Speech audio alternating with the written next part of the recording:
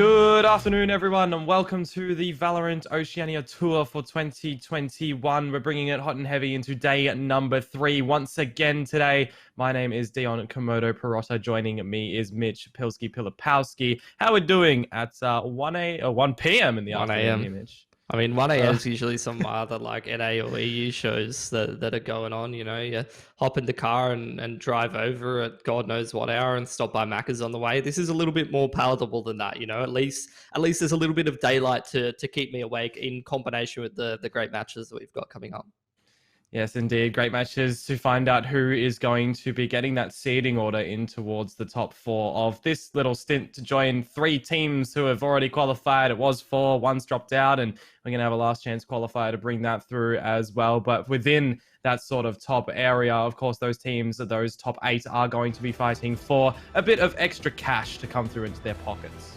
Yeah, I mean, as I've said before, it's always good to offer prize money at every stage of the competition. Just have a little bit of an extra incentive because seeding, as we have learned many, many times in a lot of these competitions, is not a good enough incentive for teams to try their utmost. And even with the prize money in there, you might see some of these teams let their foot off the gas pedal a little bit more and just try to feel out some of those opponents that they know they're going to have to play in the next stage of the competition anyway. And just sort of get a good feel for how they want to play, what maps they want to pick, what kind of agent lineups that they're going for, and things like that. And speaking of the teams that they're going to be facing off against potentially later on down the track, here is that refresher of who has made it through from our first closed qualifier in Stage 1. It's Order, Wildcard, Direwolves. It was Demon there as well, but they have disbanded, hence having the sort of double elimination BO1 extravaganza next weekend for the 4 teams that were knocked out in this segment of the closed qualifiers. Go ahead and bring that up so we can see exactly where we're at the moment, Mitch.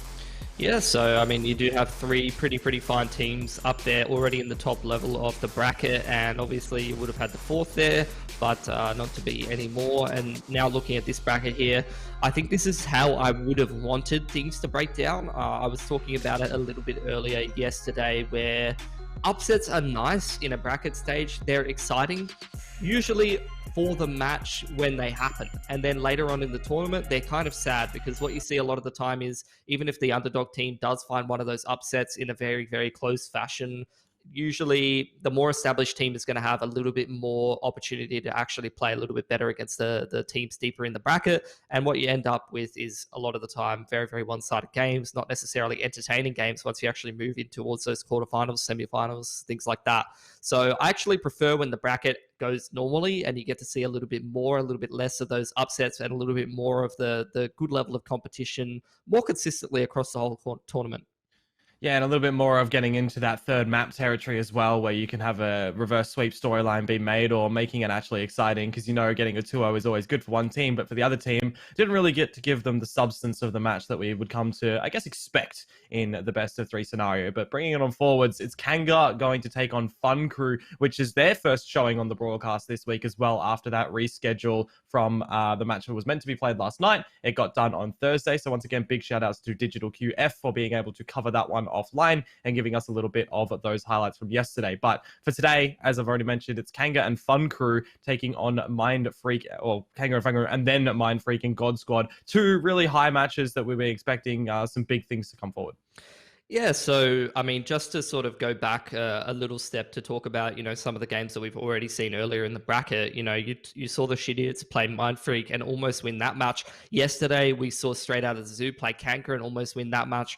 This sort of suggests to me that both Kanga and Mind Freak are not necessarily playing at a particularly high level of competition right now. And that's dangerous in both matchups for very different reasons. In this first matchup that we've got coming up, it's dangerous for Kanga because Fun Crew is definitely not a team you can take for granted. They are quite a strong team, and I do think that, I don't know if you would necessarily call it an upset, but just because we've seen a lot more of Kanga in these other tournaments than Fun Crew have kind of gone through that open qualifier, so to speak, I guess it's sort of an upset, although I see them as sort of being a similar level. And then over on the second match for Mind Freak, I mean, you're going up against one of the best teams in the region.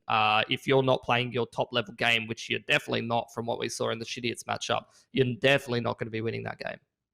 Yeah, it is going to be a bit of a struggle for them, but we'll see if they've been able to, you know, rejig a little of things going after the match last night, if they watched the VOD, or if not. Going up against God Squad, I mean, we heard it as well. All the teams pretty much didn't want to get the draw against them in the first stage. We'd already seen that, but at least a little bit of a redemption in that they have that sort of elimination bracket to go forward in next week. But to bring it in, Mitch, on what we're going to be seeing today, let's have a look at who the teams are. A bit of a refresher. It's Kanga first. Yeah, so, I mean, as I said yesterday, I didn't see as much of Kanga in this game just yet. I've seen a little bit of them playing as like Rip and Tear with a slightly different roster and a couple of players shifted around.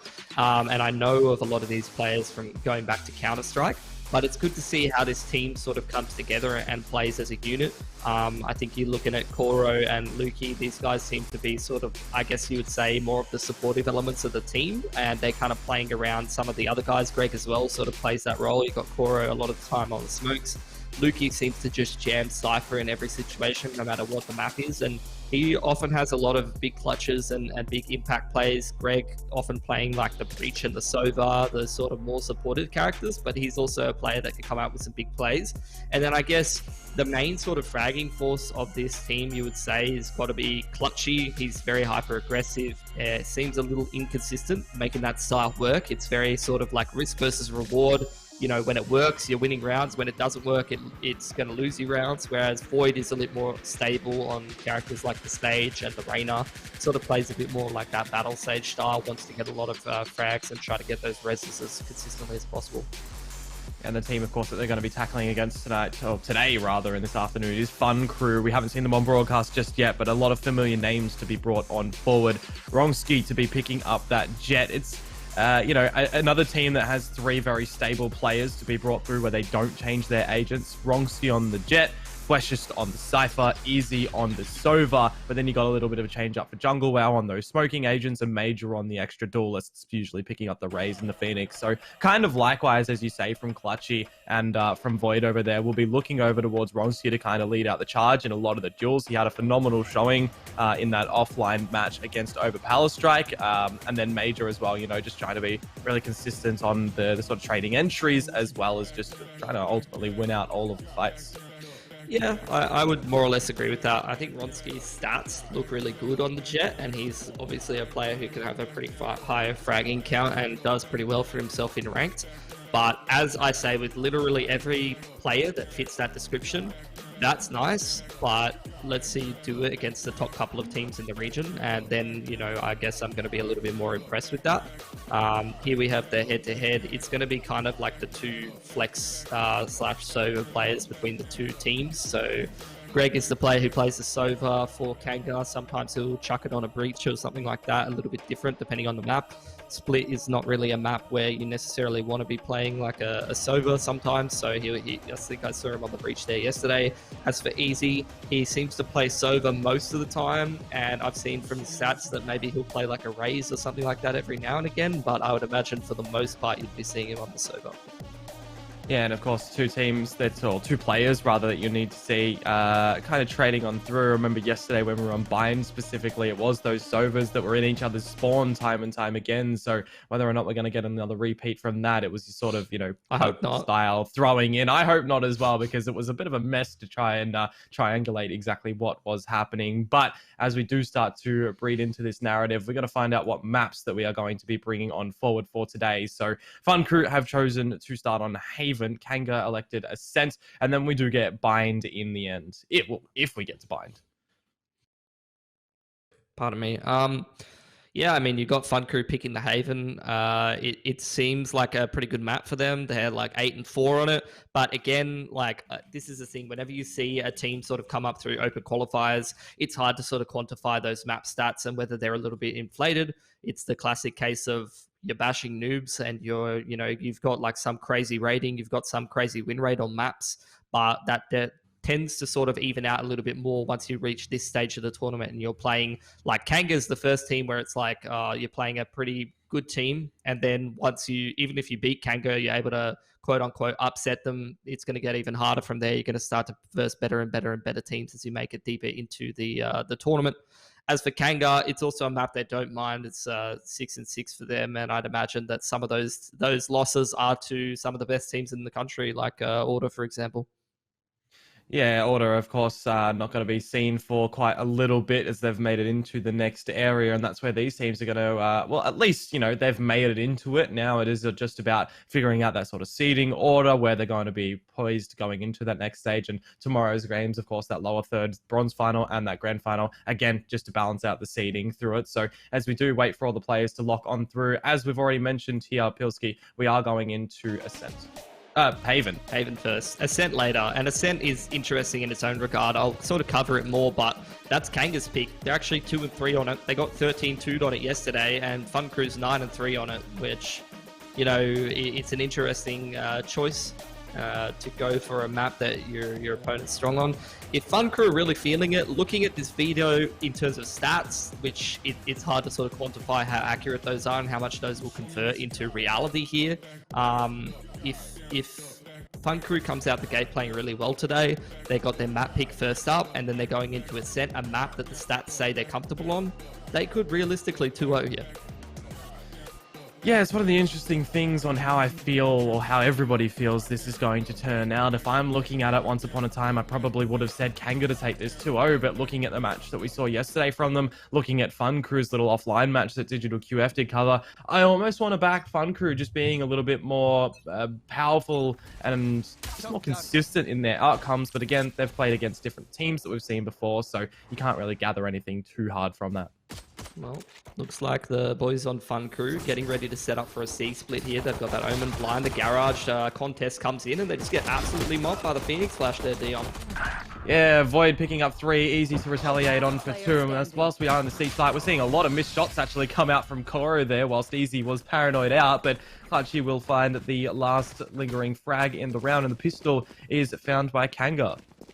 Kind of wondering if there was any anti-strat coming in there. You had Void. They had a very, very strong garage setup that they wanted to sort of force down the throats of their opponents. The initial Phoenix Flash comes in from Major, and immediately Void goes in with his own Phoenix Flash, and it's like the double or the triple peak to absolutely mop that side of the push-up. And it seemed like they were very ready for the C site push as well, and it seemed like Kanga very, very ready, very well set up to be able to deal with that pistol, and they're going to be able to reap the rewards of it. Now the save in from Fun Crew, looking towards that first gun round here. Wall across to try to find that orb there for Void on the Phoenix. I'm actually just noticing that this is a mirror agent pool as well. Yeah, they've both chosen pretty much identical lineups, or exactly identical lineups. Now the push up long 8. Actually finding some pretty decent damage just with the classics here, so now it's starting to get sprayed down now. Not really a whole lot going on, just the 1 kill. And no orb gathered there for either side. I'm not sure if Fun Crew actually picked that up, so bit of a missed opportunity. Haven's like one of those maps where I feel like the orb control is quite good for both sides, quite even. Obviously, you can grab that a C long orb on the attacking side. You can grab the orb on A long for the defending side. And in general, it's not too uncommon to see the defending side just push all the way up A long and get a lot of info and control. Either way, though, it's going to be the bonus round here for Kanga. They do have 2 of the rifles, though. So not really something that Fun Crew can be taking for granted. This is a dangerous round in its own regard, and they're going to give it the respect that it deserves, taking their time, moving through the map. It's a very defensive setup. Most of the players pretty close to the attacking spawn for now, just expecting some kind of a push. But again, it's a garage setup here for the boys on Kanga, just waiting for Fun Crew to contest that part, similar to the pistol. Void's just ready with the flash days. He's got to run it back if he wants to use that, but garage is not going to be the name of the game. In fact, not a part of the map I would want to be contesting on the rifles up against the bonus any day of the week. I really like the approach from Fun Crew. They're just keeping it nice and slow, going for some A lobby control, starting to move towards long.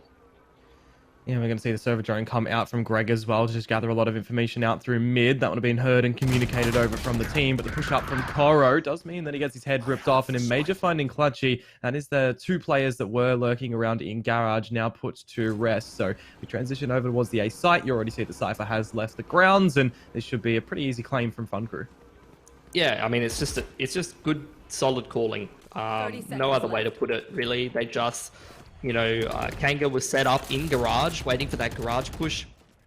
That's not a part of the map I ever want to step in if I'm on that attacking side going up against a bonus round. It sounds like a recipe for disaster. So it's a good thing for them to just keep their heads on straight and just move up A long, take their time. They punish the aggression just sitting in spawn, and then they just went into the A side. And with the flank side, you come on through. Major does give a weapon over to the side of the Kanga. Still just trying to play in with this bonus, see what weapon and damage they can get. We already saw that Lukey had the Phantom previously, so in the hands again right now. He's actually picked it up from his teammate, if I remember. Clutchy was the one to solidify down on the A site last round, but just looking for some exits right now as the spike does look to explode. All the players out of Fun Crew are going to be escaping through long where the spike is planted. It won't tickle their fancy over in this corner as well, so they don't have to walk into the crosshairs of Kanga. Can if they want to, relieve them of some weapons, but it's going to conclude with everybody alive. Yeah, just saving those couple of rifles over. That's good stuff from both teams, really. Kanga holding on to the rifles, trying to keep their money nice and strong. Fun Crew, just a no-nonsense, slow kind of a defaulty round. Minimal risks taken, and they're going to get themselves a relatively easy round from there. Now a bit of a change-up. You're going to get the operator over there on Clutchy. As soon as he finds that frag, he's going to have access to the knives as well if he wants it. Void still has access to that run it back, and it looks like the aggression is going to be pretty early towards Garage here with the ult. And the pick is going to be missed first from Clutchy. That does reveal that the operator is in existence for Fun Crew, and that might alter their strategy just a little bit. You can see the A-long controller starting to be gathered from them. The camera is here for a little bit of lookings, but it does get destroyed. That's info for Kanga, but they can't really do too much with it now. Maybe an over-rotation, and you've also got the lurk happening from Fun Crew still, so anything is up in the air. It's kind of curious to see Kanga so heavily stacked up towards A so early on. Seen a couple of teams play really heavy on the rotations on this map, maybe fearing how attack biased it is. But after that A control is gathered, there's just really no info here. The Cypher trips are actually going to be left with the cage, and you're just going to have the ult playing retake from heaven. And now you see the C long push started to come out for the boys on Fun Crew, and it's only the Omen just being joined by the Cypher now. Yeah, it's going to be a little bit difficult in my mind for them to hold on this. Now, Koro's going out with the peak of the Paranoia, but it doesn't really do too much bar one. Spike starting to go on down. You've still got the runner back from Void. Might like to be able to utilize that in this one as well. And there we go. We hear it come on through the Blaze Wall toyed with. It's actually going to be the curveball to lead the charge. There is still another flash. Great reveal on that Sova Recon dart to get some information, but it's Ronski, a player that we are hyping up a little bit from that previous match. Sharp, but in the kill feed, Kanga starting to get a couple of these kills. A late lurk out from Easy. Just 5 seconds on toward that recon bolt. He's got to take the duel, the first one. The Hunter's Fury, as you mentioned it there, Pilski's going to bring it out as well. He can stick it on the last charge. However, he's just getting pushed by Void. Really well situated for Kanga. And Clutchy's even going to catch Jungle Wow through the corner of the wall. Defuses out. And it's Kanga's round. Really, really good retake there from Kanga. Just great use of the run it back to be able to get in there and create space on the Phoenix for the rest of the boys to come in there. And they're able to deal with that C-site push pretty effectively. Their rotations were a little bit of a mess. I'm not sure what they were really trying to go for earlier on in that round. You saw Fun Crew just heavily pressuring over towards that A side of the map. You know, the camera was shot, the Sova drone did come in as well as the dart. It sort of inclined that maybe Kanga wanted to sort of stack up over there and anticipate an A side push, but end of the day, they get the rotations back in order just in time, and the retake was pretty phenomenal from them. That is a strafe across the line from Ronski, straight into the operator. About 5 seconds into the round with no real util. You had access to the jet smokes, you had access to the Cypher cage, and he's just gone down for free on a round where you're looking at Fun Crew. They really don't have any money. That's the kind of pick you can't afford to be giving up, because this is the kind of round where if you drop it, you're going to be forced on an eco, whereas Kanga, they have plenty of money to play with.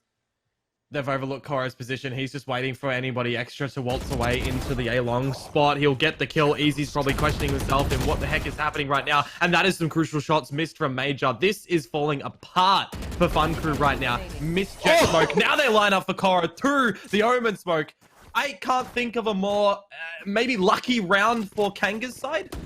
I don't know about luck, honestly. Look, that was a hell of a dart from Greg at the end there, just revealing both of the last two players through the smoke. That's absolutely gorgeous from the man on the Sova, just setting up Koro for success after he gets himself into a sneaky position. But You have to be questioning it for Fun Crew, right? Like, you can't be strafing across A long when you know the opponent's got an operator there. They're just kind of assuming that, again, it's going to be the Cypher to set up on that A side of the map once again, and there won't be the operator there. But you can see Clutchy, he's played 3 or 4 different positions. He's doing an excellent job just moving things around on the operator. Now over here towards C long, just contesting that orb and seeing if he can find a pick. He could have definitely got 2 kills there, but he's fluffed both kills, and now Ronski, he's picked up that orb, he's got the knives, and this is going to have to be a full retake on the C site for Kanga. Yeah, and Fun Crew even going down towards the defender spawn to just put some pressure on through. They're going to get the trap wire on up. Greg's shock dart's going to go just a little bit too late to really get any punishing damage, and as Major runs it back in towards the spawn, he is going in tandem with the Blade Storm available. However, they have now subsided and been all used. More shots to start to come out from the lesser weaponry of Fun Crew, and it actually is poised for them to potentially even find this round. The Hot Hands is going to go down to the back of site. Finally, Void's making his entrance in towards the C area, and he has the remaining 2 kills. Blaze walls up. Does he just contemplate the stick, get it to half, then take the duel? Gets legged through the wall. Wow. He's actually going for the stick, and he's got it as well. They just did not respect that stick at all. That's a big play from Void. Doesn't expect them to contest, and they don't. Just kind of calls their bluff there, and nothing really going right for Fun Crew. That was a open C site that they found. Very fortunate that they don't lose any kills, because Clutchy is just sort of whiffed 2 fairly easy shots there on the operator. And this is what I mean when I've been seeing Clutchy play quite a bit. It's like when he's on and when he's hot, he's winning you the game, but he seems to sort of be quite inconsistent in terms of landing his shots and in terms of also the plays that he makes. You know, sometimes he's able to get in the opponent's spawn and just have a massive impact, and sometimes he's getting picked for free. Either way, though, at this time there is the jet smoke to cross that A side of the map, so not giving up any free picks this time around. All being farmed fairly early on there for Kanga towards A. You love to see that. And again, quite a slow round here for Fun Crew, taking their time, and it's got to be so annoying to play against Clutchy right now. He's literally played like 4 or 5 different positions in these first couple of rounds with the operator. Impossible to predict where he's going to be at.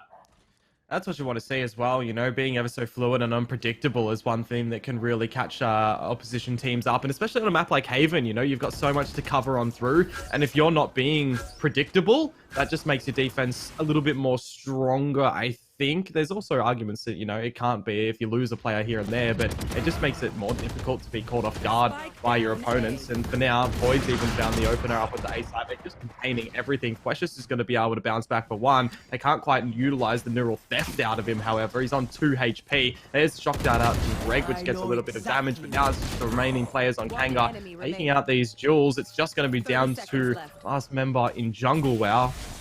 2 bullets will eliminate him from the round. That's a sharp shot on towards Clutchy's face. A possibility if he can win this duel, but Greg will find it in the end. Nicely done. And not any of the ults used there from Kanga. They've still got the run it back available. They've still got Hunter's Fury. You've still got the Omen rotation there if you want to use that. So they're going to be pretty happy with that. Weird money situation over here for the boys on Fun Crew. Can drop over 1 gun from Ronski, but one of them will have to go without. Maybe go down to a Bulldog or something along those lines. And again, you can just see how much Kanga are changing up I guess, agent positioning. Now it's the Cypher over towards the C site. You've got the Op again in towards middle, which hasn't been seen yet. Phoenix back at Gary. Only the Sova solo at A, using his dart to be able to gather the info, as well as the Omen smoke towards the back of A. It's going to be impossible for Kanga to get a read here. Again, another missed opportunity from Clutchy, but he's still creating the chances for himself to find success, and that's the main thing. Yeah, I really like the proactiveness to come through from Kanga, changing it up, being unanticipated in their positions. And it is a little bit unfortunate that Clutchy is missing a bunch of these operator shots, but it is just providing a little bit more space and information. You know, they gather that first sort of locational awareness of where Fun Crew are right now. Major's kind of a question mark over his head as he pushed up towards close B. You can hear the drone going over towards A long. No one's really in the vision to be able to see that. Now you're getting the Sova drone go out through A long, but everything's leaning over towards a sort of seaside affair with a late B push from the Phoenix.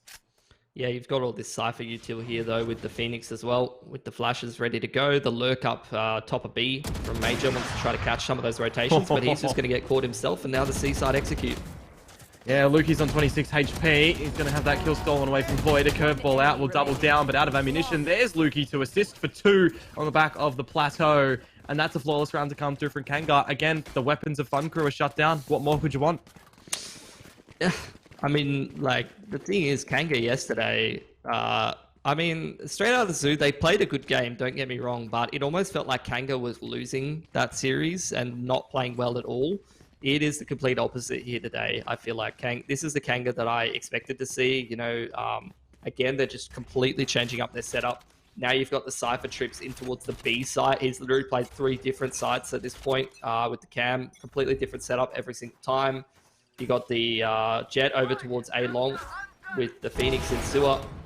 You just never get a good read on what's going on, and that's why they're finding even more success. The Hunter's Fury as well. It's just another round where they're just absolutely demolishing Fun Crew. They only had the pistols given, but they're just finding no success whatsoever. It's a flawless shutdown. Their money is so strong on Kanga. They can just buy for the rest of this half. That's just really clinical. A case of Kanga hitting their shots, gathering out the information. They do use the Hunter's Fury to get some tag damage and those big old reveals. But I mean, when you're this far ahead, you know, you've got the credits already in the back pocket. All of these changes that they are doing up on their defensive structure, it just feels like Fun Crew don't really have an answer at the moment. And that's not to say that, you know, they are trying their best to figure out the early information, because we know that they're going to be. It's just that all of the different situations that Kanga are giving them, it's just working way more to the defensive side's team. Yeah, this is where you need to be a bit more proactive on the attacking side and just stop worrying about what you're facing and just try to make something happen and force it into a XVX and a post plant. They've gotten a couple of post plants, but again, it's not only just the initial sort of stages of the round with the setups that are finding success for Kanga. It's also the retakes being very, very solid. Hunter's Fury for easy, not really finding anything. He finally finds a tag onto Greg, and he's going to pressure them off garage window, which creates the space for the C-split to come in, Dion. And Major's running in without the use of the runner back right now, so Koro is going to get found out. This is a very good situation for Fun Crew to get that spike on down, like he said, and put it into the post-plant scenario. The runner back is going to be utilized to push over Kanga out of the link area, and they are going to do so. We know that they've got the credits to be able to toy with in the remainder of this half, but Ronski, he's pushed in towards C-Link and found Lukey, just looking for a little bit of damage right now. We know that the weaponry scenario still for Fun Crew isn't that too crash hot. If they do lose a couple of weapons, they'll have to deep dive into their pockets to bring back up in that next round. Clutchy some access with that operator. Void is getting a dink to his face, but he does ultimately win the duel against Ronski, and now with that dart landing at Clutchy's feet, has to smoke it out. That's the position node, dashing away. He has to just get out of dodge now and take this off into the next round, which he's bringing out the Blade Storm and somehow surviving.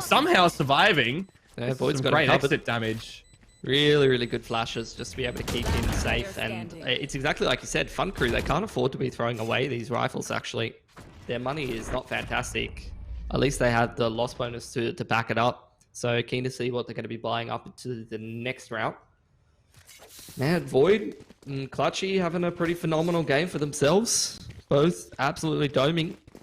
Money is pretty decent over there on Fun Crew. They still can put together a buy and drop over an additional Vandal. So no harm, no foul there. But a lot of ults invested in that round from Fun Crew. What I liked about it, though, is exactly what I was saying. It was just proactiveness. They weren't sort of running that default and just walking around the map trying to see what's happening. Instead, they were kind of just forcing their way into garage and going for that C-split. Now Ronski just going to try and grab himself these the orb for the knives, the run it back straight down mid from Void, trying to gather some info, but nicely done for Fun Crew, just not contesting at all. Sitting all the way back and just letting that one elapse by itself naturally. In the meanwhile, though, you can see Clutchy's got full control of A Sui. Knows no one's over towards the A side of the map, which is a hell of a lot of info for Kanga. They still do send Void back over towards that side of the map. The cam, though, for Lukey at the moment, getting a lot of info in mid as well. The drone down C long. Kanga's got a pretty good read on what's happening here, so you'd expect for them to be able to close this round out. As Fun Crew start to group, does seem like the spike's heading back towards A, but Void's made it all the way deep up A long with the operator on the line from Sewer as well. I don't think this is going to go well, Dion. Yeah, it's a little bit risky right now. Clutchy needs to hit the first shot, which he does manage to get a doming onto. It's easy. And the second one as well. It's what you like to see from Kanga. Again, just really proactive, ever so changing and unexpected. Ronski is able to get one in the tray, but you still got the operator Clutchy holding on a little bit of a different line, an unexpected line potentially. Jungle Wow has used from the shadows to get under towards Hell, but Wrongski's missed out a bunch of these blades and has to bring out the primary rifle, trying to just clear out where Clutchy is, and Clutchy's just braining on him. He's dancing around the sewers, and he is absolutely just winning out these duels. Only one player losing their life on the Kanga side. That's Void after he did his damage too, mind you. So just again, another well-versed round for Kanga.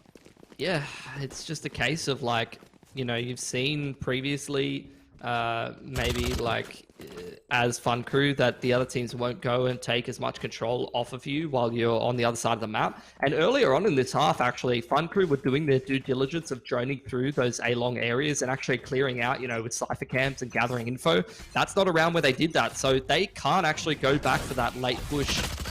Either way now, Clutchy finally getting punished for the aggression.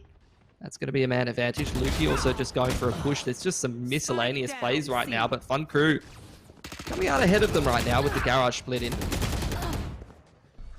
Yeah, only 2 players remaining on each side. The Omens, it's over for Kanga and still frolicking alive. That's Flashes to fall, and this is the last round where it is gathered out by Kanga. A 10-2 half. Defensive side leading on Haven. I mean, this is very, very scary for Fun Crew right now, in my opinion. Yeah, this is a much better Kanga. Day to day, it's insane. Complete difference from what we saw yesterday against Straight Out of the Zoo. They seem to be really struggling along. This Kanga looks like, you know, a much, much better team. Looks like the kind of team where if they're playing their game, they can kind of contest the top couple of teams as well, if they're in this kind of form. Whereas Fun Crew, it was a very flat attacking side from them. Unfortunately, you know, they just didn't trade out effectively enough. I don't think they were hitting their shots cleanly enough, and Fun Crew was just kind of running rampant, doing whatever they wanted to them. There was no real response. So Fun Crew, let's see if they can recover a little bit on this defensive side. They don't have a whole lot of rounds space to do it with, though. Yeah, the Paranoid is going to go down. Clutchy's just going to get a right click out of the Classic straight on towards Major. We've seen this position played for time and time again in this matchup, but it's not going to really feel like there's any substance to it on the side of Fun Crew. Wrongski can come back after getting the information that there is no lurk potential to happen from Kanga in this round. It's actually at a different location. It's in through towards B right now, which I think West has just been seen. Lukey taking the duel. He'll lose it on through. Lots of players with low damage. Wrongski finally up to the chopping block, finding a bunch of damage, but 3 players in through Hell. This is extremely interesting right now. Somehow Clutchy is winning out that duel, and as they do start to drop on down, Precious on 1 HP, can't quite get it done. You had to see Fun Crew gather that pistol there, Pilski, to get some sort of way back into this match. Yeah, I think this map's over, honestly. Like, no other way to put it. There was a couple of rounds where Fun Crew looked competitive, where they got the trades effectively enough, but I think they've just been way too slow to start on Haven, and considering, I believe this is their map pick, right? And Correct. Ascent is going to be Kanga's, so, I mean, this has not gone well for them at all. Don't know what's in the water for Kanga at the moment, whether they're just feeling themselves, whether it's some good preparation from the boys, but they have had absolutely no problems here. Now the push straight in towards this C site.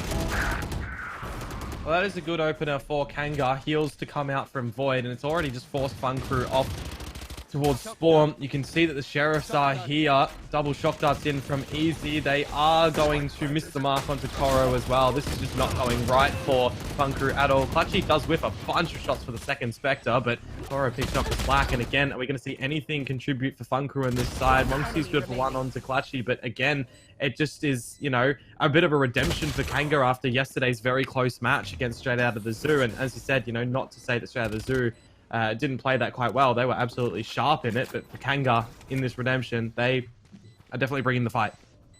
I mean, there's always multiple components to an upset, right? Yeah. The better team has to play badly, or at least a little bit lackluster, and the underdog team has to play real damn well. End of the day, though, Kanga, I mean, I think a bit of a sign for how this map is going is like you just see Clutchy fighting like 2 or 3 people in CT spawn, spams a whole Spectre clip and doesn't get killed. It's like Fun Crew's just not really hitting their shots. They're not punishing any of these duels. You see Kanga just strafing out C long. You know, they're not playing Valorant right now. They're playing Shooter Man, and they are much better at it, at least today. So you're going to have to see Fun Crew force that respect back out of them in the next map, because I don't think it's happening here on Haven. Yeah, not a single player on double digits for the side of Fun Crew as well in this kill department. Now it's just an assortment of different weaponry. Flesh is missing a couple of his traps at the back of C. You got the deep dark cover to come through from the side of Kanga. They're just going to bust through right now on the back of these smokes. Flesh is just going to have to escape, and there's no one now in the site for Kanga. A free plant and a post plant wherever you want to sit. Yep. Spike planted. Does seem like they're in some pretty solid positions. Full retake setup here for Fun Crew. Bomb not being established just yet. Oh no, it's on the back of the site, so Fun Crew's really taking their time coming into this site. One for one. Oh, and the flank to come through from Lukey now. You've got the big old spam potential from Long. You've got shock darts from Greg. You have a recon bolt to throw on the back wall now. Clutchy and Lukey coming in the flank. This game's just over here. Flash just on 19 HP to be able to try and do something. Maybe get a couple of extra kills. Had some stats, some sort of stats, as I've already mentioned. You know, they didn't hit double digits and they're not going to be able to. Greg gets that. And that is just an absolute landslide of an affair. Kanga, 13-2. That's a beautiful start to the series. Yeah, there's not really a whole lot to break down there. I mean, Fun Crew, they went ahead and they picked that map. And I was looking at the stats and I'm thinking like, look, Kanga's played this map a lot. They played this map like 12 times on record. So this is not a map that they're unfamiliar with. And they look super comfortable there. I mean, when you've got Void and Clutchy both on 350 ACS, like you're going to have a tough time against that team for sure.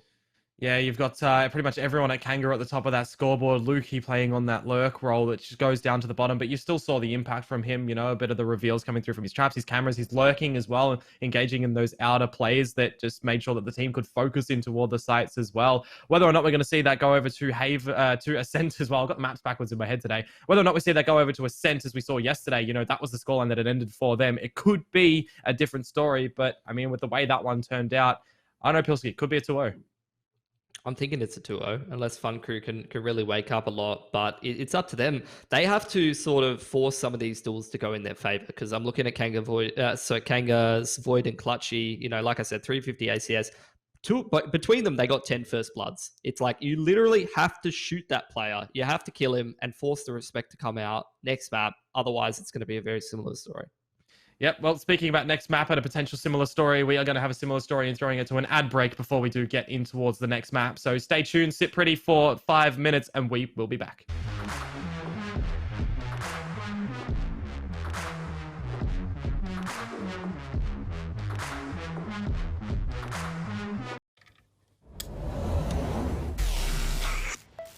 I just time traveled.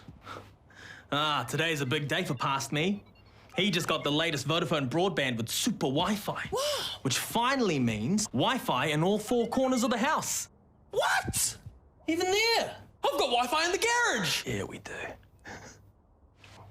See ya. Oh, it's still in the garage. Yeah. Super Wi-Fi. Wall-to-wall Wi-Fi guaranteed.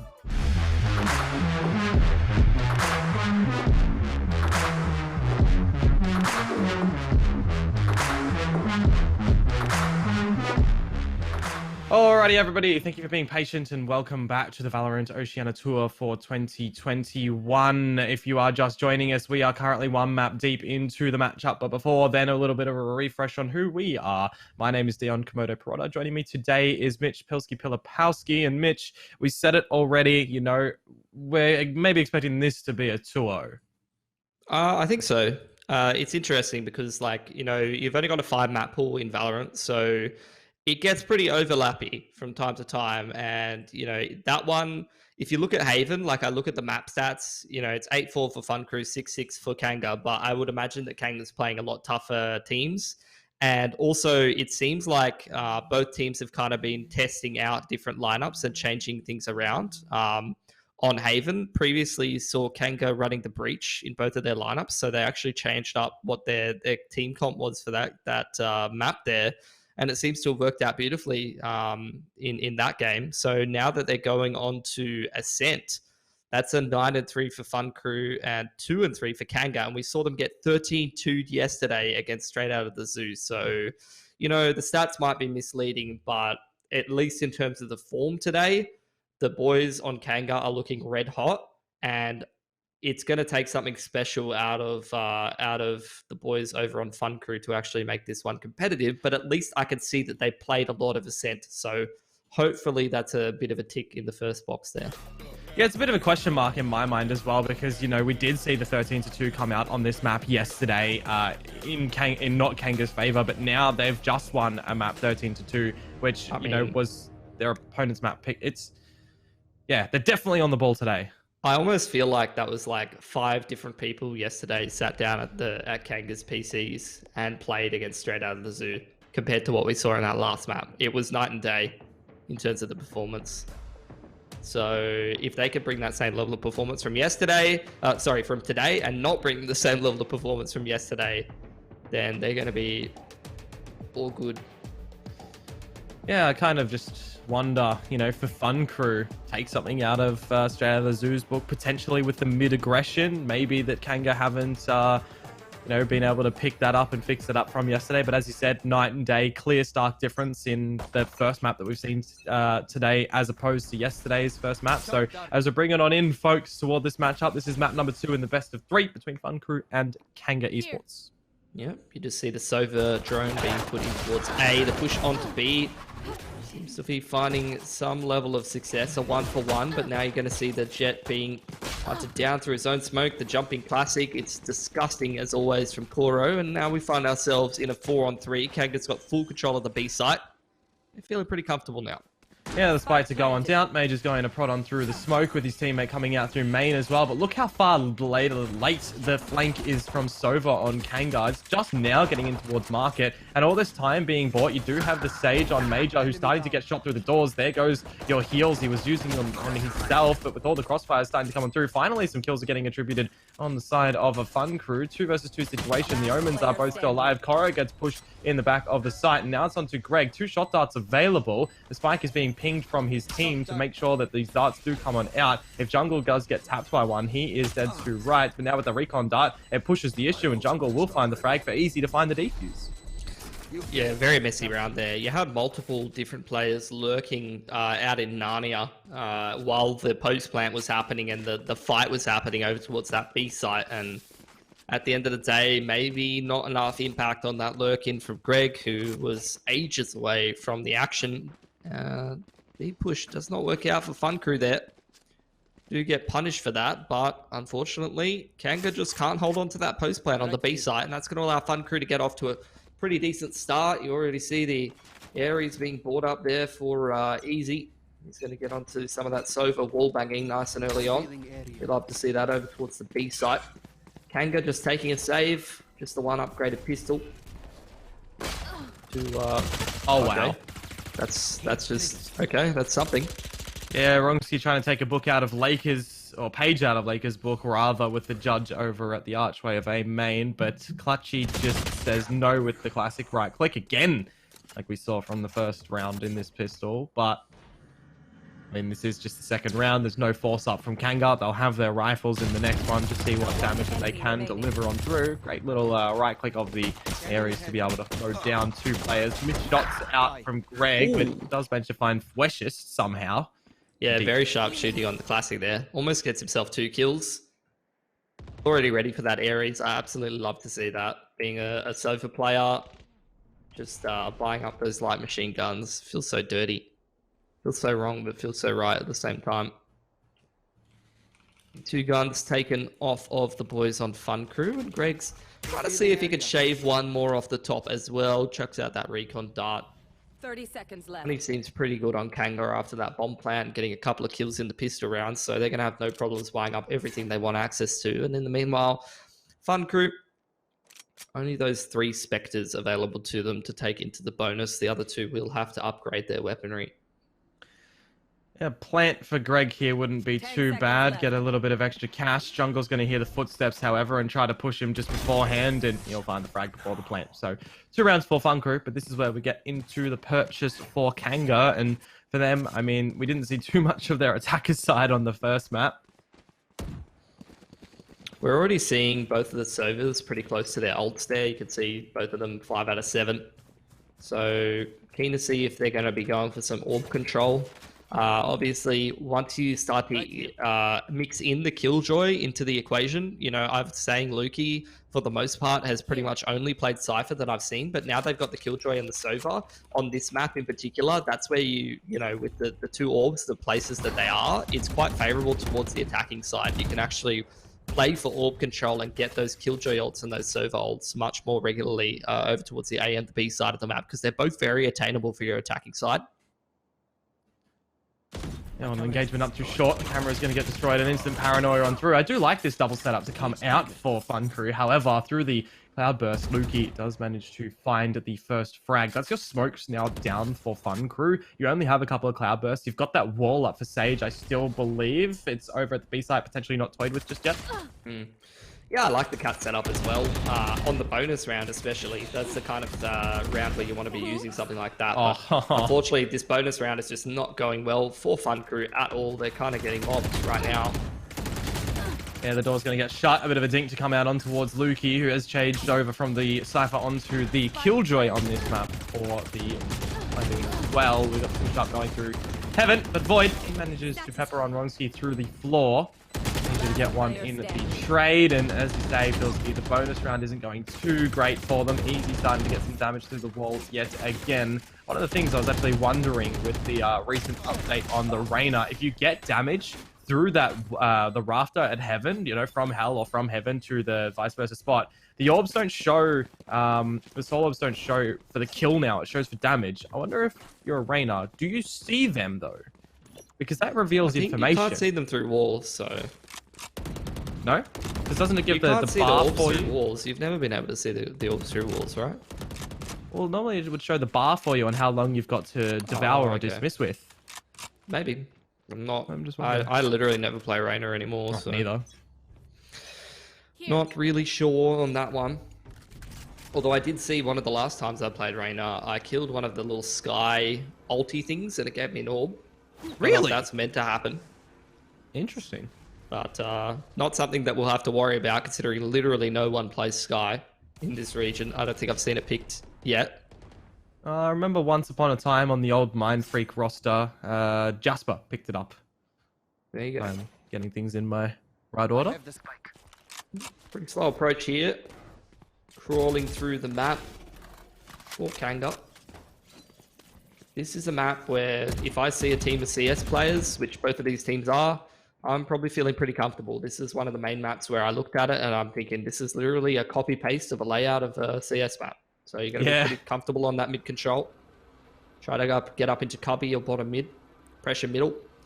Which is exactly what Kang have done. They've pressured middle. The drone comes through, which is shot. So you're going to see the full rotation, actually. Hunter's Fury pumps straight away from Fun Crew. They've got the jet sort of shifting, as well as the Omen and the Cypher for this big side execute to come out. Lurk coming through middle for Lukey, though, could be problematic. Yeah, and Clutchy's just dashed on through to try and contain the forces of Fun Crew, keep them away from the team coming in late through main where they're waiting for the Sage Wall to get on down. Still got the Hunter's Fury available for Greg, but Fleshus is already pushed in toward the side of 1-1. And Toy with the spike, it doesn't go into play. And now Lukey with 50 seconds, he has to find the first 2 kills here. He has to find the remaining 2 kills before he even attempted to get the spike down. I don't think there's an opportunity for him to win this round. All they need to do is hide in the back of the boathouse. They are looking to do so. Big gutter stomps in toward the sewers, and Jungle will manage to find the head.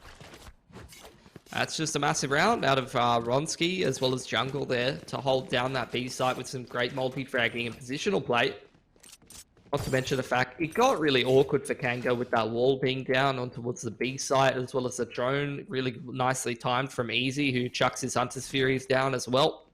So good execution there. Now the money getting real weird for Kanga here. They're going to take a half bite. Do have access to their own Hunter's Fury. Also have 6 out of 7 on that Killjoy ult. So you'd want to try and go for an orb in this round 100%, because next round you could see how fragile the money is for the boys on Fun Crew. This would be the perfect round to just grab yourself 2 or 3 kills, grab that Killjoy orb, and then next round you're setting yourself up for a reset with the Hunter's Fury and the Killjoy ult available. Gives you a pretty high success rate, I would imagine. Yeah, we'll see if they're going to be able to dance their way in towards the disco in this round. You've got a couple of players lurking around on Fun Crew at the A site, just being ever so patient. Clutchy's going to dash on through to get through the Cypher trap. He's going to spot out a player in Tree Room as well. Battle of the Blades right now, but there's that reveal that Cora wasn't expecting off the trap wire. They go through the smoke, but it's all in favor of Fun Crew right now. Clutchy has been put to rest. It's all on the back of, well, just Lukey. His Void's lurk is put to rest, and only with the Spectre here, a Nano Swarm, 50 seconds to play with. It's a 1 versus 5, and it struggles them. The line's already being looked after as well from Freshest. But, I mean, look, for Fun Crew, this is much better, as opposed to the first map. We'll see what they can do, and Freshest will manage to find it out in the end, too. That's a great kill there for Lukey. He gets his ult off the back of that, so... I mean, it's a great round for Fun Crew, really. They didn't really lose too many of those guns, so their money is quite stable, as you can see there. Ronski went down to the Stinger, though, so now he's going to invest in the ult for a bit of a change-up. But the boys on Kanga, 4 ults, 2 of the most impactful ults, as well as the Reyna ult, to give you a lot of punching power to multi-frag and just come into those sites like a wrecking ball. Could be an opportunity for Kanga to get a really good round here, but because Fun Crew did such a good job keeping all those guns alive in the last round, they will be able to recover from a round loss here and not be economically reset. Slow play B here for Kanga. Looking like they want to set up for that Killjoy. Full retake setup on the side of Fun Crew. You should run. That's leaving easy on the Sova to try to chip some kills through. With that dart, nicely placed. Clutchy already deep into the site, so he's not going to be an option to be spammed down. Oh. The Ares can't quite get it done. Greg to dispatch of easy. Clutchy pushing in. Somehow managing to disconnect another shot. A loose bullet on towards Flesh's head, and I don't really think that that's allowed here, Pilski. That is a very clean haircut if I've ever seen one. I think you just have to save the weaponry if you're on Fun Crew. Fleshist is not going to be happy with that little shot, but Clutchy's looking to go at it again. Major looking the wrong way, and that's a 3rd kill in the round, which... I mean, you've utilized an ultimate in towards this one, the lockdown, to perfection. Yeah, not even just the lockdown. It's like one of those Clutchy rounds, man, where he's like miles ahead of his team, updraft dashing into the site as the ult's going down. Bit risky. Wants to try to... take the fight to the other team, and he pushes through the CT smoke as well after the Sova goes down, and just multi-frags. That's what I was talking about before. It looks real good when it works, but if he just dies for free there, it's a lot rougher. Now trying to hunt down the operator. Jungle Wild's going to go down. That's excellent work from Koro. They choose not to pick it up, actually, so they want to just keep with the 5 rifle on the attacking side. Again, this is something that I already talked about yesterday. Some Jet players... just really not comfortable with the op on the attacking side. They really prefer just utilizing the op on defense to be able to go for picks and then dash out. And then on attacking side, I mean, you couldn't see Clutchy do what he did in the last round with an op. So he prefers that more hyper aggro playstyle on the Jet there.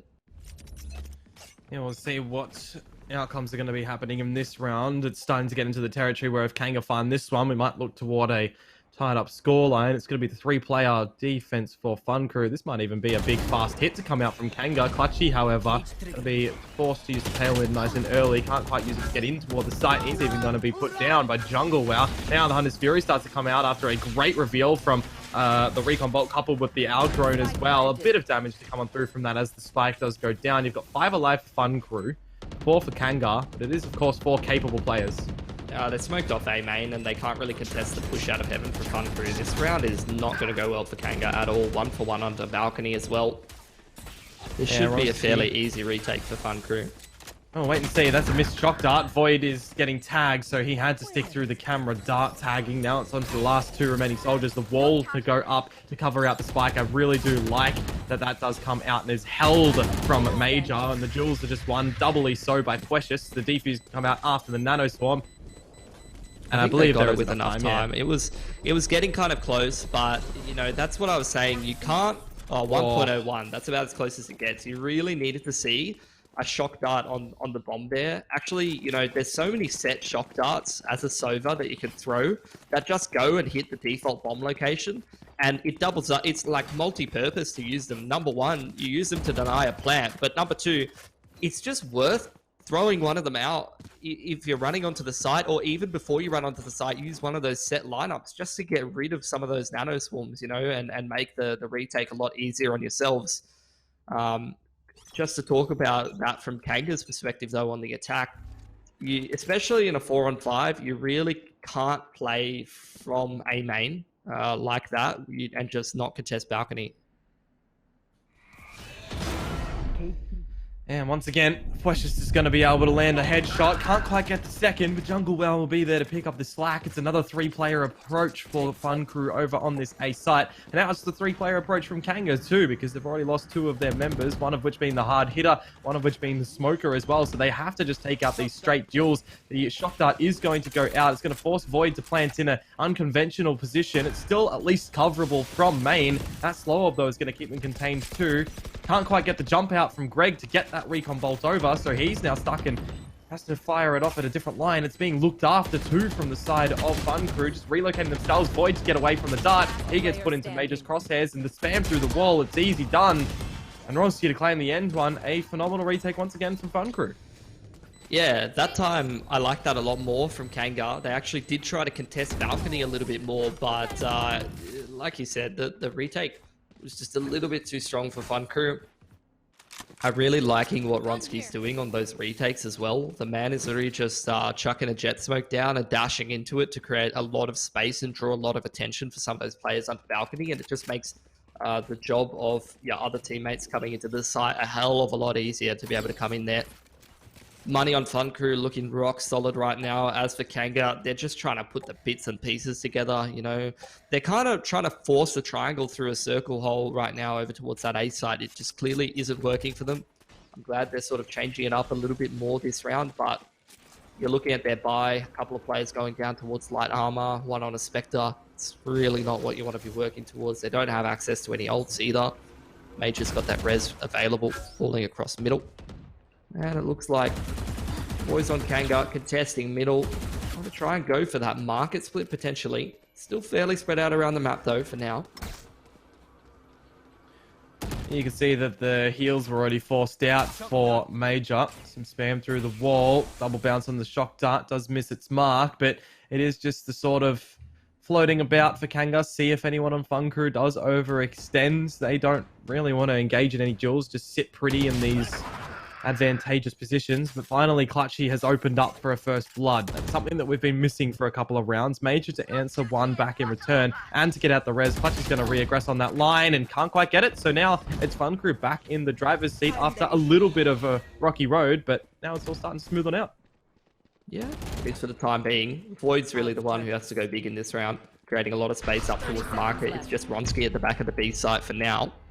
He's spotted out by the Omen ult. Oh, never mind. What? I don't know. I don't know. That's fallen apart. Void's going big, but it doesn't matter. That round's already over.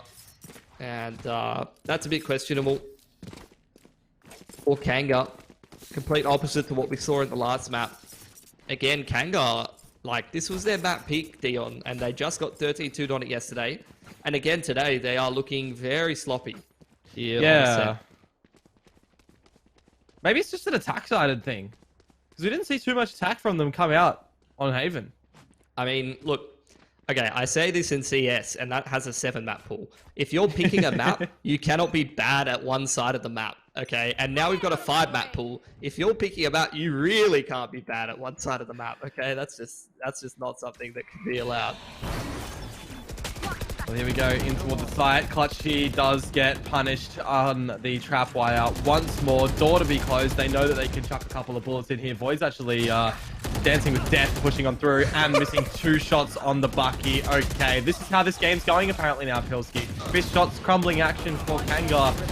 Everything's just being spoiled down and they only find 1 frag.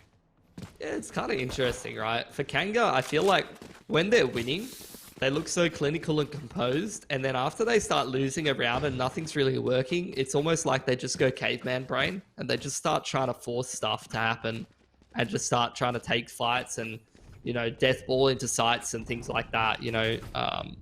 I really feel like for this team, it's you want to go for that CS kind of play style where it's like, I want to see Clutchy just get up in some annoying positions, and just try to create openings, and then the rest of the team work together and try to take some site executes. That's a cute wall from Major. Has to shoot the drone, unfortunately, but the opportunity was there. He's going to be the man on the op for now, but swapping back, gives that back to Vronsky, and he's going to have a bit of a rotate over in the meanwhile. The two duelists for Kanga working middle, working catwalk. The main push being minded by Lukey, but he takes his turret away and then drops the alarm bot, which gets shock darted. He is still aware that there is some pressure over that side, so the killjoy are going to stay put for Kanga for now.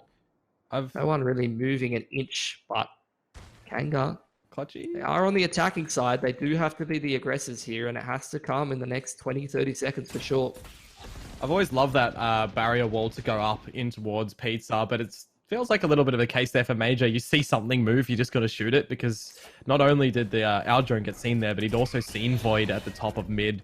So he potentially could have opened up for a frag, but I digress. We're going in towards the A side now with a bit of a split. We haven't seen this split from Kanga in quite some time. They've always just tried to bully their way in from main, and you've got positions from Fun Crew doubling up under hell that shouldn't just happen. You know, Jungle Wow escaping with 4 kills in the rounds now. No one's even looking at him. Yep.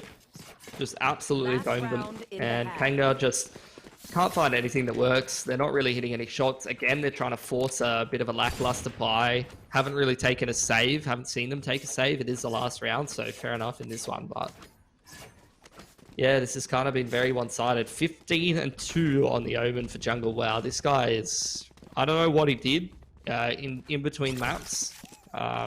If anyone knows, please let me know, because I would like to be able to do that between my ranked games after I get absolutely fisted on one of them. Try to recompose myself like Jungle Wow and start mad fragging. Well, we're going back in towards A again. A missed shot, however, from the operator, and Punchy is at least afforded away into the round. But again, it's just Jungle Wow putting damage on the board. There's 2 kills from him, 2 in return from Greg on the Hunter's Fury, as Kanga do have a player disadvantage. Somebody needs to go above and beyond for them. Punchy is going to get spoiled by the shock dart and the nano swarm of his teammate, but somehow they line up for him for the 2K, and now it's on to Vronsky. A battle of the Jets, and the jump up. Clutchy surviving with 5 HP. Yes, Kanga do find the round here to get 3 on the half, but it was not convincing. No, definitely not. That was a very, very weak attacking side for Kanga.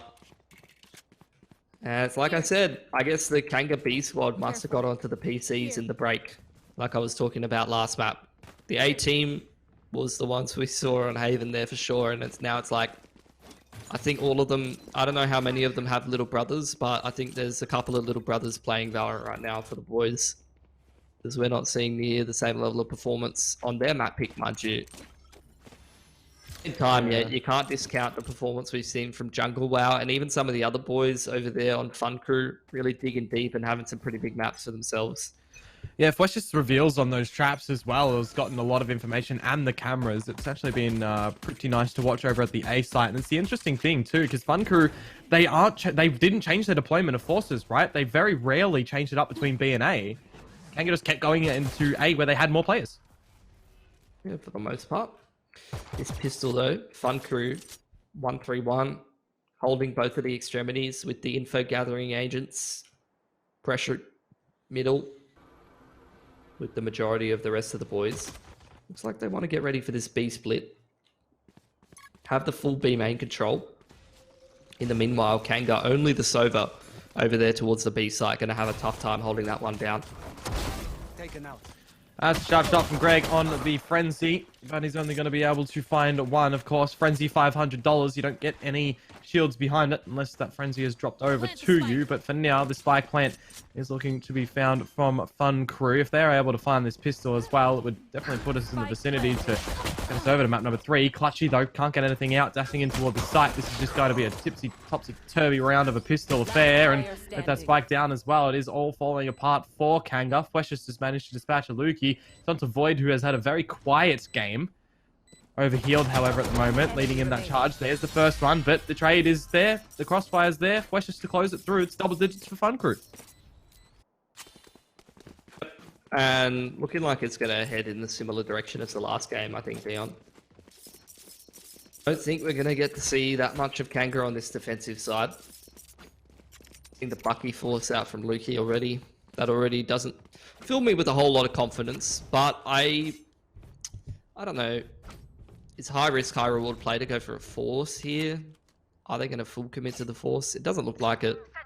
Looks like they're selling. They want to go for the rifle round. Yeah, we'll see how they... You got Fun Crew just grouping up towards A here. Taking their time. Moving into main. Look who's close.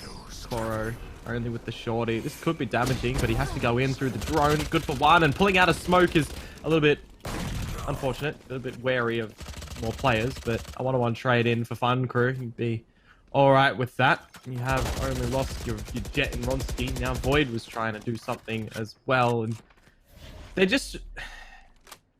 I understand that they are so far behind that they have to just go in and try and be a little bit cheesy, but it's not really working. No, it's just good play from Fun Crew. They're just deathballing it and getting the trades out. They don't check the back of the side though, so Greg is going to again show his prowess on the Frenzy. They do a lot of economic damage as well. That got very dicey for Fun Crew. They dropped 3 of those guns over. At least are able to retain the Phantom that they bought. But the rest of the boys definitely a little bit lax in terms of the money. Not where you want to be at after your first sort of anti-eco. They're pretty broke. This is a good opportunity for Kanga to get it back into the game, actually. This would be a great time for a defensive round. Looks like they're already setting up for a cat setup between Clutchy and Void.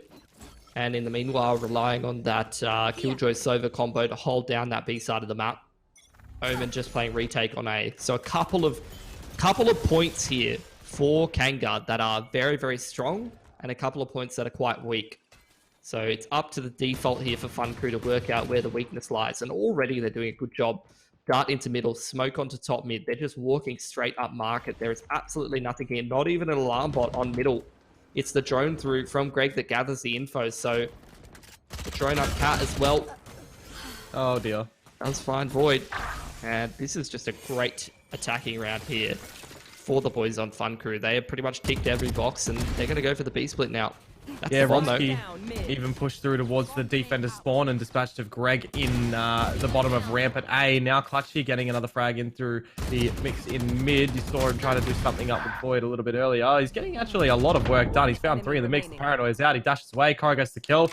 It looks like Touchwood Kangaroo shaping up for a round, but Ronski is still alive. Battle of the Jets. Clutchy is low in the same position that he'd been playing for most of the round. It is a crossfire, or a look rather, over at the spike, but shots out on through. Ronski's dashing on up the blaze and he misses it. So Clutchy, 5 HP to spare.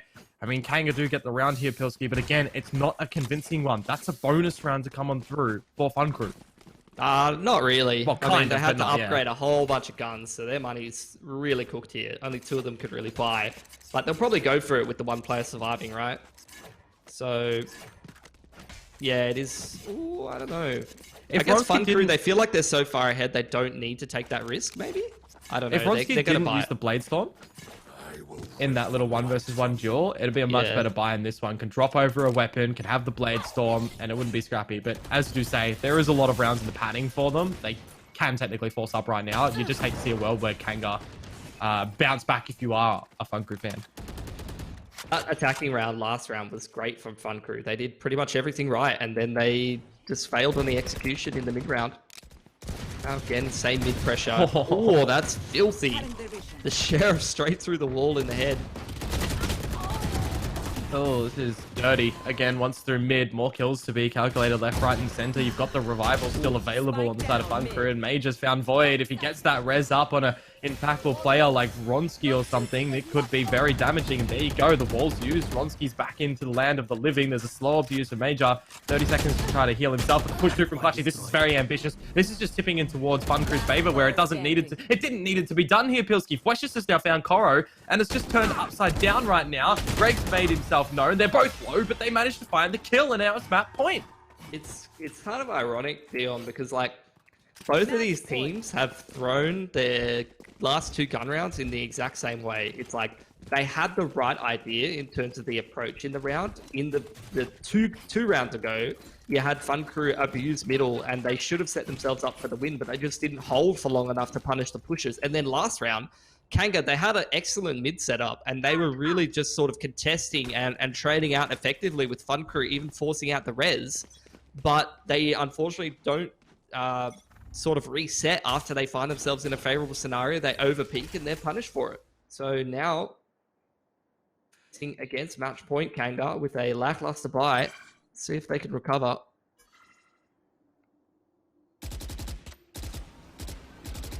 Creep up in towards A. Algro now. They have overlooked Clutchy and Wine. No one's actually looking for him right now. This could be huge. They line up for him, but he's missing a brutal amount of shots. Toro, though, with the Bucky, does not. He claims 2. Does miss the one in the end. Player advantage now for Kanga, but at the point in play, they've used all these ultimates to try and just find those duels and win those duels in a main. It might keep them alive for this round. It might gather them the round and keep them kicking into the next one, but they need 8 in a row, and that mental fortitude has to be toyed with. I mean, they might have been expecting at the back of map number 1 to win this 2-0 pretty cleanly, but as we saw yesterday, they very well struggled on this map in Ascent, and it is their map pick, as we've known too. They do line up for Void, but he gets traded out by Jungle Wow, who has had a phenomenal series in this map.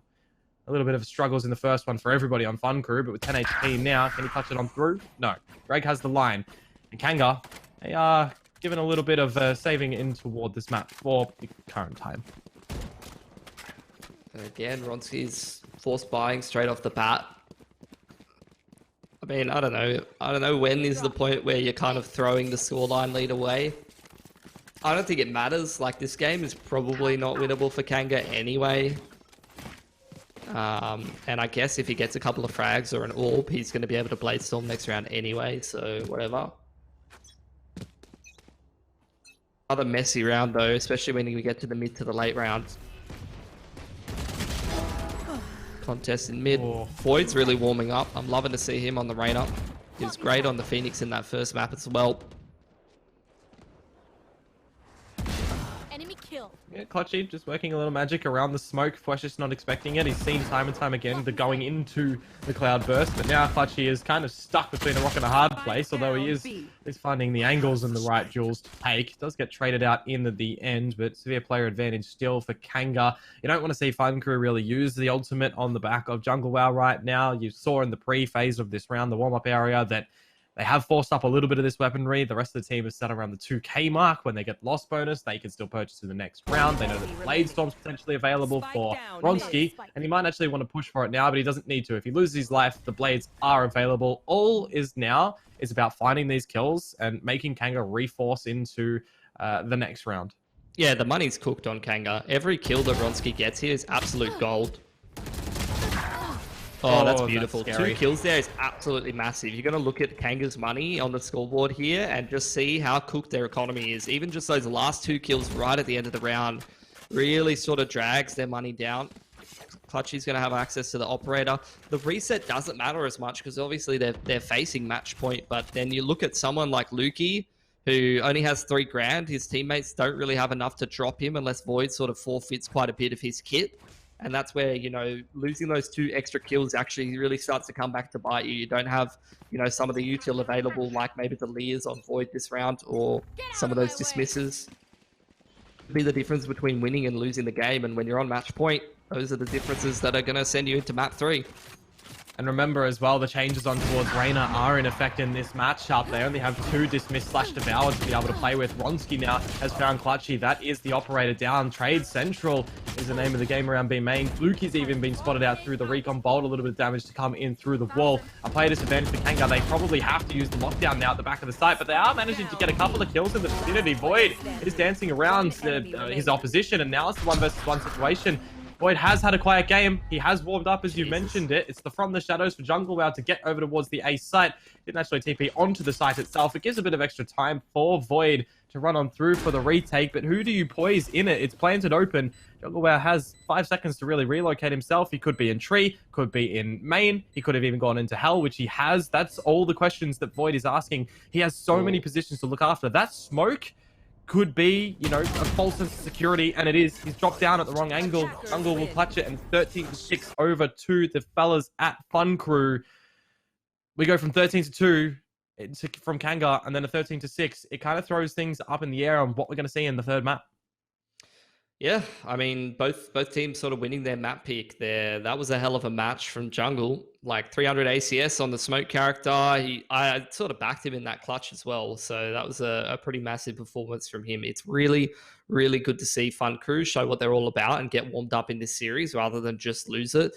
But again, like, what is going on with Kanga? It's like a completely different team map to map. Like they look unstoppable and then they look terrible. Like literally in two different matches, and especially when it's their map pick, it's a very, very worrying sign. So I almost feel like both of these teams have looked very lackluster and very good on either maps. So look, all I'm hoping for is that when we actually head through onto Bind for the third map, that they both show their best form and we get a really, really solid game. That's exactly what I'm hoping for as well. A close one would be good to send it on through, because remember, this is only the first series of the day. We will have Mindfreak taking on God Squad after this one. But before we get into the third map, guys, as always, we throw it over to the short little 5-minute break to go get a drink and whatnot. So stay tuned, and we'll be back around these messages.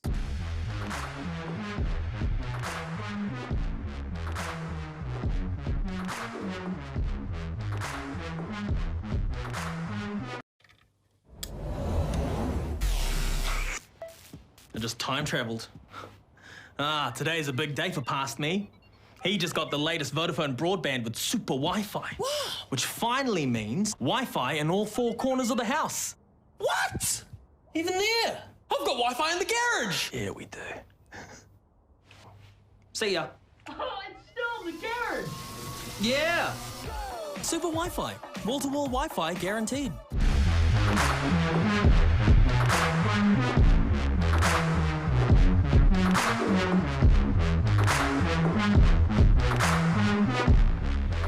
Welcome back, everyone, to the VALORANT Oceania Tour for 2021. Getting to the tail end now of our first BO3 of the day between Kanga, Esports, and Fun Crew. I'm Komodo. This is Pilski. Welcome on back. Mitch, different team of Kanga in that map. Yeah. Unfortunately, not really living up to their full potential like we saw on the first match. Keen to see how Bind's going to go being our third map. This is not a map that Fun Crew have lost on yet. They are literally 4-0 on it, but I mean, they played Paradox on it. At least that's a team at this stage of the competition. They played a couple of teams in the open qualifier, I'm sure, a little bit of Bind here and there. So it's good to see them play that map a little bit, but let's see how they go against Kanga. If Kanga bring their A game here, then we'll see who's going to win this series, because I think it could really go either way.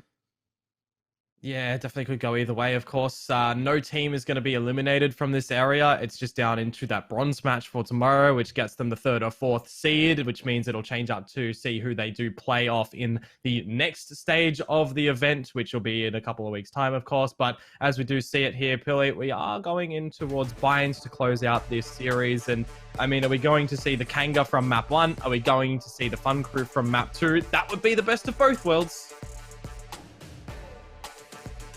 I would hope so. I'd hope for a really, really close game, because that's what this one's delivering. At the same time, I don't know. This isn't like a qualification match or anything. If I was a competitor right now, I'd probably be holding back a bit, to be honest. And saving strats for the top 8. I know that's a bit of a meme, but legitimately, I don't want to be going all out on this matchup. Yeah, you're not wrong. Not wrong by any means. Of course, we're bringing on through into the matchup. We're going to have Fun Crew starting on the attackers side. Kanga on that defensive side to see where they can get themselves situated nice and early on. We're seeing a bit of different agents to be brought on through as well. Jungle Wow's going to be picking up the Brimstone instead of the Omen. I rate that myself. I like playing Brimstone, but I only ever play in Ranked, and we know how cursed that is. Yep. Wall and the Orb gather for Void. Love to see it. Always good on Sage. He's going to grab himself that Frenzy as well. Keep things nice and dangerous. Slow approach here for the boys on Fun Crew. More so set up towards the B side of the map, and they have spotted out that wall. So I'd love to see them actually break it to apply pressure, but it seems like they want to wait for it to elapse. And in the meanwhile, the 3-man set up on A for Kanga, not gathering any info. So usually this kind of slow roll of a B-side round for Fun Crew would find them at a deficit because you would expect the other team to start to gather some info. Here's where the wall actually does start to finish, and then the drone is going to spot out a lot of these players towards long, so that's a good amount of info for Kanga here as this execute gets kicked off. And Void's just going to be hiding in the sky smoke. See how sneaky beaky he's going to be able to be. The recon bolt is only getting a reveal now. That's information for Greg, but he's going to get a shock dart straight toward the body and forced into the duel where Ronski is going to find the first blood in at the round nice and early. A second one as well, waiting for this smoke to dissipate for Void to peek them through. Does a little bit prematurely, and this is going swimmingly for Fun Crew right now. It's only on to Clutchy, which can't get anything done bar one. Ronski for the 3K, and the round is Fun Crew's. Nicely done. Nice little setup dart to be able to use off the timing. Something I've thought about a little bit, you know, as a sober player. You can throw, you know, your dart timing is something you can play around with a lot. You can throw a dart that takes ages to come in, like 15 seconds, that it flies in the sky in, to be able to time out with all your other utility and give your teammates time to get ready to go into the site. So, didn't mind seeing that from Easy. A very, very high dart from him, as the rest of the boys slowly get ready to go into the site. And Kanga, unfortunately, because they could not find that info quickly enough, do allow a little bit too much pressure and space on the big site to be given towards Fun Crew. Loving to see Void continue to farm these orbs. He's already 4 out of 7 on that Sage res. Oh, Kora's going to get a quick dink on towards Ronski and find him nice and early on. Any damage with the classics right now to come out from Kanga would be welcome. You know, it's just the second round. They'll get their rifles in the one after this. The orbs to be collected as well. We could see them gather the one over at A. I know on the radar just now they are pushing into it as the spike is going down. They're not going to be actually able to grab it. Just a little bit of info if anyone be lurking. Now, as we do start to get in towards the B site, we've got a little bit of the disconnection from Fun Crew as well, just to make sure they're holding off the entry points in towards the site. You've actually got no one mounting this retake for Kanga from the defender spawn, which is really strange. It's very untoward that you see this happen. And Easy, he's just going to calculate all the kills for every single member in that retake. That's massive. He's already got his ulti available in towards his bonus, and I say it's a bonus, but Ronski, he did full save in the last, and now he's going to go straight for an operator, which is a pretty big investment. He's 4 out of 6 on the Blade Storm, though, so if he just gets one kill, can try to guarantee that he's going to get himself that knives in the next gun round, which will not make too much of a hit on towards the boys for Fun Crew. In the meanwhile, you're seeing Void 6 out of 7 already on that Sage res. He's been farming orbs like a madman. And the peek up, Ronski on that operator. He's seeing that they're not there just yet, but as Void starts to bring out the orb of the wall, wall it off, it looks like. He's not going to be able to, so I'll play it down already for Kanga, and now the pressure starts to build up around Garden. Luki's going to be able to bloom for one, but traded out by Easy again. Bonus round from Fun Crew. Hunter's Fury available if they want to utilize it. Ronski to see what he can do with the operator. It's not really a bonus round for them per se, because they have purchased up a lot of the big weaponry into this one with losing one player in the previous round, but the TP to be done. Over towards the A site we go. Clutchy is here, but needs to situate himself in the best position on the Vandal. The plant could go down for anywhere near triple. They do have the dark cover currently holding off Heaven. Clear out pocket right now. They overlook it. Queshus gets his head taken off. Got the spike. Clutchy again. Able to find Jungle Wow, and now things are starting to get very sticky for Fun Crew. Ronski has to bring out the Blade Storm to offside the operator. We could go back to B if they can get into the TP. Ronski doesn't have the dash available to do so. He does hop to and fro to the side, but that is a deep right click that will never work. And Cora now dancing with the devil. Ronski around the triple box. They still need to get this spike down. Getting pressured. Easy though for 3. Make it 4. Bringing the round back for Fun Crew. That's double 4Ks for him. That's the second round in a row. You're exactly right. Still has his ulti available, man. Just use your ulti. You'd almost have a whole nother ulti ready to go. Retains that operator as well. Ronski actually pops his blades there, which I thought the whole reason why he's gone for the op in that last round is because even if they lose, he can pop the blade storm, but that's the second time in a row where he's popped the knives to try to win a round rather than just save them for the next round following.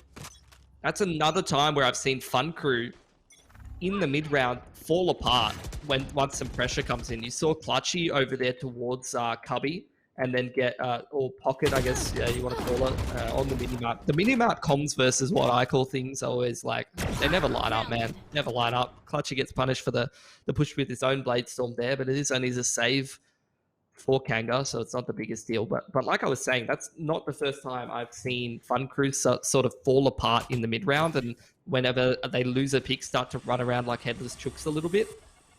Good thing that Easy does basically bail them out of a bad situation, though, with a massive play. Yeah, now Void's stuck in dire straits as well, getting one out tag with the Marshal, but it's only a one and done. The wall utilized to at least segregate the site, but it only really favors Fun Crew right now. Lukey has managed to find Easy, so big star player of Fun Crew for these previous 2 rounds is down. Koro now afforded another opportunity with the Sheriff, but it does get the rest, and Lukey now to see if he can do anything. No case. 4 alive for Fun Crew, 4 rounds for them. Looking pretty good for them on the attacker's side of Bind here, Pilsky. Yeah, they're looking strong. They've come out of the gates firing on all cylinders. You're seeing a couple of members who have, been somewhat quiet. I don't think anyone's played too badly on Fun Crew over this whole series for the most part. But it looks like all the boys are pumped up and ready to go, which is what you want to be seeing coming into the 3rd map. Like I did say, they're also 4-0 on Bind so far, so yeah, you've got to be pretty confident coming into the 3rd map of the series when you haven't yet, even if it is sort of pseudo-confidence. Just Fury on towards Octagon there, trying to find a pick here, and does apply a lot of pressure to Kanga to create some space for the rest of Fun Crew to start to walk up there. Cage is triggered. Actually trying to spam through the cage and the smoke as the Dark goes onto the back of the side. He's going to avoid that. But that's a whole lot of powwow for pretty much nothing there for Fun Crew. They create so much noise, so much pressure, but don't really get control of anything, and they lose a pick. Yeah, they draw the over-rotation from Kanga to the B site. You only got Void over at A. He's got the Resurrection available. You would kind of like to see him be the player over at B in case the player does lose their life. He can heal up. 2 of the guys that did get tagged out by the Hunter's Fury early on in the round. The drone is going over towards A. The rotation has come out towards that site as well. The spike we can see is still over at this B site for the current time. Clutchy, however, is forced onto a different line of sight as Void over in the distance does manage to find Easy. That is that dual 1. So with Koro now finding Ronsky, things are aligning up for Kanga to find this round. It's just going to be down to Jungle. Wow, full HP and shields available. Clutchy missing out on the shot. Jungle does manage to find the counter smoker in Koro, but jumping on through, has to try and do something in this round. Does manage to get an extra kill. Can he make it a 3rd? Yes, he can. Will get put to rest in the end, but that is some stellar damage on the escape of the round. Oh, they missed the off as well. Literally was a half second from picking that one up. I'm sure Void was literally mashing E on his keyboard, but he can't reach it in time. And like you said, a whole bunch of guns being dropped towards the late round there means that 2 weapons will have to be dropped over for the boys on Kanga to be able to buy up. And not only that, but it's going to basically bankrupt their economy. Whereas Fun Crew, yeah, their economy's shaky, but at least they've got, 2K on a couple of their players. Brimstone ult ready to go here. 3 ults still for Kanga. Void's had his resurrection for ages. Needs to just be able to chuck that down at some point. More ult orbs being farmed there for Major is a bit more of a setup towards the A side of the map. Boombot into bathroom, drone up short, creating space for the execute to come out on towards this side here for Fun Crew. You're a Counter-Strike player or a background in Counter-Strike when you say picking up the weapons with the E button instead of the F button, which is the native onto VALORANT, but only taking the F in this round is Clutchy. Down already. You do have the orbital strike already used from Jungle Wow as well, and when the plant starts to go down now, things could turn into Fun Crew's favor. A resurrection from Void. You'd like to see it in a round such as this. It's a shaky one for them still, because we know the damage that Fun Crew has come out on the back of Easy before. Greg's been found out as well. The neural theft is into play for the information, and trying to just get this spike on the defuse. There's no cages to go on it. You've got Koro with the smokes, but they're all engaging in these duels. Jungle doesn't have an incendiary to line up on toward the spike. They could tap it to bait him out, but he's aware of the flank potential. There's that resurrection coming on through. Does come out, but Void, he has his head taken off. 30 HP, traded in the end, but once again, Pilsky, it's just players hitting the floor for Kanga. I just want to say, in the midst of that, shout out to LPL, by the way, for letting me have my own POV so I can observe some funny things. And I got to say, Void, you are absolutely cooked, mate. He was looking for the res on his teammate, and he was trying to res the enemy's team Cypher for a good like 5 or 6 seconds in like a 3-on-1 situation. Like, come on, mate. Jesus. Giving me a heart attack. Oh, that's End brilliant. of the day, though, Kanga, they do get the round, and Void's finally used his res that he's been holding for about 10 years, and he's going to start to farm his way up to a new one. Greg won away for his own Hunter's Fury. Rocket's ready for Major, I have the spike. which could be pretty good on the entry into this site here. Finding it very shaky. It's going to be a very important round to define who's going to take the first step towards success in this half and start to pick up a bit more momentum. Looks like Fun Crew wants to contact straight up B long onto the side here. They found You know, when you've got a Guardian, things are dire. You've got one purchase out on the side of Kanga, the showstopper in from Major, and he's already found Void. He's at least around the right side of the action this time, as opposed to just lurking down and anchoring down at A, but he's already being found on out. The spike is being planted, and for Kanga, how do you re-attack this situation? You've lost now Lukey, you've lost now Clutchy. It is absolutely crumbling for them. The numbers advantage for Fun Crew. The aggression is all working in form. 5 rounds on the turn of events in this round, and you are starting to consider here, Pilski, where's Kanga's mojo gone? It hasn't been here for 2 maps, mate. It's been gone for a little while now. Trying to see if they can hold on to 2 guns, but even if that is the case, I'm not sure they'll be able to buy into the next one. 2 of the players, actually, with a little bit of cash. But even if they can put a buy together here, Dion, I think it's going to be pretty janky. And Yep. even with the full buy up, Fun Crew is looking damn good on bind, man. Looking like they're about to go 5-0 on bind as well. And Yeah. also put themselves in towards the upper echelons of this stage of the qualifier. It's the same thing that I say, though. You know, this is kind of the first test for Fun Crew.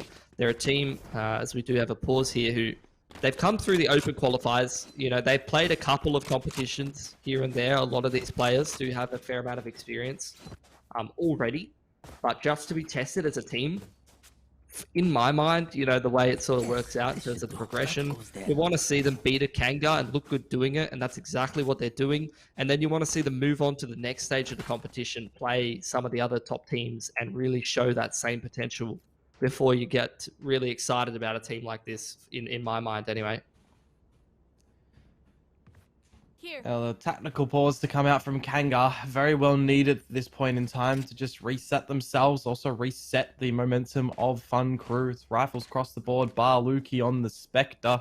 Got light shields for Void as well. So whilst they do get the purchase here, and you do have one off the Hunter's Fury for Kanga, you also got one off the Hunter's Fury and that Blade Storm on the side of Fun Crew. So yeah, T side or attacker side affairs on this map certainly looking scary. Yeah, oh, that is cute from Clutchy. The aggression working out for him. That's what Kanga's been missing, I think. A little bit of ballsy play, just to get the confidence rolling again, get the mojo get the mojo back, as you put it, I guess. And I'm looking at Greg, man. He's been one off his Hunter's Fury for like 4 rounds now or something. Like, just get this man an orb, please. Easy. He's gonna go grab his orb. So there you go. He gets his own Hunter's Fury. No problems about that. That's some cute little spam as well towards heaven, I think. It's 4 on 5 though. I want to be seeing spike drop.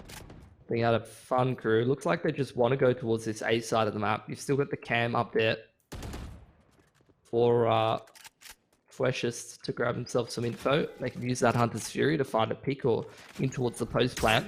But most importantly, they just need to be hitting some sharp shots on their way into the site. And speaking about in the way to the site, you've got the dart going in, you've got the boom bot and the Hunter's Fury. How is that bot not destroyed? That is very unfortunate, but whilst it doesn't get destroyed, you've only found 1 member on the side of Kanga losing their life. Tap of the spike. Clutch needs to push on through. He's going to be able to find the elimination on the jungle well pretty easy. Easy's going to be good for 1, and that's the round done and dusted. A very, very late round execute to come through from Fun Crew though, and hey, Kanga will definitely welcome a round on the board. And now, as you see it, goes here, the Hunter's Fury is there for Greg finally. Yes! He's got it! Easy farmed his up, and he actually tried to use it in towards pocket or cubby or whatever you want to call it, and flush Clutchy out. And Clutchy just did such a good job that round finding the opening pick, but also just dodging the Hunter's Fury. Like, he wasn't even phased by it. He was just tapping his W and S keys, just easily avoiding that, and stays alive the whole time without being revealed. All across B long there from Void. Does seem like where Fun Crew wants to put the majority of their players. Just easy droning up short to be able to keep the rotations honest, and he has actually pulled Greg across in towards the A site just with that one drone. Set up here doesn't go well. Major doing what he does best. This is where Major really shows his prowess as a player, is when you just set him up for some of those entry duels. The man can definitely tap heads. I am very surprised that Void didn't fall back just to get his heal up. He was still fighting against Ronsky in the tube, and now his clutch is good for one. You know, that's the only frag we're seeing. Koro's going to be able to find easy. This is just a round in shambles for Kanga. If they just fell back in these duels, they could have reset themselves and kept Fun Crew at bay. It almost feels like it's, you know, in the heat of the battle, though, that all that happens in, and you've got already the rotation from Fun Crew over towards this A site. Brim Smokes to go down towards Heaven only. Greg to hold over in guard, and will catch Ronsky off guard, kind of yelling at himself, why is Greg still lurking through, as the spike had been heard from Koro. TP, though, hasn't been heard just yet. You already know that the raise is very low, as we've seen it. Jungle Wow is going to catch on the corner of Koro, and now it's all on the back of Greg.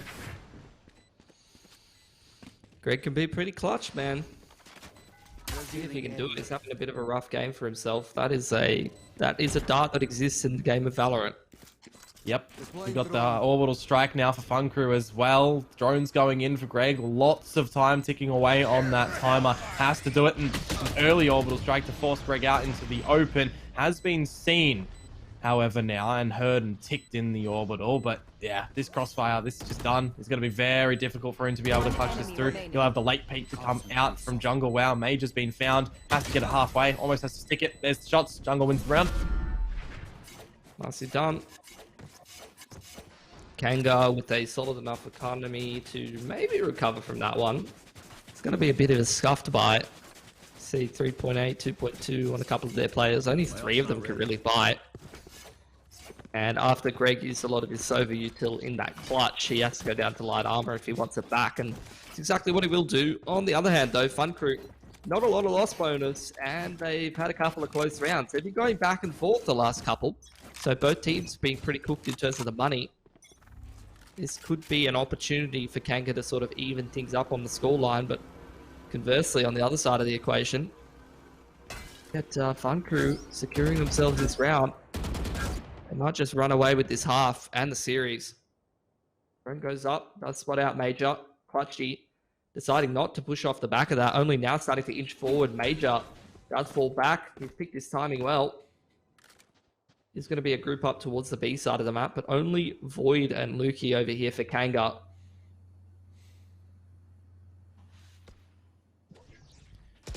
Cheeky wall up in towards the hookah. That's not expected from Ronsky, though. Does get some good damage onto Void. Has to get the heal off, a slow orb as well, to keep them at bay for a little bit. Just disconnect on that opener and see how Fun Crew do retaliate now.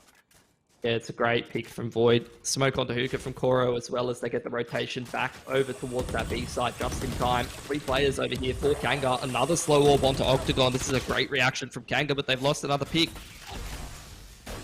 Yeah, 30 seconds to go. You could see the TP and then the absolute marathon run, but look where Clutchy is. He's holding down the TP over at the other side of the map, so we have to go in towards the B site. The rocket in. The rocket doesn't even get utilized, unfortunately, with Lukey dispatching of Major, and now it is just all lambs to the slaughter, and it's Lukey to catch all those frags as well. Starting to creep up on this defensive side is Kanga, though, you know, any mistake and Fun Crew do lead at the half. And that is just a massive round for Kanga fans, but also for anyone who wants to see a really, really close, good game of Valorant on this third map. Like, if Fun Crew wins that round, that probably breaks Kanga's economy, and it's going to be very hard for them to get back into this map. But now they've forced Fun Crew on the half buy heading into round number 11, and that will mean that they'll buy up in round 12, and this will be an opportunity now for Kanga to sort of even up the scoreline and force out a very, very deep amount of rounds in towards the next half as well. Yeah, well, it is quick in towards the A site for Fun Crew. The wall, though, getting the better of Void. Satchels to allow Major some elevation. Spike to go down. It isn't the last round in the half. It is the second last round in the half. But this isn't, you know, the big old purchase to come through from Fun Crew. Not every player has the big weapons. So if they are able to escape with this round and gather it as a win, that is absolutely sensational for themselves. You can see that Precious is only on that Sheriff, could be used as a little bit of bait right now. Shock darts to force the issue in towards you. Hole Clutchy could try and get the spike half defused here, but you don't have any real damaging potential to come out from Fun Crew, bar maybe the incendiary, the paint shells if they're still available. There's the late little Molotov to come out from jungle. Wow, this is some spectacular damage. That molly buys 8 seconds, not a single tick can go on towards Greg's body, and the flank is already here from jungle. Wow, Fun Crew have won this round. Beautiful. Thrifty coming through from them. They all had about 2k in the bank heading into that round. It's not like they even invested that much, just kind of like Sheriff armor, just buying whatever, but it's the teammate, it's the deep dive from Major on that raise over the top of the wall that just offsets Kanga, and from there, you know, setting themselves up in a post plant, great little set molly from Jungle Wow. It all comes together for Fun Crew. They're playing a hell of a game right now as we head into the 12th round of the half. Money pretty cooked for Kanga. Very hard to recover from a round like that. You can see they're having a tough time doing it. At least they've got a lot of ults to play with, but you could say the same thing for the boys on Fun Crew. Take flight. Get out of my And way. that Hunter's Fury ready to go. Slow drone through the bathroom. Fun Crew, again, just sticking together. But it's a 4-stack over towards this B side. Clutchy's pushed all the way down middle. He has all the info right now for the boys on Kanga. Can potentially float over that Cypher trip as well in middle, so he's got the good flank in. Yeah, last round in the half, 4 ults available for Kanga. You'd love to see them utilize them here for some information. You can see the Omen just get back over towards B if they need to. But Bladestorm of Bronski is going to find Korra. That's now no smokes bar. Really some cages and some cloud bursts to come out from Kanga. You've also got Greg taken down to that 15 HP mark. Major able to find Lukey. There is the resurrection. Precious to find Clutchy. Things in shambles again for Kanga. However, Fun Crew giving up a couple of frags right now, maybe giving up the bag. The defuse, though, is the target for Kanga. Locked in towards U-Hole. Ronski and a bit of an off angle under Heaven. Cloudburst to get redeployed. The wall, however, as well. The molly would only buy 8 seconds, 60 points of damage per second. But that kill for Ronski, that's probably the round-ending kill. Yeah, Jungle's even just dropped the molly, as I saw on my little Pilly Observer. That's what I'm going to call it. Brought to you by POV. LPL. Switching sides. Killski Observer. And Fun Crew, I mean, an 8-4 there. It was an opportunity for Kanga after they won that critical round and reset the money to be able to make this a 6-6 half, and they've cooked it. They've thrown it in the bin.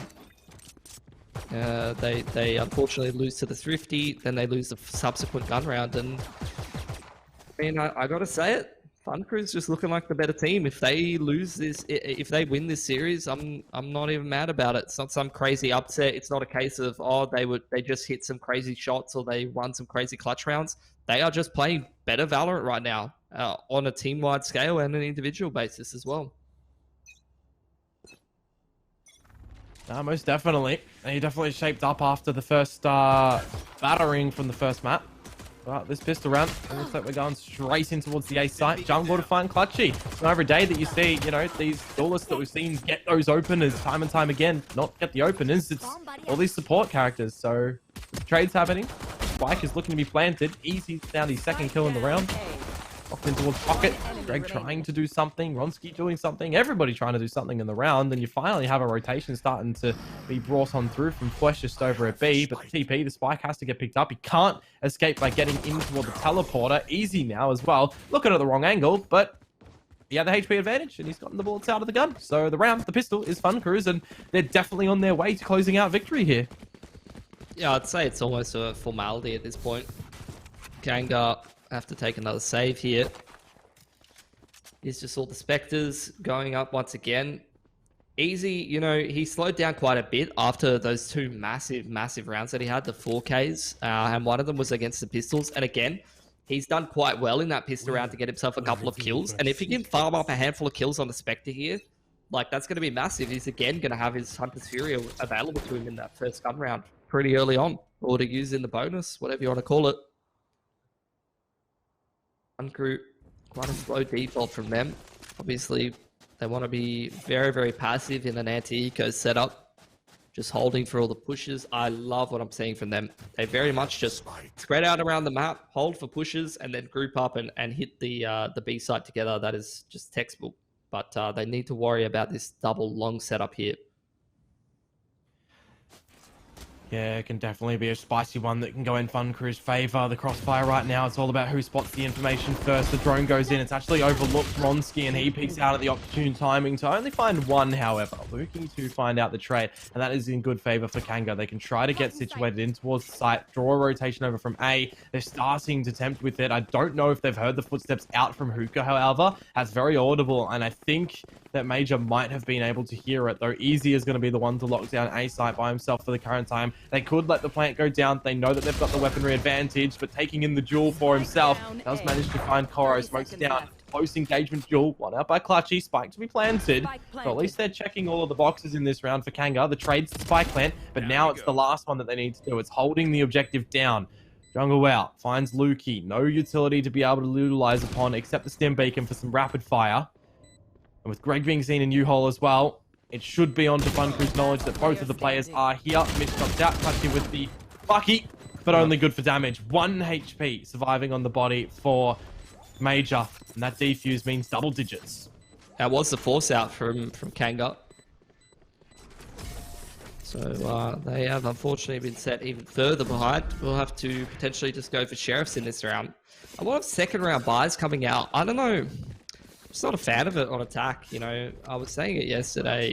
I feel like because in the meta right now, the strong weapons on the force buys are like Buckies and things. I feel like that's much more favorable for like a defensive side force.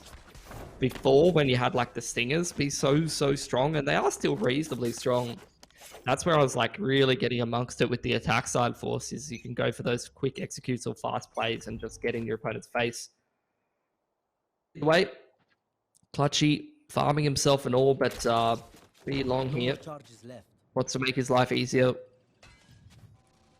later on, or Ronski rather, getting himself the orb. Not be long.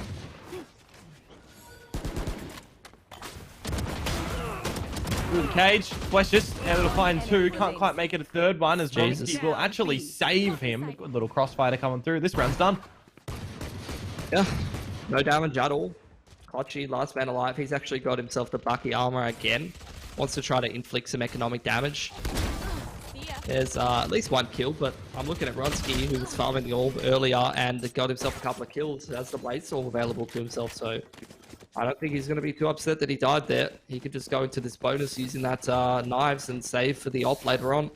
Now the first buy for Kanga after a couple of forces and some mishaps ends up being here in round number 16 when it's almost match point for Fun Crew. They have got their work cut out for them. Ronski, he just goes straight for the operator.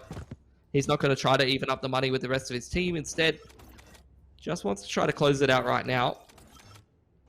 Obviously, he can always use his daggers in the next round, but as we've seen a couple of times for Ronski, man just pops his daggers when he's trying to win the round. Not much care about the economy, it seems. First pick doesn't go to Ronski. He's going to lose his life on the Kanga. Jesus! Was that a double spray through the smoke? Oh no, just a single. Oh, very lucky to get out though from jungle. Clutchy's managed to, as you say it, yeah, find a couple of neat little picks in the beginning with a spray down. Kanga definitely poised to be able to claim out this round unless we see some huge plays come out from Flesh over at the B site. He's got his cages around. He's got his camera. Actually, no, it's been destroyed, so he doesn't have that for the time being. Relocate himself up onto the flower bed where he does manage to find 1. Now you'd expect a double swing. Void actually doing it a little bit prematurely, but the paranoid's good. No, they line up for him. I talk about it for Flesh to go above and beyond. And that might have just been what they needed, though they are both very low in HP. Jungle Wow and Fleshist. Clutchy is going to go through the teleporter, missing the dash as well. They'll group up. They need the spike. Oh dear, this could be absolute shambles if they lose this round. Jungle's That's Fleshist take it from here on through the blades. HP, not much he can do about a right click from the blades there, and they're just going to hook it straight back towards the A site. I have the spike.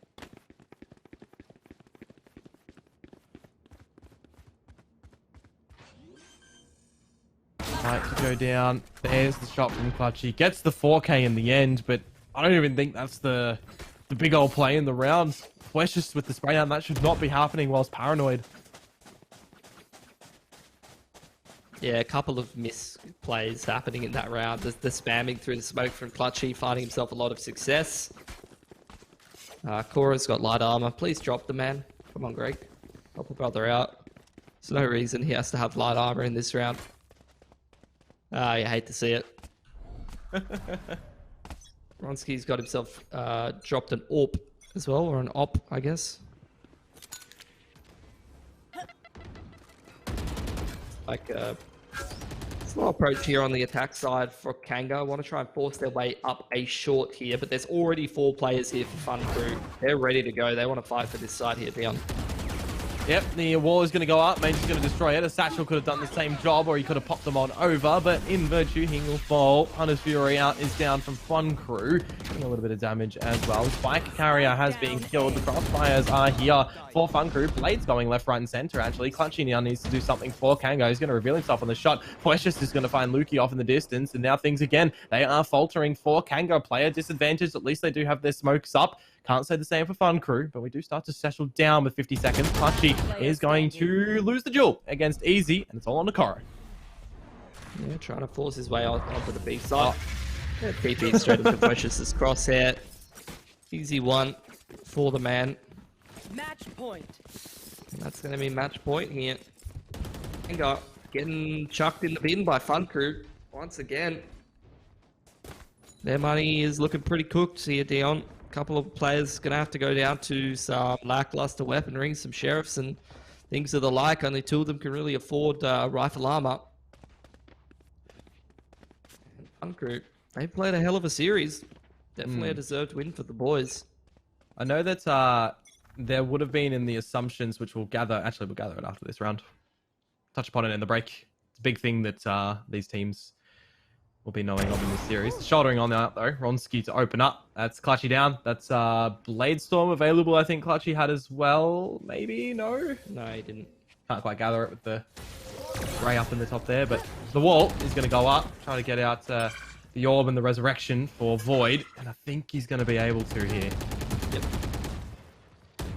So a nice little wall to get Clutchy back up. At least brings it in back into a 5-on-5, but they've given so much info. And in the meanwhile, Funkro's just pushed up short A. They know exactly what's going on. They've got a perfect read on this round. They've got the double flank. Kanga's got absolutely nothing going for them. They are all chilling in B-Long and Hookah. They don't know how much info that Fun Crew have. The full rotation, the double flank coming out. This round surely done in the series. Yeah, we'll wait and see. A pot shot through the smoke for Ronski. He is going to miss on through, but he does get taken out by the Hunter's Fury. A dash on out. Flesh just does his due diligence. The Orbital Strike rather as well being thrown here. We've got 30 seconds. They could TP on over, but they've overlooked Easy. He still has a recon bolt just shot in the middle of the site to get it on through. I think you have called it here, Pilski. And that is it. A victory for Fun Crew. And not an elimination for Kanga, but it does mean that they are sent down into the lower part of tomorrow's games for that 3rd bronze match final.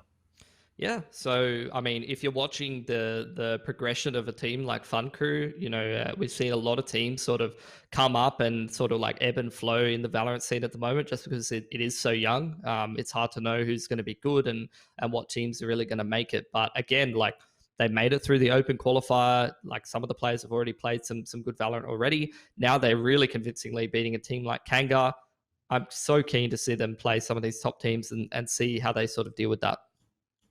Yep, but before we get to see them face on top of the top teams, we go to a break and we introduce some new teams coming into the next series that we're going to be having. It's going to be Mind Freak versus God Squad, but stay with us while we take a little 5-minute breather. It might be a little bit longer. Hopefully not, because these teams are ready to get started in the next BO3. Bear with us.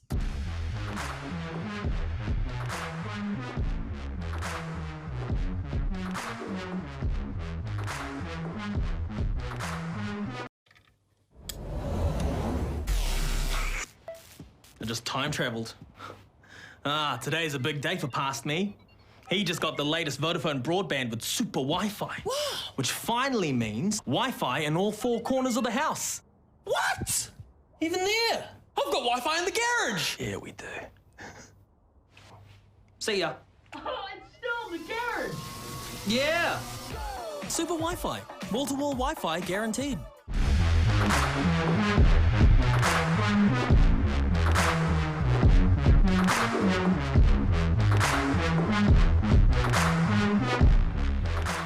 Alright everyone, welcome back to the VALORANT Oceania Tour for 2021. Series number 1 of the day has concluded and we are just around the corner from getting into series number 2. If you are just joining us, however, my name is Dion Komodo-Prada. Joining me today is Mitch Pilsky-Pilipowski.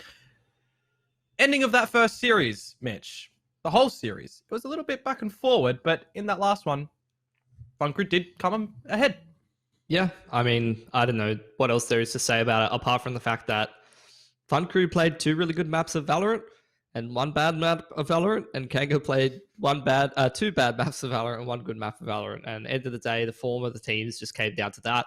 Also really helps Funcrew, especially with their confidence that Bind was the last map that they had in that series, and they hadn't lost on it yet. They still haven't lost on it. So let's see how long they can keep that streak going in the following days. Yeah, that's exactly right. Of course, in the following days, the seeding is something that has been talked a little bit about that I have noticed, so we can touch upon a little bit of that briefly as we do understand it. Of course, with Kanga and Funcrew being concluded, we've got Mindfreak and God Squad coming in next, but we go ahead and bring up where everything is in the leaderboard so far, so we can see exactly where we are going to be attributing ourselves tomorrow. Yeah, so we got the bracket here. Kanga getting knocked down into the bronze match. Funcrew getting knocked up into the grand finals. Probably against God Squad, I would imagine, and Mindfreak falling down. We'll see by the conclusion of this series, but I just feel like with, you look at how the rest of the bracket's gone, you're looking at Mindfreak 2-1 Shitiots. That's a game they definitely could have lost. And it's the exact same argument that I made for Kanga versus Funcrew. I'm looking at Kanga and how they played against Straight Out of the Zoo. Seeing how a team plays against an underdog opponent, it sort of helps me judge the form of a team and how they're going into the rest of the matches, the kind of energy and the kind of, skill that they're going to be displaying. And I think, we kind of saw that Funcrew wanted to win that match a little bit more. Kanga, very, very slow so far in this bracket, and they have been knocked into the 3rd place decider as a result of that. Whereas, I'm looking at Mindfreak, similar sort of thing, looking very slow in this tournament, and this time, they're not even versing an underdog opponent like Funcrew. They're versing God Squad, which is going to be a nightmare for them.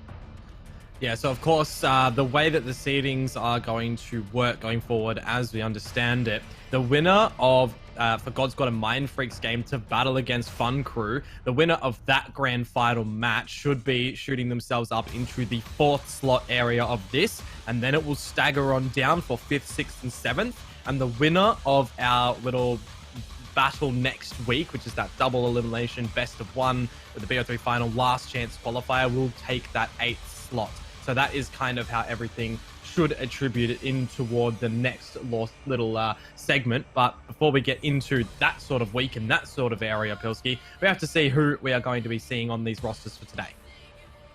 Yeah, so you got Mindfreak. We saw them playing the other day against the Shitiots. It's a pretty decent team. They've got Pex playing, or Wildflower as he's called himself for some reason. He's the only one brave enough to put a picture of himself out there for all of the internet to see, and I can see why. He's such a handsome fella. I'd definitely give him a kiss. So his performance in the server are another thing altogether. Pretty good, pretty decent on the stand-in role, and this roster pretty solid in general. But something's not clicking. Some of the individuals not necessarily playing up to the standard that you'd want to see from this team, especially against the underdog, which doesn't fill me with a whole lot of confidence for who they're playing against with the next roster coming up.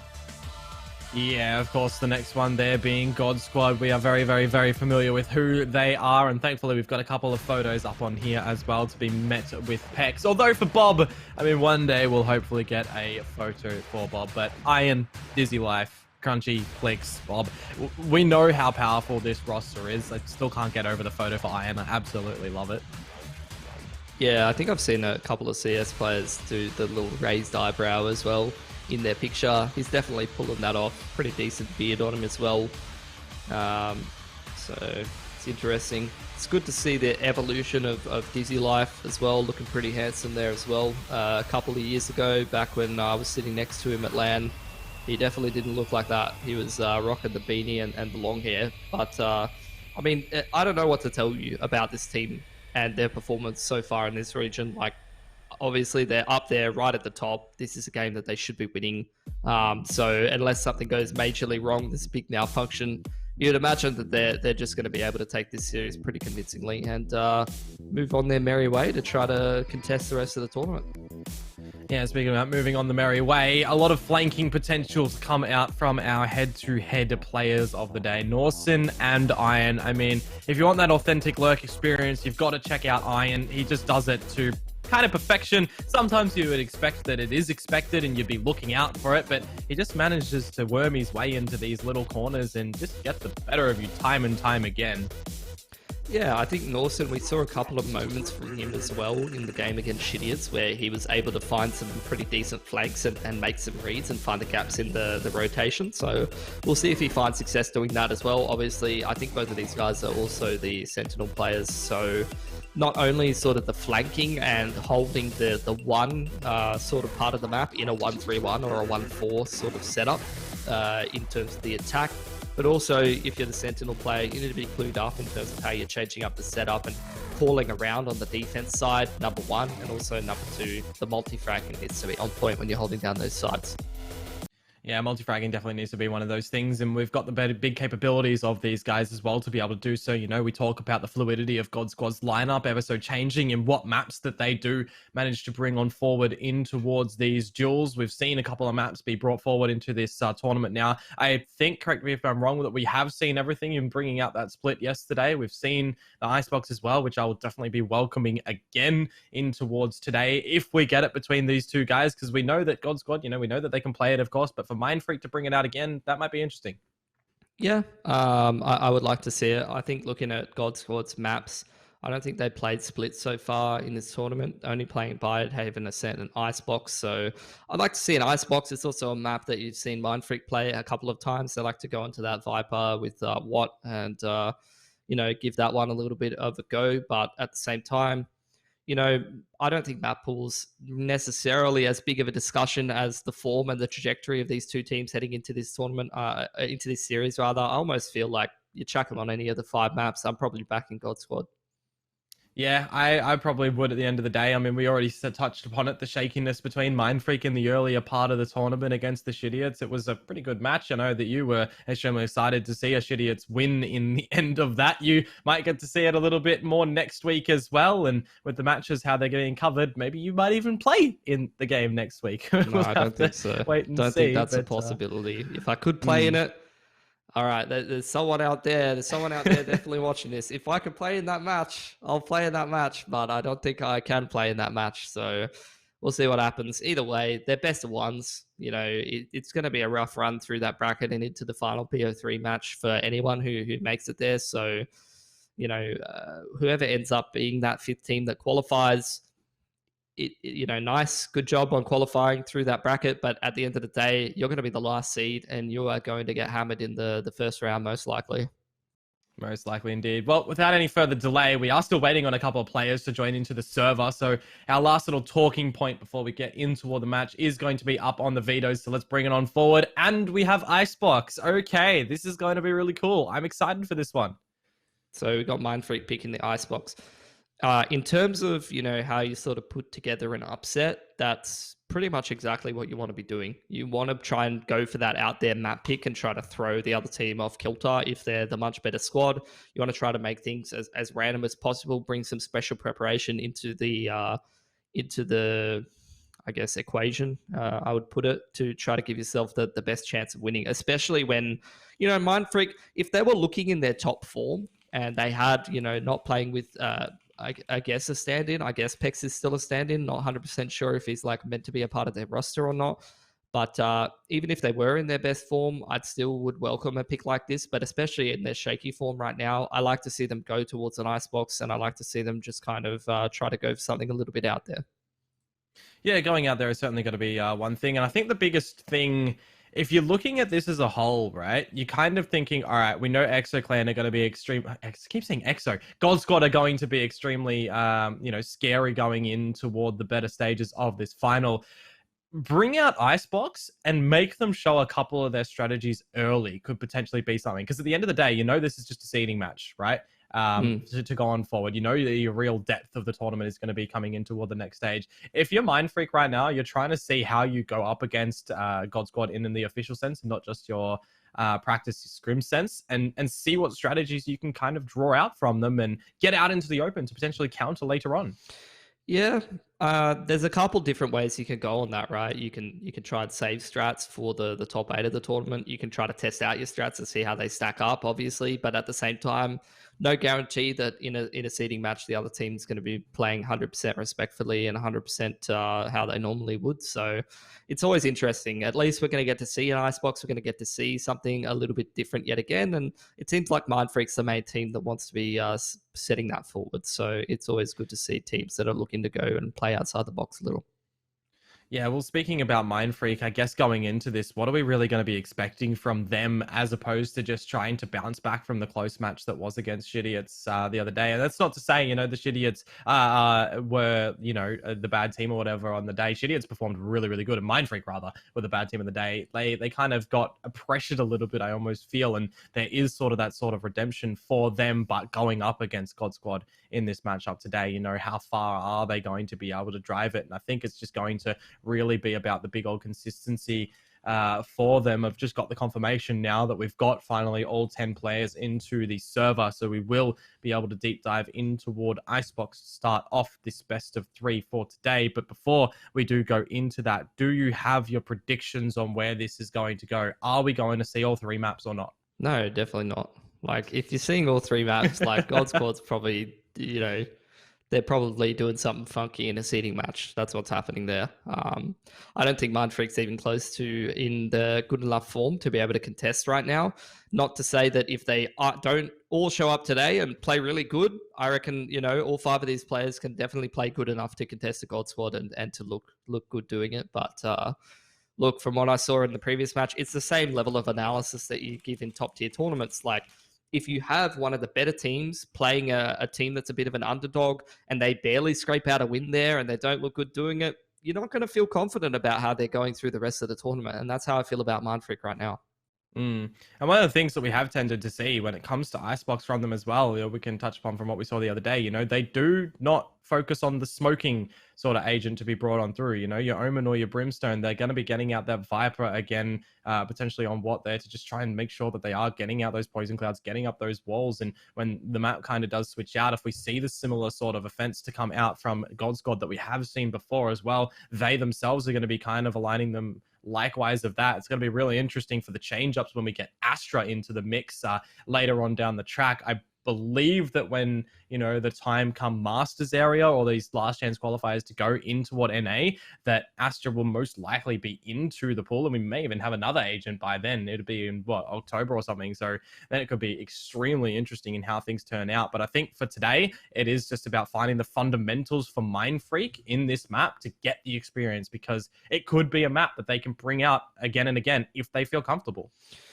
Yeah, I mean, just to talk about the smoking agents for Icebox in particular, I mean, Viper's very meta at the moment internationally, and I'm already seeing both Bob and Watt locked into the Vipers. So those are going to be the smoke characters or the controllers for this case. In terms of like Astra on Icebox, I feel like Astra on Icebox is bad for like the same reason that the other smokers are kind of not picked over Viper. It's like some of the choke points are so wide that the other smokes, I don't really feel like they're that effective in every situation. So when you got Astra rather, she's got like those tiny little dome smokes. It's like, what is that really going to cover on Icebox?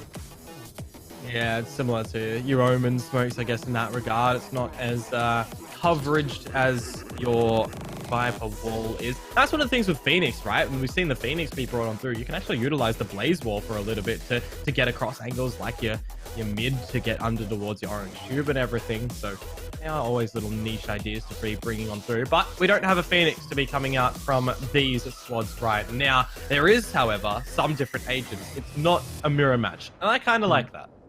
Yeah, underrated on the Phoenix Blaze wall.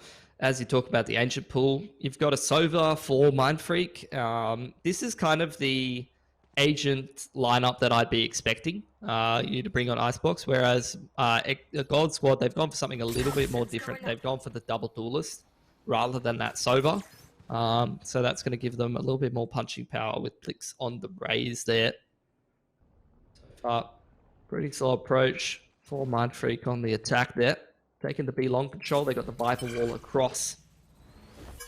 Two Viper walls actually going crisscross across each other, which is always an interesting interaction that we'll get to see a little bit later on if both of them are deployed at the same time. Mindfreak just kind of making sure that they don't have anyone flanking them, that God Squad don't have too much information, haven't made a cheeky push anywhere before they start to group up towards this big side of the map. Poison Orb being deployed will give a little bit of a one-way to Bob if he wants it. Plix is over there for support as well. Yeah, they've got everything aligned to be able to counter out the forces of Mindfreak. Plix is going to be able to find what through that wall as well, which means you don't have your smokes, your snake bites, and your wall available anymore on the side of Mindfreak. Laker's also trying to force his hands at a duel, which he's getting stuck in, at least able to tailwind out of there. But you could see Plix bring out the paint shells to find him. Not the case as Iron manages to shine up as well to do something. Now is where you're going to see a very difficult hold for Mindfreak. A missed poison, snakebite rather, over into back yellow, but it still takes out these duels where Dizzy up on top of the cargo container manages to find two, and Bob to find out the closure means it's a flawless retake to come out for God Squad as they claim the pistol. But in that saying, Mindfreak, they did at least get that plan. I mean, they invested almost everything to get it. A lot of that Viper utility, like the Viper wall as well as the Sage wall, just to be able to put the plant down. Couldn't quite get those nano swarms established enough.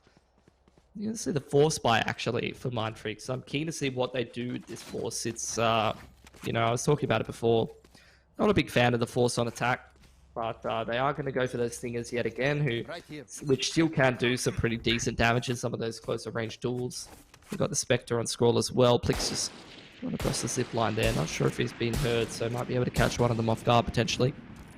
And one thing he'll have to be careful as well for is his toes tickling out the back of the wall. We saw a clipping issue the other day with the Mindfreak squad where the Phoenix's foot did poke on through and they were able to find the free kill, but not this time. They overlooked the angle as Plix is able to dance around for two. Can't quite get the third with the sidearm, however, but enough damage in the round regardless. He will get punished out by Wildflower or Pex, trying to get some damage for himself. Crunchy on the Sage is one of the interesting things. You never really see Crunchy, you know, be able to sort of passive agent. You think about God Squad as a whole, you've got a team that is extremely capable for duelists for everybody and just fragging action. It's always kind of weird on who do you really poise to be on those duelists, and they've seemingly found their footing and what works for them, as Bob does find the final frag too.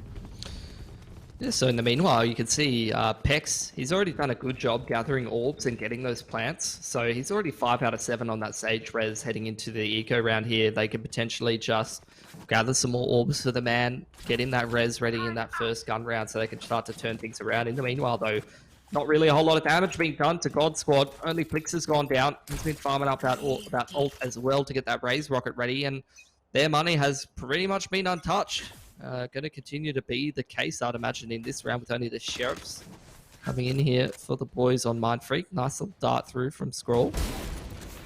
Oh, that's a clinical headshot to start things off from Dizzy as well. That is your Sage gone down, but Northam will at least be able to get the trade on through. Remember, we saw the force up from Mindfreak in the last round, so they don't have too much to really work with in this one. Snakebite does fade away. Nanos wants to go on through to try and force another duel out of Bob, which he will stick in the Molotov for. However, now he is low on HP. Plix to at least assist in the regard. Crunchy manages to steal one away, and God Squad again claiming another round, but this is where finally we should see big old purchase to come through from the side of Mindfreak.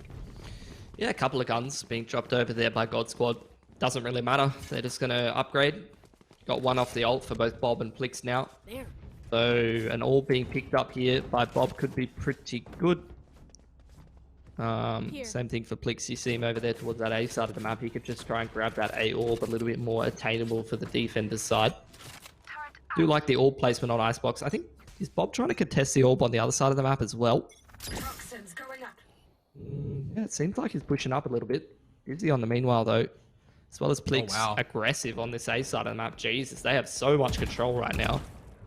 And Flix has even taken the duel that he's just trying to find a headshot in, gets dinked for his troubles, but he still manages to win out the duel, can escape and get a heal out of Crunchy a little bit later. You can see that Mr. Scroll is on the drone and the shoulders being seen. That is a beautiful shot to come out of Dizzy. They're just absolutely instilling pressure in towards this round, and also a little bit of discipline if they do start to fall on back, as Bob manages to find Wildflower. That is the poison ultimate available now. Big old Cloud Viper's Pit. Lakers manages to find Dizzy Life. Makes things more difficult for Mind Freak. There are a lot of angles that they have to try and renegotiate in and take away from God Squad. 4-on-2. God Squad just falling back into pretty passive positions, playing retake on this side, trying to gather the information. Have seen at least the Jet at foot on towards that A site. Viper not being able to put the bomb down just yet, just gathering an extra orb. Why not at this point with the rotations in order here for God Squad? Killjoy now starting to lean over as well as the spike starts to be established in towards the site. Oh, the Boombot, it does get destroyed in the end, but it reveals the position of Lakers, and what gets absolutely clotheslined by Plix. A little bit of a good old drive by God Squad. Manages to shut down the first rifle round of Mind Freak. And I really did love that aggression from them on both sides of the map. They backed it up on the side of A for 2 players, and they just forced Mind Freak into those engagements where they weren't comfortable in playing them. Yeah, it's something that, like, when you're the team that's expected to win, the better team, you can really disrupt the other team. As Mind Freak, you'd be expecting them to come in with a fair degree of preparation, especially on your map pick. Which is why, you know, even in CS, it's a big thing. If you're, you know, the underdog team and you're the better team playing them, you really want to just be a bit more aggressive and set them off kilter. Don't let them sort of do the research and run whatever strat they think is going to work in that first gun round. Just legitimately disrupt them, put them into an awkward situation so that they have to react to you, and from there it's sort of a little bit easier to set them off kilter. Again, Flick's just aggressive. This time a little bit more careful about how he does it, and he's able to get out dodge before he's found.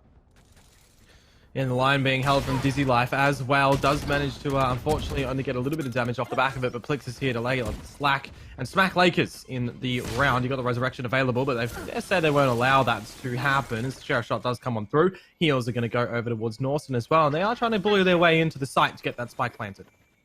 Yep, it's just the Sheriff armor, as you did mention. 3 players on Mind Freak, all 1 off their ult, so any kills, any bomb plants would definitely help out. That's the ult for Scroll there, and not just the ult actually. This round's starting to turn here. One enemy remaining. And now Iron's been found too. It is all back onto Bob, where you're probably just thinking, what damage can I get out? You know that they've got the rifles now around the site to be able to gather. Might even just be a save. I mean, the money, whilst it is still there for God Squad, it's not maximum that they would like to achieve, but in losing your first round in this game to a bit of a half buy, a bit of a lesser force up as well, it's kind of a bit unfortunate. And there you have it, the Thrifty to come on through. I mean, for God Squad, you just ignore that round and go at it again in the next one, but for Mind Freak, definitely a way to get started on your attacker side. Yeah, you're happy with that. You got 4 ults available now. They do potentially have the 5th as well. Just 1 kill for Norton or an orb ready for him. So this is a good opportunity for Mind Freak to start to put their foot in the door a little bit more. You can see the devastating effect that Sheriff round has on the economy of God Squad. 100% much more doable to reset that economy now that they've started to put the pressure on. 2 clean gun rounds back to back here for Mind Freak. I know it's a big ask, but if they can do it, it would make all the difference. It seems like pretty slow tempo here apart from this fight over towards the A side of the map. Lakers use most of his knives there, and he doesn't have a primary weapon to back it up with. So he is really going to go wanting, if he doesn't land this last knife into someone's head or go and find himself a gun later on. He's playing very, very confidently, considering he's only got the 1 or 2 knives available to him. And you can see that God's got a falling back on the site as well, just playing out the patient game. No flanks to be found just yet. They do have a couple of ults to play with. I'd be interested to see how Mind Freak are going to utilize the Hunter's Fury here, whether or not they use it for the entry or a little bit later on for the after plant. They are going to send in a recon bolt deep, however, to get Lakers a little bit further into the site, but Dizzy Life has managed to find that frag, and they go back to the drawing board for them as they do start to engage in towards the site a little bit deeper. Yeah, Norson, he actually picks up that orb over towards A here, so he's going to be able to put his ultimate down and try to establish themselves on the site. There's that res that Pex has been holding on to for a while, but it's not even going to matter. Instantly taken out of the equation. Spike gets established. Norson, he really needs to get off the site so he can chuck his Killjoy ult down here. Welcome to my world. Yeah, well, the Viper's pit is going to come on through from the side of Mindfreak. At the same time, the rocket, which actually does miss out from Plix, a little bit of duels happening over through towards the elbow location. However, Pex is able to find 2 headshots, crispy headshots. Getting a couple of trades now from the God Squad side is what they are chasing, as the lockdown does manage to get Dizzy Life. Pex took a very long time to be able to find that frag, but at least does get it in the end. Shots on through from the pit. It is very obscuring of the vision right now for God Squad. They have managed to get that wall out from Crunchy, but he is down to 1 HP. I think right now in this DK, I think he got nanoed a little bit earlier on as well from Norson, but the round is done and dusted as the spike explodes, taking both of the God Squad members with it. Yeah, it's a very messy round. It's good stuff from Norson, though. He farms that orb, and he's able to get the lineups on the nano. He has lineups from behind that A ramp all the way towards attacker spawn that he can throw out and just deploy to be able to just draw out that post plant, and they're able to buy just enough time to be able to win that. And that's what I'm saying. The Sheriff round in the last round, you could see the effects of that on the economy here for God Squad. 4 of them buying up but kind of breaking the bank to do so. Dizzy Life has to go down to that Blade Storm. So this is a big opportunity. If Mindfreak can convert this gun round here, they can actually start to set forward on the attacking side here and actually give this game a good crack. Yeah, it's a lot of aggression to come out from God Squad right now. Lakers manages to get Dizzy through the gate, which means the blades are down, and with no resurrection, can't get them back on forward. Nice little angle unexpected though from Plix up on top of the pipes, and now he will start to have to back himself up. He's got Iron up on the rafters to do so instead. Turret's going down, and I'll toy with a little bit of the vision, the angles that Mindfreak are going to look after. He chooses to fall back. Turret destroyed, Alarma bot in. 3 versus 3 for the retake. Yeah, again, wall across the back of the site. Norton's going to put the spike down and try to set himself up for the post plant. Iron, though, he's picked his timing pretty well. Going to go 1 for 1. 1 enemy remaining. That's sharp shot come through from Crunchy, but he does manage to get tagged down out, and I guess Pax is not hearing all of the footsteps that Iron is stomping on the metal with, but I mean, bit of a messy round, a bit of a cool round, a couple of good shots to come out from both sides in the beginning. In the end, God Squad do get it. A big mess there. Op being retrieved there by Iron as he makes his way back over towards the spike with plenty of time. Lots of ults available here for the God Squad. You got that Killjoy ult, you got the Sage res, you got the Viper pit ready to go. And Blade Storm goes down for Dizzy as he used it in the last round, but now he's got the op, so he's fine with that. For Mindfreak, we do have still the Sage res and the Sova ulti, so Killjoy ult for Iron not going to be as much of a factor if Scrawl's able to hold on to his ulti for long enough to be able to nullify that in towards some of the mid to late round. Very important round this. You can see the money for both teams very, very shaky. Could potentially be playing for 2 for both of them. This is a chance for Mindfreak to even up the scoreline and for God Squad to go really, really far ahead here. Lakers dashing up the top. Judge up close here for Bob. Oh, Bob. That was all bait off the back of Dizzy just there, and Bob does manage to peek out his head, get a nice little jump shot, but overwhelming forces in Wildflame does manage to get the trade. Dizzy still able to lurk out. And you know what that is there? On the back of that reveal, that's Scrolls Hunter's Fury done and dusted. That means the lockdown can be utilized for God Squad free of charge. Yeah, plus they do have the res over there on Crunchy, whereas Pex does go down. So potentially a res for later on to be able to maintain an additional man advantage. Over for Mindfreak, though, you see the main thing that they have over God Squad here is that they have the Viper wall, and God Squad do not have access to it. Norson trying to lurk through Kitchen. Might have picked this timing very nicely here. This could be a big win condition for Mindfreak. Dizzy almost getting caught off guard. Manages to get away with that, though. Now it's really onto Norson to win this round for Mindfreak if anything's going to happen at all. And he's going to be able to catch Dizzy, who is running away to find Crunchy to get the heal. And now it's a split mind effect for Crunchy. Where does he put his crosshair? Where does he take this duel? He got to think out on towards Scroll, but he couldn't quite finish off the frag. But now they know in this 1 versus 2, the Scroll is very, very low in HP. He has to be the one to instigate on these frags, on these fights. And actually picked his timing quite nicely, but Iron as well. Will manage to win out the duel. Just going back and forward to the back of that big old pillar next to Snow Pile. And that is 6 for God Squad. Kind of cool to see Pex up the top of the scoreboard for these boys on Mindfreak, bringing out some of that vintage form. Just kind of shows you that class is forever. If you've been a T1 player, at some point you get into one of these big games, you can still perform. Absolutely love to see it from old man Peter. Don't know if it's going to be enough for Mindfreak though. Some of the other lads need to start stepping up around him. This is their half bite. Like I said, whoever won that last round is going to be playing for 2. Crunchy not walling the tube this time, just aggressing on his own. Pex is going to find a pick over on the other side of the map though. Towards that A side. Actually dealing with Bricks is pretty big. That man's been hyper aggressive, really making Mindfreak quite uncomfortable.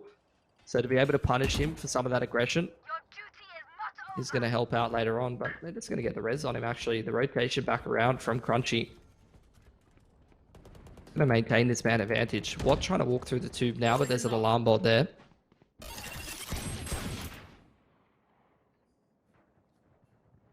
Drawing out the res in this round is actually pretty good for Mindfreak. You've gone at it with just your sheriffs and everything. You're still kind of okay to potentially find out this round, but it makes things a little bit more tricky now that Watt has been put to rest out on the wall. Norton manages to find Bob, but Iron, he lays them both up, and he sees the head of the last remaining player in Hex. Manages to find the frag. Good usage of the Nano Swarm to pop at the right time as well.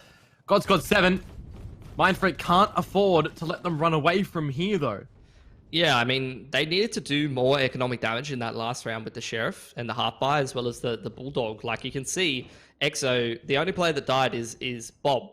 So he's the only player with low money. The rest of them all survived. A couple more Sheriff kills makes the money much shakier and makes a couple more rounds on the board much more possible for Mindfreak, because if they win one, they could try and reset them, make things a little easier for themselves. But now, the money real strong for God Squad towards the end of this half, so you'd expect them to try to finish this down with a 10-2. And more aggression towards A. Viper Wall goes up, limits the visibility, but again, it's not ready. He's not ready for it, Lakers. He's just like knife out, running towards the rope when he knows for sure they've been aggressive on pipes time and time again. Lucky to get away with his life there. Those Killjoy ults available here. So we might see an exchange of that over the A site here at some point. Is very clear Mindfreak want to set up for that A site play here, and the ult does go down.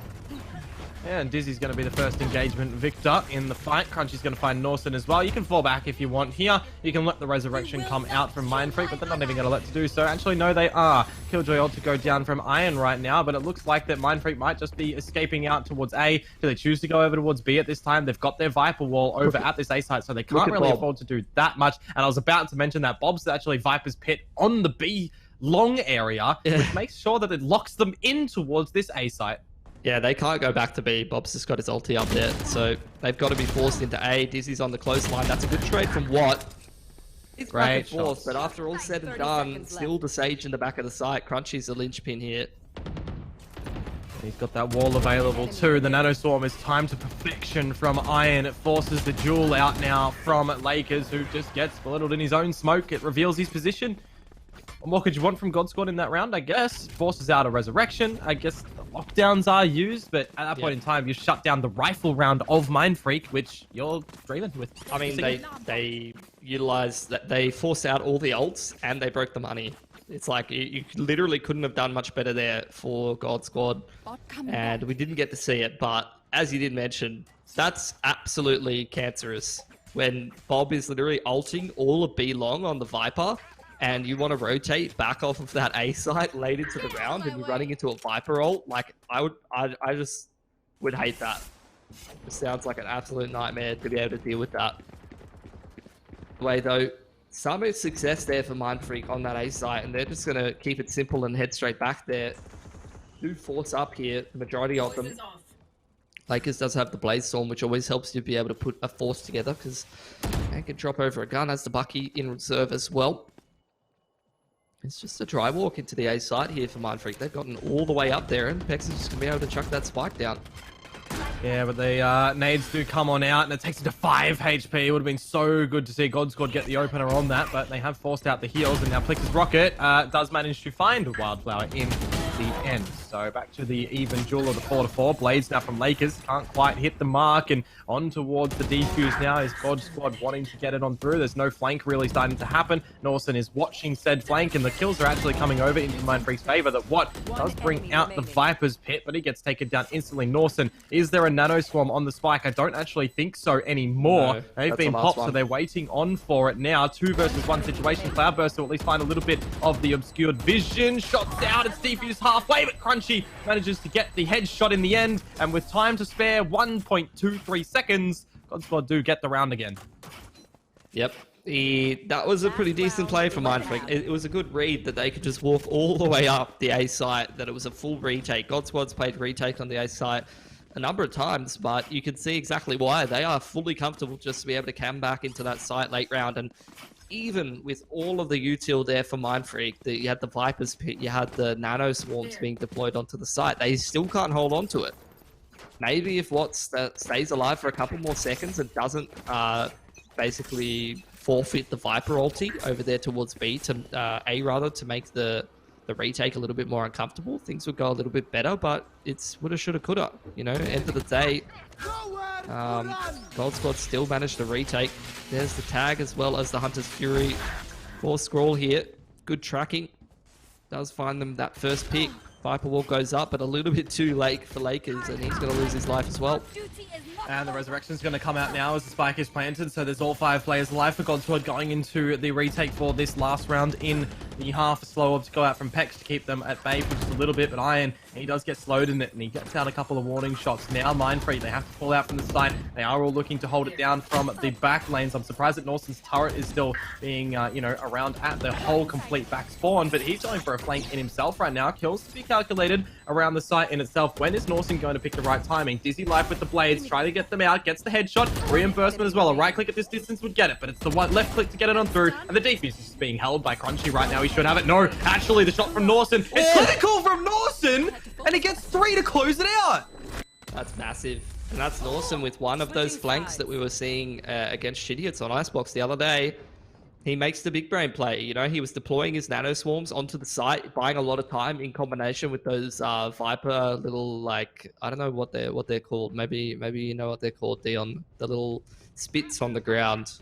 They were delaying a lot of time off of the plant, and that's where you see old mate Norton make the read to just wrap all the way around through middle. And that was the play, because you saw Crunchy, he just deployed his Sage Wall and tried to go for the full stick, and it would have worked if you still saw Norton play the post plant from that normal sort of area towards the ramp and towards pipes, but he's made a good call there. Yeah, and the direction of the wall wasn't the greatest either. It didn't cover off that little short area in between the pipes and the... What do you call that? Front sight, I guess? Gary. Call everything Gary. No, call everything Diggity. Yeah, that's my thing on this game. If I don't, like, there's so many comms I don't know, so I just call it Gary. One Gary. All the boys on XO now setting up on their attack. Just a slow walk into the site. 2-man setup. Lakers lost most of his HP. Cops the heal from Pex, who's up the top, and will get himself a freebie. He's going to stick around for more as well. Maybe inadvisable. Just gets traded out rather than maintaining the man advantage. And God Squad just going to try and get into the post plants. Good thing Bob stuck around there to cover off the plant.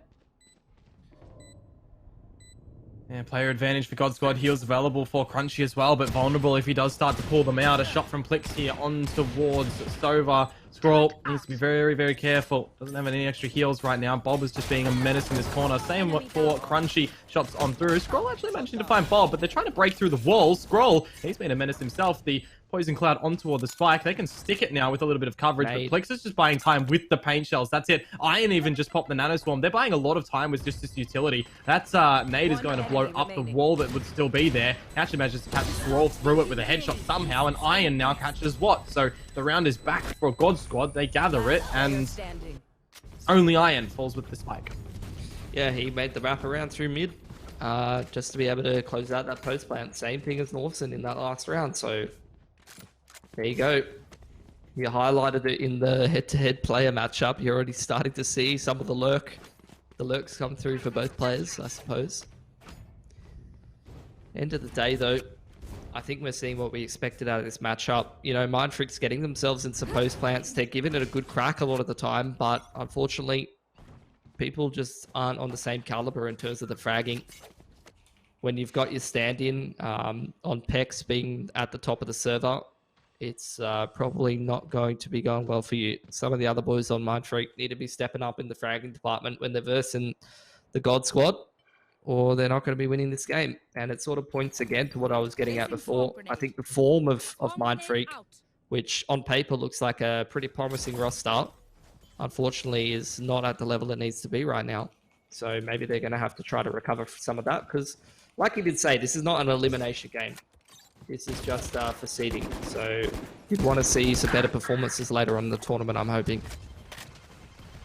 Yeah, no, you're not wrong by any means. As we know, it's just all about the seeding here and which way it's going to go. If God Squad do get that grand final victory, it puts them into the 4th seed. But for right now, this game is the focus. Bob, he is focused in to find Lakers, and Mindfreak, I mean, it's just these sort of pistols to see what they can gather on the route. Crunchy managing to find one. Norson, I've actually been impressed by Norson in the recent times. He's really starting to find his footing in toward this game and with this team. Dizzy, though, can find Pex in the meanwhile, and now it is just where Norson does come from, which is going to be up from the late kitchen, but dropping on through.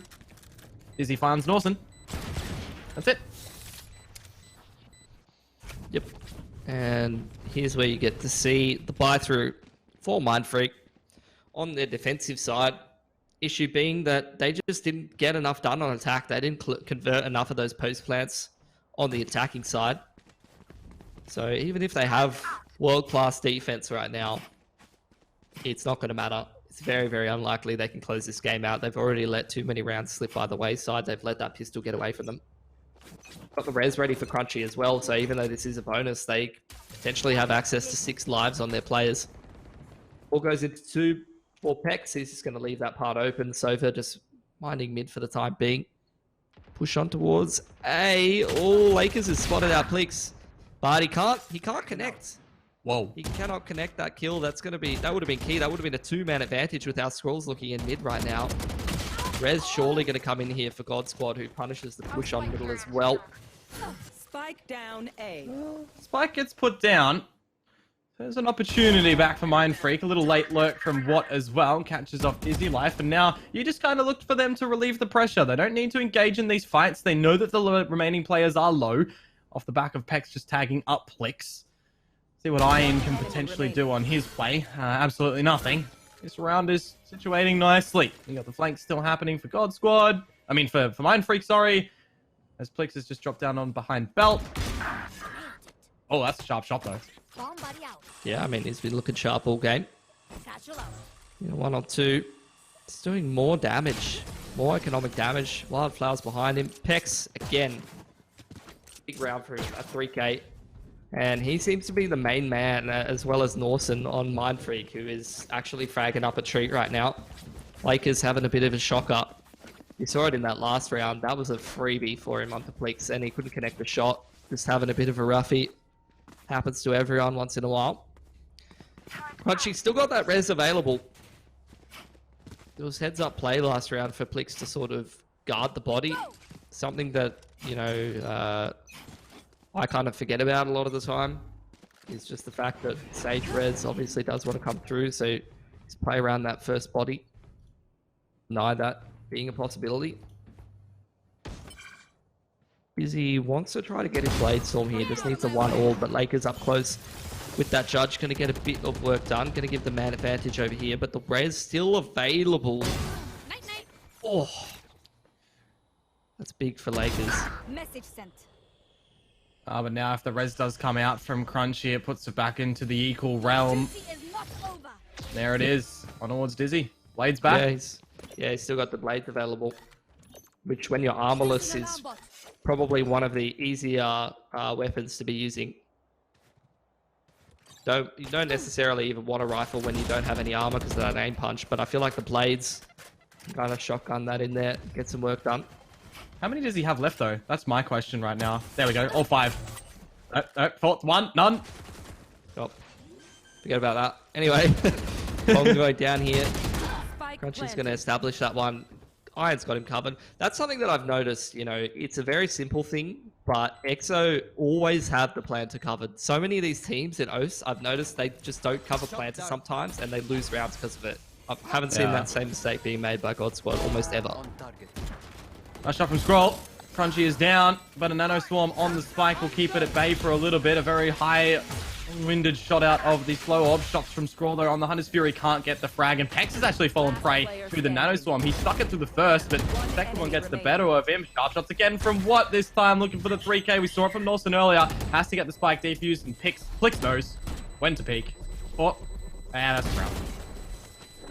Yeah, big 3K, but doesn't have any impact if you're not picking up that round. At least it does kind of keep God Squad's economy down a little bit. But when you've got a pretty lackluster buy going up against match point, how much is that really going to matter? I'm going to say not too much. Maybe it'll help out some of these players who don't have access to the one-shot headshot potential, but with the weaponry choice here for Mindfreak, I'm seeing, you know, Vandals, I'm seeing the Sheriff. Spectre might make a difference. The Blade Storm for Lakers, not really going to make a difference. And this has been pretty clinical here for the God Squad. Pretty much what I expected out of this series. At least Mindfreak do have a handful of ults to utilize in this round.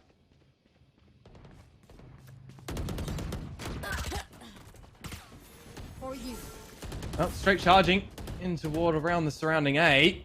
Already do see Plix is down. We'll see what sort of recovery God Squad are going to be able to find. Slow in pace. Walk through the tube. Good cover from Norson. He actually swapped between him and the Jet. Lakers went for the push with the Blades earlier on in that round, and he comes just back just in time. Jesus, Pex is just walking out in the open. Needs to be careful, but Scroll's got him covered. Freak doing their due diligence in this round. Putting God Squad through their patience and not having to burn through any ults to do it. So maybe there's a couple more rounds in the kitty for them as we get deeper into this game. Yeah, any mistakes, though, for Mindfreak could bring God Squad back into it. Iron just lurking around, seeing what he can find. Dizzy able to find Pex. What I start to see about Pelsgear, the dangerous nature of every single player on this God Squad side. But again, Mindfreak, we know that they are very, very capable of just locking down the round out from here. There's 25 seconds to go. Dizzy, is there even enough time to rotate over? I mean, Iron does have a lot of the position already held down. A great shot, though, and the flank can't quite go. So for Dizzy, if he had the tailwind, he could have maybe jetted on through and found it. It's just about damage on the escape now. Another shot to be found. There's that dash to try and get the plant, but the cross is not being held, actually. 5-4, and he can't plant it. Good pop on the Nano. He almost made it. Even if he did, I'm pretty sure Norson was probably close enough to deny plant, but damn did he make it expensive for Mindfreak there. Not going to matter too much, I don't think. Doesn't look like God Squad has nearly enough money to be able to buy, so they will have to take a save. But with how close that round did come, this is where Mindfreak needs to steady their economy. They can't afford to be dropping a handful of weapons if they're going to attempt this comeback train. Yeah, ultimate counter right now. 3 aside. The judge is back out from Lakers. He's danced around this angle before, and he's actually going to be provided some information early on here. Lockdowns are available. It's just about, you know, the mistakes that Mindfreak may make that they have to try and re-get themselves very, very quickly back in line.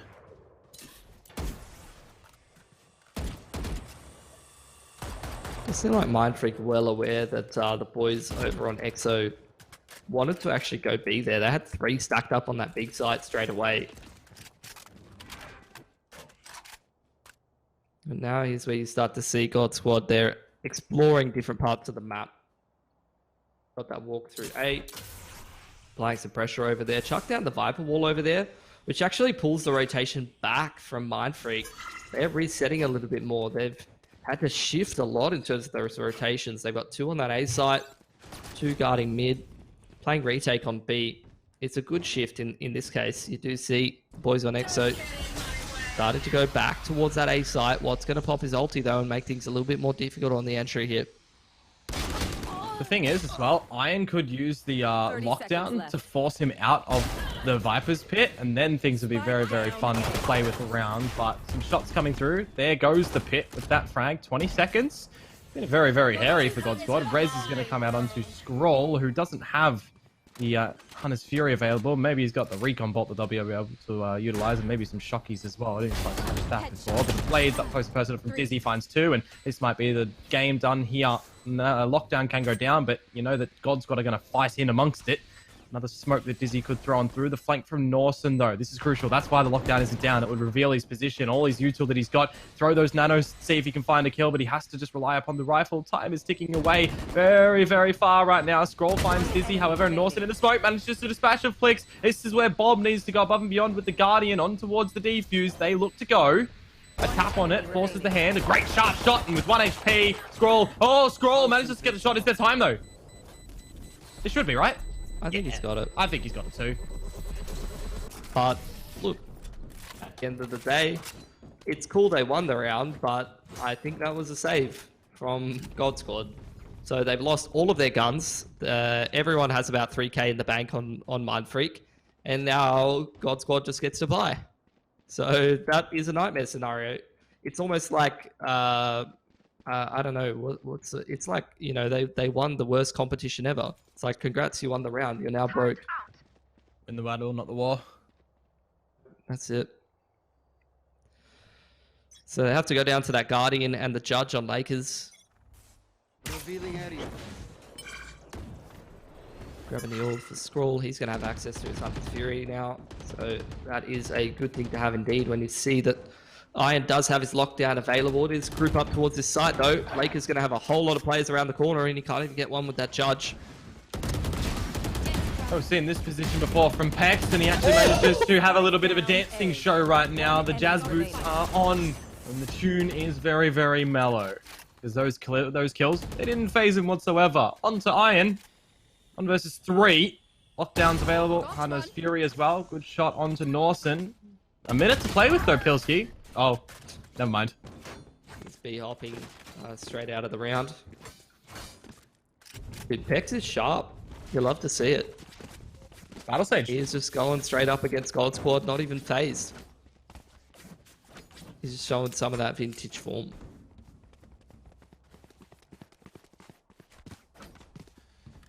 Freak. They're softening the blow of this game. You know, they're making it look a little bit more competitive than it might have been. And hey, maybe that's their defense kicking in. Maybe their defense was a little bit stronger, but at the end of the day, it's very unlikely they win this game anyway. And, you know, you watch the same game I did, Dion, they should have been out of this game a while ago. So even if they get a couple of rounds towards the tail end of it, maybe it'll help out with the confidence next map. But it's unlikely that it's really going to matter in the grand scheme here. Just another save out for the boys on God Squad before they head into their next gun round. They've forced Mindfreak back on the B site. That does open up the opportunity where Crunchy loses his life to Lakers, who on Duelist might want to pad a bit more of those stats, all things considered. Slow creep up in towards B rather. See what Bob can do. Yeah, he's found a good timing actually. He's just going to kill Norson for free. This is where this round could start to fall apart. Closest rotation is 2 players in kitchen here. Oh. This is huge. This is huge for Bob. Yeah, he's made noise as well, so they know exactly how to condition themselves around this. That's a good bait dash, to get the kill on towards Bob, and now they just have to look to try and find the remaining 2 players. Deep paint shells, sharp shot from Scroll. It's all onto Iron, which is found 2. This is just scary round, but he has to be very careful to look up onto who is on the side of Pex, and Pex will find the frag. Pex can grab that defuse to get himself his res as well. Always helps out. So they've got 3 pretty big impact ults ready to go here on Mudfreak. They got the res, they got the lockdown. Oh, he's just going to res right now. Surely not. Nah. 4 in a row. They do have that res, the lockdown, and the Hunter's Fury available over there on the God Squad side. They've got res and lockdown available, but their lockdown is much less valuable because obviously Scroll can just drop his Hunter's Fury and get rid of that. So they would win the old Killjoy ult exchange. Lakers now on the op as well as Dizzy, but Lakers has to glass cannon it. Maybe he can get rolling. Haven't seen too much of Lakers on the op. Do know he's a very strong op player. Scanning ahead.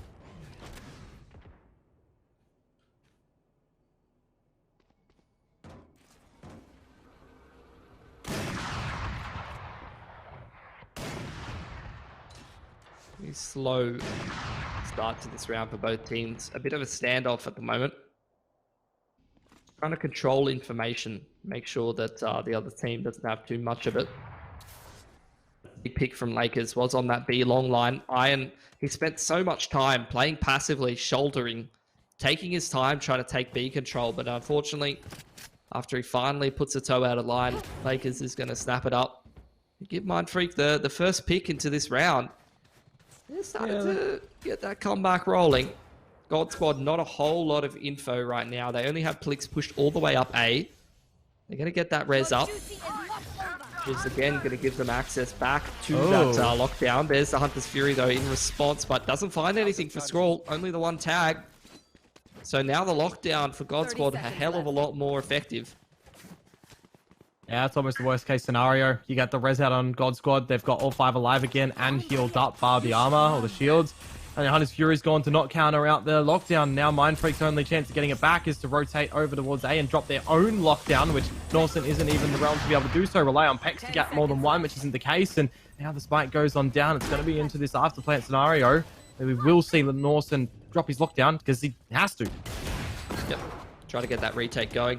Good thing that they don't lose a pick to Dizzy on the way back into that site. Lockdown does go down towards screen side. Assist that retake, but Bob's already going to pick Norson on that mid lurk. Yeah, but Bob does get traded out in the end, which means that the lockdown can blow on off. Iron does have nanos on the spike. I'm not sure if they were destroyed by a shock dart or anything as such.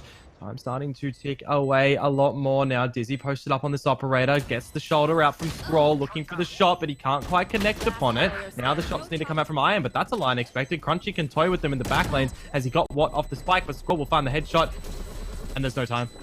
That's GG. Yeah, unfortunate. Hunter's Fury being invested there just to be able to deal with the Sage res instead of the lockdown, but he didn't get the kill. If he's able to actually get the kill onto Iron as that res comes in, it's actually almost better than dealing with the lockdown, right? You kill the Killjoy, take him out of the equation. He can't use the lockdown anyway. But look, end of the day, Mindfreak, way too slow to start on that attacking side. Couldn't get anything rolling. Maybe if they had started defense, we would have seen a much better run from them. They seemed a little bit more comfortable there and showed some signs of life. But end of the day, I feel like that was only a matter of time for God Squad, and they looked like the better team in that map. Yeah, certainly a little bit of resilience to be seen from Mindfreak, which at the end of the day is something that I guess they'll be happy with, you know, to go up against God Squad on one of the fresher new maps in the pool of Icebox, having played it previously as well, that we saw the other day from them, where it got extremely close and up close and personal in that scoreline. So I think that Mindfreak, you know, they're starting to really find what can work for them. And if they can get this sort of repeated action coming on forward, we can potentially see them start to climb up in the quote leaderboards of the region. Yeah, look, honestly, like Lakers had a bit of a shocker of a performance. I think it was like a 220 ACS difference between the Jets. So that's about as Jet diff as it gets. And end of the day, if you have a bit of a bad attacking side, look, this is just a seeding match. If Mindfreak's going to have a shocker of a game, this is a good time to do it, if there ever was one, you know, and then try to bring those big performances into the main portion of the competition. So look, they still have some more maps to go through here. Hopefully they get warmed up a little bit more and they show what we know that they're capable of. Indeed, and speaking of the next maps, we do have to throw it on over to the break, over to the sexy ad that I really do like to watch. It's amazing. I love it. But guys, we'll be back in a few minutes to bring you the action in the second map. Stay tuned.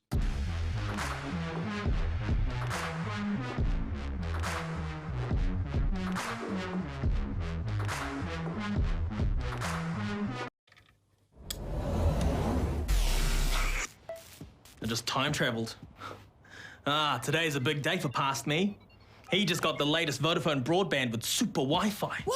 Which finally means Wi-Fi in all 4 corners of the house. What? Even there? I've got Wi-Fi in the garage. Yeah, we do.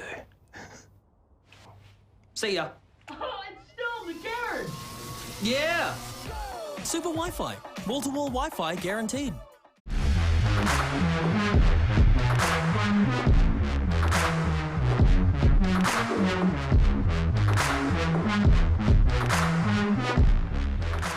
Welcome on back, everybody, to the Valorant Oceania Tour for 2021. We are finally getting to the tail end of the day. We might be saying farewell, or not really farewell to one of the teams, I guess, in a sense, but it could also go the distance if we see a little bit of a brought back play in map number 2. My name is Dion Kubota-Perrotta. Joining me today is Mitch Pilski-Pilipowski. And Mitch, I mean, I know the prediction is going to be 2-0 to come from you, but do you think that we're going to see a bit of a closer one as opposed to the first map? I hope so. I mean, it's really up to Mindfreak and their sort of form coming into this one, right? I think we saw some underperformances from a couple of the players. We saw them really struggle to start to get rolling in that game, apart from Pex making some big plays, which honestly, it always impresses me to see like a vet player come back and have a big performance. I think it was like 300 ACS on that Sage, was like ranked above everyone but Dizzy on EXO, who was top fracking. So Pex was playing a hell of a game. Rest of them, a little bit slow to start, apart from Norson, a couple of rounds. So look, end of the day, they've had a very, very rough draw here. It is only a seeding match. It's not going to be the biggest deal in the world if Mindfreak does end up losing this one, especially because now that we've had Demon pull out, the bottom seed team that plays whoever is the top seed team is not actually going to be the person that comes fourth place here, right? Yeah, it's a little bit weird on how it's going to turn out. Of course, if you've got your normal sort of 8 pool and you're going into a double elim bracket, if it is double elim bracket or if it's single, I'm not still quite across how it's going to work in a couple of weeks' time. But from the way it is, you know, we could be seeing the 1 versus 4, 2 versus 3, and 5 versus 8, 6 versus 7 thing going on forward. It will be able to let you guys know, I presume, on the social medias a little bit later and the website and in the broadcast next time as well. And potentially tomorrow we can even get the jury out on that one. But for now, we are just going to be waiting for the match to start on through and to send us over into Ascent, which I do actually believe we're in the character selection right now, the agent selection. So over into Ascent, we look to go, Pilski. Yeah, so already seeing some interesting stuff.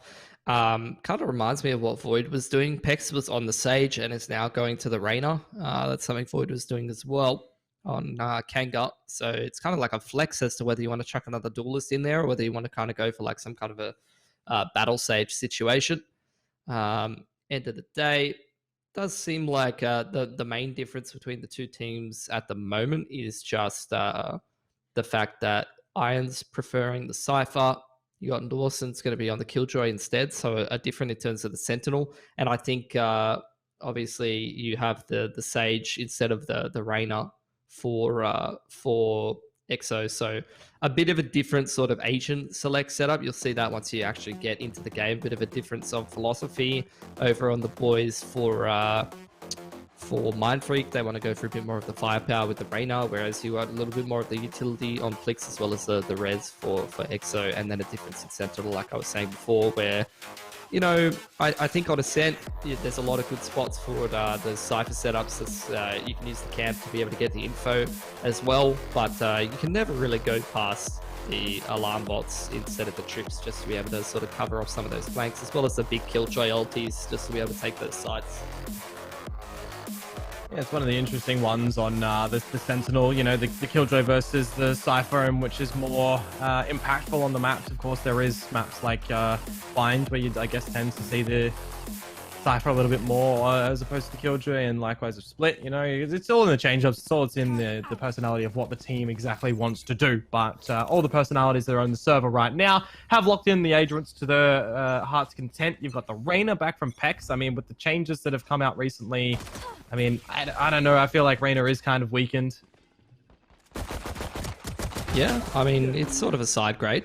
Not really looking like one, though. It's a good start from Pex. Cute little updraft as well from Lakers. Watt, though, might be overextending in this 5-on-4. It was a double push, actually, between Watt and Dawson. Not expecting Bob to be in the corner there, so they've actually given up that man advantage and don't have a whole lot of info. Starting to walk back towards this A. It's an A-side stack right now for Mindfreak. They don't have a whole lot of information, as I did say before, so it's really up to the boys on God Squad what they want to be doing on that attacking side. And they're going to choose to group up towards B, where there is only Scrawl playing retake. Actually just rotates off. Actually just going to stack towards A in the 4-on-4. Not even going to keep tabs on that B side, so that's going to be a freebie for the boys on God Squad to just waltz straight in. And of course, they're going to just use all of their utility to make sure they're covering base and finding out players. There goes the Sage wall up at lane from Plix, but I guess that wall don't work. It's interesting to see, you know, Crunchy, I think Crunchy on the stage and then Plix here. He clipped the top of the roof there, I guess. Yeah. When he has player model there, he wanted to try to boost up over the top of the wall. That is dealt with, and no wall bangs do come through for Mindfreak on this retake. Lakers just dashing in to clear out all of B main, and does establish the fact that it's all of God Squad on the site here for the retake. Yep, Crunchy's managed to find the rain up. Plix has managed to double on down for 2, one of which through the wall, but now it's all on to Scroll to try and get something done, and unfortunately not as the 3K from the Sage in Plixington, which is a word that he hates, but we bring it up. God Squad pistol. Plixington. Yeah, it's a word that he banned in his chat. Oh, really? Yeah, he used to get it a lot, actually. It was funny. There you go. All right, well, pistol for God Squad is going to force Mindfreak on the save here. Bit of a bonus. Not really a whole lot of respect being given to the second round buy here. Just a handful of Spectres as well as the Ghosts.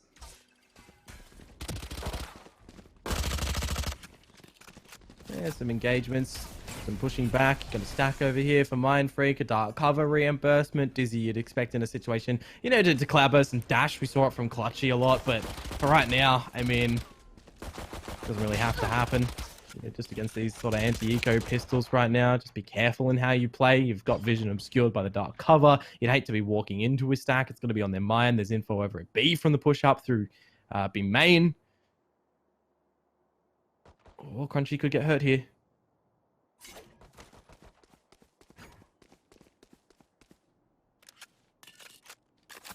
One man advantage here for Mindfreak, actually. They've got a nice little stack over here on the site.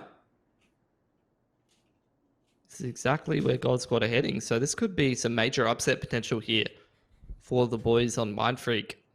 They could use every break they can get here after how that last map went. Yeah, well, in towards the site. Hopefully we don't see them drop too many of their players, but Wildflower Pex is going to have to get the overheal out the shorty. Lakers is going to get tripped up by the trap wire. Another shot by Wildflower would be quite nice as it's forced out the sidearm from Plix, and the shock that actually gets him down. Hey, this is some good damage to come out from Mindfreak. This is actually some better damage, and maybe even the rounds turn out. There's 15 seconds. Iron's Lurk was too late, and Scroll will find it with the pistol. That's a round that if you're EXO, you don't want to be losing at all, and for Mindfreak, you're laughing.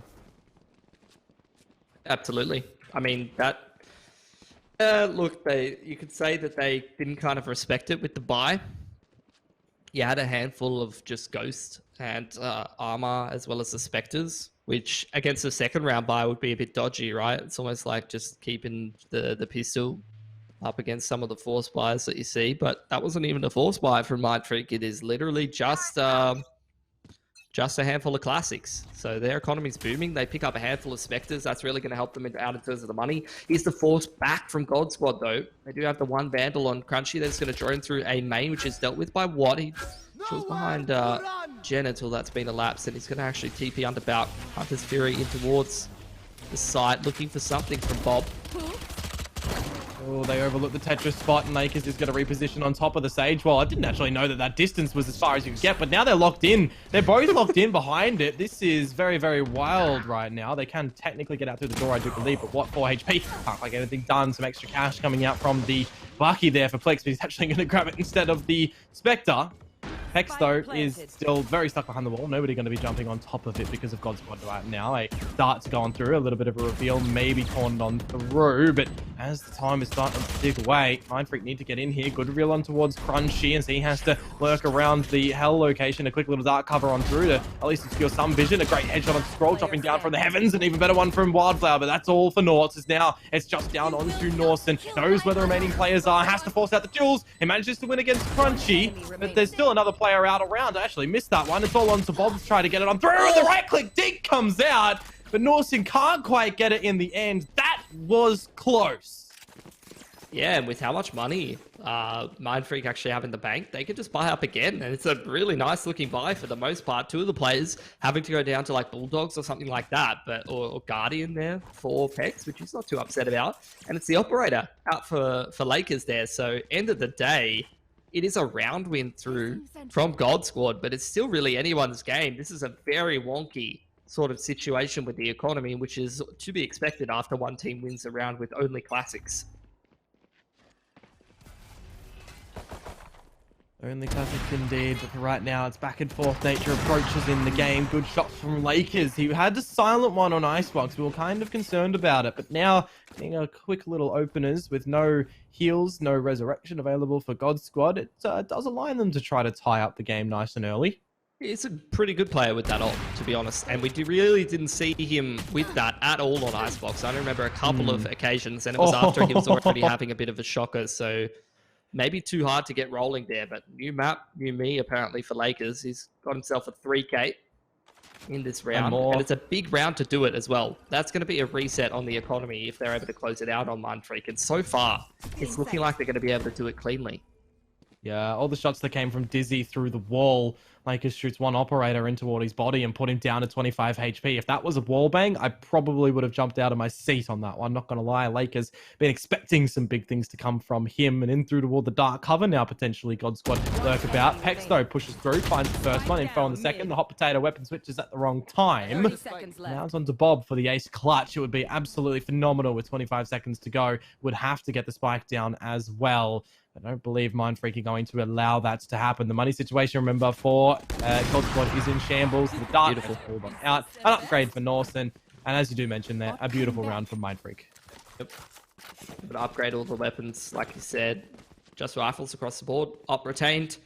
4 players surviving, forcing God Squad on a save here.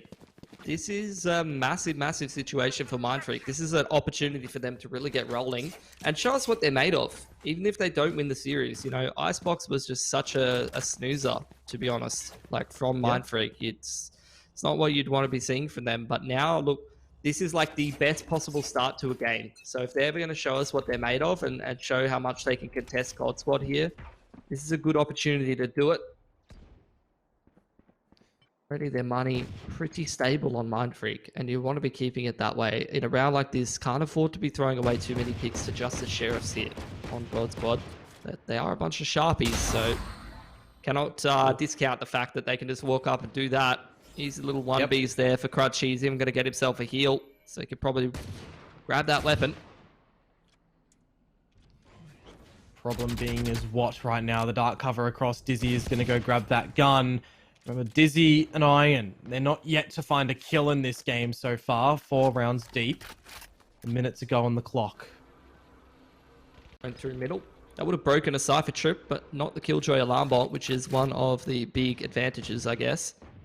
Can't get those triggered by the Sova drone. Pretty sure the Raze boom bot doesn't do it either. Not 100% on that one, though. Now the regroup in towards B main. It's a lane setup here for Norson. You got the Sova in the back of the site.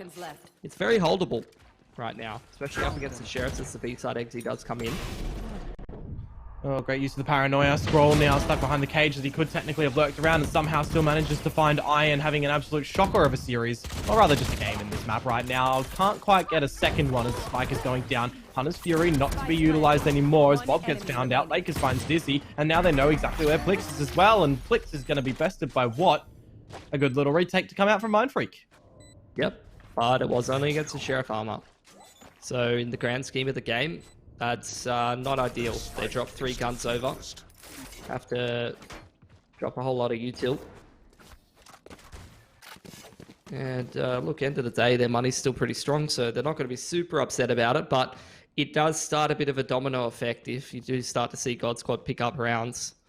It's where the ults start to come into the equation. Norton's got his lockdown ready, but you do see both of the Hunter's Furies ready as well, so you could see Bob get rid of that lockdown if it does come in.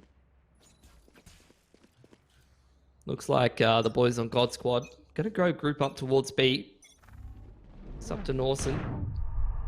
Just be able to chuck down that lockdown if he can, but he's just going to go down 5 seconds into the round. Just a hard entry in there. The wall up as well. So many different angles for Mindfreak to be able to contest with, and they just get absolutely domed. Yeah, now it's also just down to the pat that you just save these weaponry in toward the next round. You know, if you can touch and tickle God Squad, you might get a little bit of that economical damage coming on through. Iron again, having his head ripped off. That almost just looked like a loose bullet to come out of what's gun there. A little reassessment on the aim, however. Now Plix to try and do something. He looks at the wrong way at the wrong time. It's an even Steven 3-3 duel. The recon bolt can come out from Bob in a little bit, but what will need the ace? The Owl drone is actually going to gather that information first. Don't use the ultimate now. You've got 1 versus 2. Know that he has to try and still get into the site. Dizzy Life is going to cover the angle to find it. Though, on the escape there, Pilski, some good damage again from Mind Freak. That was actually such a cheeky round from God Squad. You had the jet dash in, you had the wall up from Plix with Crunchy using his TP into the site from the top of the wall. Not the ulti, but the, what is it, like the Shroud Step or whatever it is. Yeah. Yeah, so like, it's just so many unorthodox angles. You got the Sage peeking you from the top of the wall. The jet dashes really deep onto a player that's full blind. You know, Pex can't really deal with that because he gets paranoid really, really early on. And then you have the Omen in the site very, very early on. And again, Dizzy just diving straight in and dropping that nano. That door. Yeah, it was a cute nano from Norson for sure. Hunter's Fury in there as well, just trying to get some picks as they cross to the site. And after all said and done, not a bad situation as EXO put this bomb down for Mind Freak to retake. They can drop that lockdown, but that's where the Hunter's Fury would come in for Bob. Crunchy fails his TP up on top of the wall, but he gets up there now. I think that might have just been a case of the distance onto the wall, get across first, but he gets his head absolutely obliterated from what? The lockdown is here as well. Bob has to try and destroy it and now get another one off onto the teams, or the players rather, they're on the site. And he's been peppered down in the bullets down to now nothing as he's claimed out of the round. Great little picks to come on through. Iron finally being on the board. The Neural Theft is out as well, but they're sticking the defuse right now. Can he get denied? There's shot. Can he get the defuse off? He actually, no, didn't get the defuse. God Squad win the round. Oh, that was close. That was his last 2 bullets as well, right at the end of that with the Vandal. That was absolutely massive. Oh my god. Round came right down to the last 0.1 second. And this is where you see the domino effect of all the pressure on the economy here. For God Squad, couple of rounds where they get a lot of damage done with the Sheriffs, and now, Mind Freak, they have to take a half bite. And with God Squad having about 2k on a bunch of their players, a good opportunity for them to start to build up their cash a little bit. Yeah, we're going to see a little bit of an main push to come through from Mind Freak. What's going to be here? Just going to stick through the reveal that dart, bait out a sense of presence from God Squad. Bob's taking a bit of the duel here. That's going to be the go time for God Squad potentially too. All being picked up by Crunchy. Just pressuring them off A main. There's only a couple of players here. Dizzy's holding middle. Still got the Cypher watching Catwalk, and he's got a strip on B main. So God Squad more or less have everything covered. The push through B main there, the trip is killed by Scroll, which is going to prompt Iron to actually start to watch B main a little bit more aggressively. But the regroup out of A main here for God Squad, starting to set foot into middle a little bit more. It's like they're interested in just going for a bit of a split towards B. Drone through from Scroll looking for info. He's immediately denied by the Cypher, so he doesn't get any. Oh, Lakers getting up close and personal on the smoke. Bob gets through the smoke first and catches him off guard. First duel found. Now this is going to be the lean over into the B site. You got the turret that's placed there by Norson. You've also got Sova in the back lane. See what can happen here. Dizzy Life though has dispatched of what, and that is a big reveal that they can try to get a little bit of damage out through these walls. However, if Norson loses his life, that weapon would surely be recovered out by Scroll. An upgrade would be welcome, but do they expect him to be here too? They do. Bob wins the duel. It's all down to Pex getting penetrated through the smoke and the wall. Good shot onto Crunchy. Can get the overheal, which will come into play. Shock dart to force him out into a little bit of a longer line. The Noonan Peak to come out from Plix as well. He's been perfecting that. And again, more shots to come out from this man. Why is he not on the duel list? He is? Plix? Put him on it more. I mean, who cares? End of the day, if he's high fragging on the Sage, it's more reses. Battle Sage it up. And you're happy with that. Honey, fly up here, full Mind Freak. Take a couple of guns out of the hands of God Squad. But after the dream start that they had to this game, being only 3-5 right now is probably not where they want to be at. But Lakers back on the op, could start to turn their fortunes around. Flow through for Dizzy on a bit of an off angle. The smoke does come down and he's going to post himself up a little bit more safely. There's a cage through from Iron onto Catwalk, but in the meanwhile, it's 3 players working 8 on 1-3 setup for the God Squad here. Drone does come through and break the trip in B main, so Squall's done a good job there, and Dizzy's going to win that op duel. Patience pays off for him. There. So this is Mindfreak in a very rough position. They're going to go for a B main push in response. Peck's getting aggressive towards the middle, but it's a 4-man setup, and Watt's just around the corner. No info for the man. Oh, he has to escape as well. Here comes the Owl drone, and potentially the hit. The wall's going to go off to block out the vision. Can't quite destroy it just yet. That's the thing that I was mentioning. Pex is now actually on that duelist as opposed to the Sage from the last map. So the fragging potential very, very large and in charge. Iron's flank manages to actually find Pex, and might actually just be a save to come out from Mindfreak. Can't quite find the angle from Watt, so...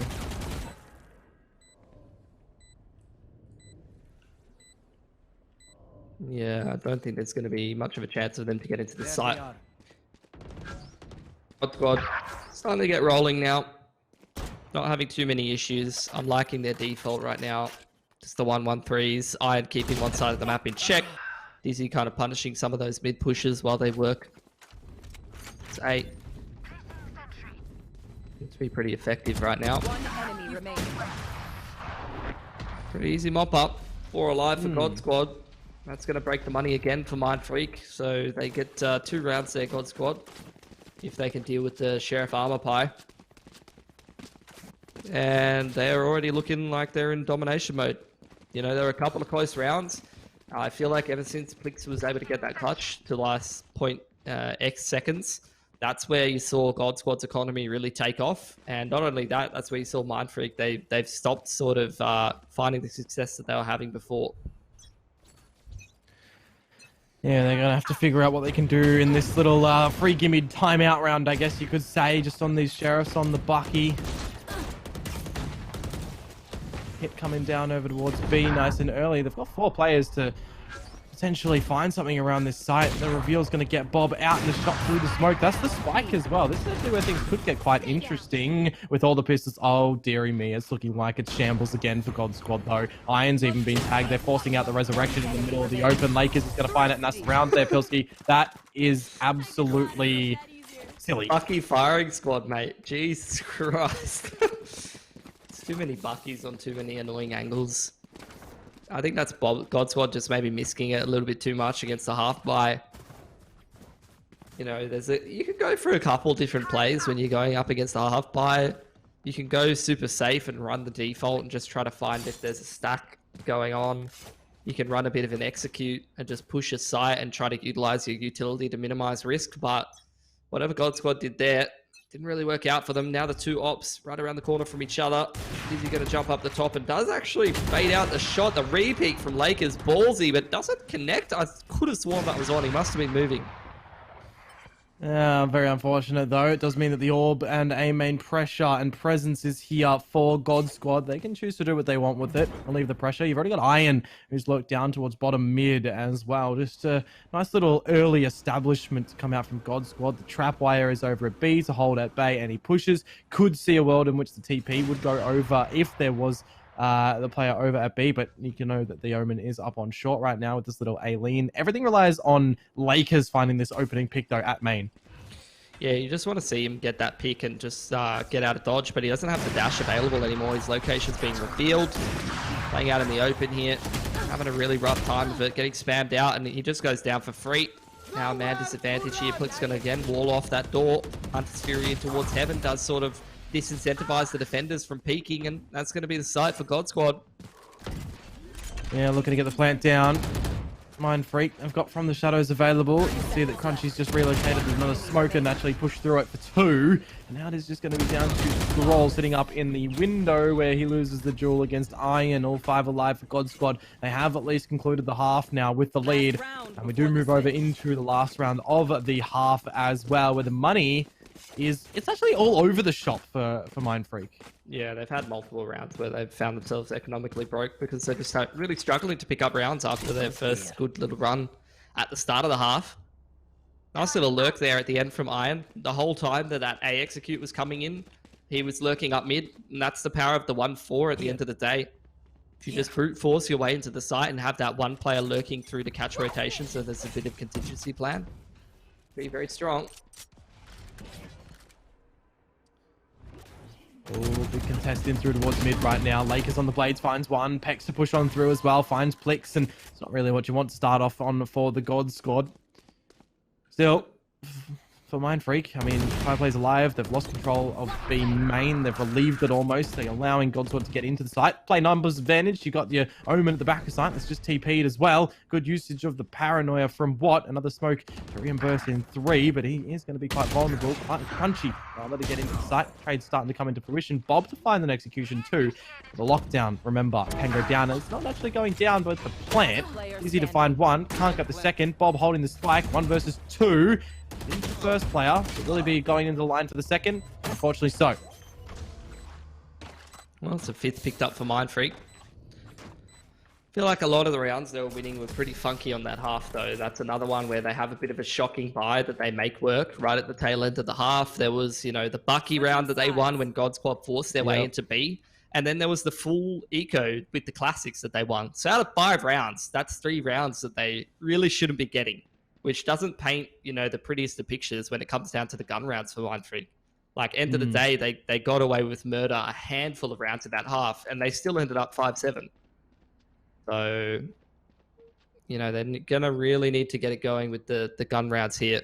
And they're moving over to that attacking side as well. So let's hope they have a pretty solid game plan going in here. It all starts with the pistol, of course. And with the scoreline this close, at least we're not going to see what we've seen for a couple of games here with the very one-sided scorelines, Dion, which is you win pistol and the game's looking over. At least now we're going to get a bit more contest, a couple of gun rounds in there as well.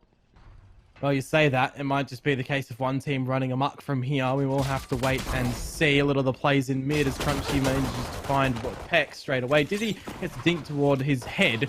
He also gets a dink away. Lakers to find Dizzy. This is just absolutely chaotic in through towards mid. It's the blowout in towards the B Lions, though, where Bob, he might actually retreat down towards lane and be able to do something. He's been seen as well, and this is absolutely unfortunate. He manages to find Scroll, however, keep the contestant around the site very interesting. They'll let the spike go down and playing toward the retake now. Still up the stairs. We do see Lakers go. Finds Bob looking the wrong way. Wilson was taken down low HP before. Lakers are just fighting right now, battling them out, battering them into the ground. 3 in the round. He's even escaped to go at it again. Flank around through CT. What's playing in his own smoke right now. There's the flank through. Nix is ready for it though. But I'd say that's job done for. It comes into a 1-on-1. Lawson's very low here, but that's a very, very nice use of the nanoswarm. He's going to have to go back to lane now. Well, the turret gets destroyed. Spike is very, very ticking away. He's going to force the issue. The defuse to put him into one side. I love that from Plix. He's forced him into a corner of the site, but no, there's not time. But I really do like the wall to one side, force him to play on the other side. You couple that with a teammate with like a nanoswarm or shock darts, it's pretty much guaranteed time and ticks of damage. Big plays from Lakers. He had a shocker last game, but he's definitely warming up a little bit more now for Mind Freak, and that's a big win condition for them. When this man is hot, he can really carry you through a game. And that jet. Uh-oh. What's up? Back in Bucky. Yeah. Look. The sooner that we get rid of this garbage from this game, the happier I'll be. That's how I'll put it. What would you even do to the Bucky, though? Just delete it? See, that's what I want to do with the operator. I'm not a fan of snipers in tactical FPS. Operator? Come on, man. Yeah, no, seriously. It's the thing that ruins Quake in my mind. Really? The railgun? That's like the most exciting thing. I mean, you're like the guy that wants to kill that fun and you just want everything to be a chess match. Come on. I mean, you must hate Asian CS, surely. Oh no, I love Asian CS. That's there you go. I love the battle between Vici and Tyloo, man. I mean, it's Vici's time. It's a story for another time. I could probably talk about that for another 8 or 9 hours, but not sure we have the time for that right now in this game. It's of course slow play from Mind Freak, anti-eco. Don't want to be running into the bomb site against Bucky's. I don't know what team would do that, but it's definitely inadvisable. It doesn't work out well for you. Bob's just retake on this B site, so Default's worked wonders here for Mindfreak. They've really just scouted out the map a little bit more, tried to use that to make a educated decision on what's the high percentage play, and they've done well for themselves, finding themselves an empty bomb site, and now they just have to hold the post plant. Yeah, they're looking to get their diploma of second round in this one right now. The spike is down. Lakers has managed to find Dizzy. More shots to come on through. Pex has found Iron, and I mean, really just look at the containment now around it, you know. It's nothing more that you could really want. We know that God's are going to have Shambless by next round. One enemy remaining. Good stuff. 5 alive for Mindfreak at 7-7, and the pistol.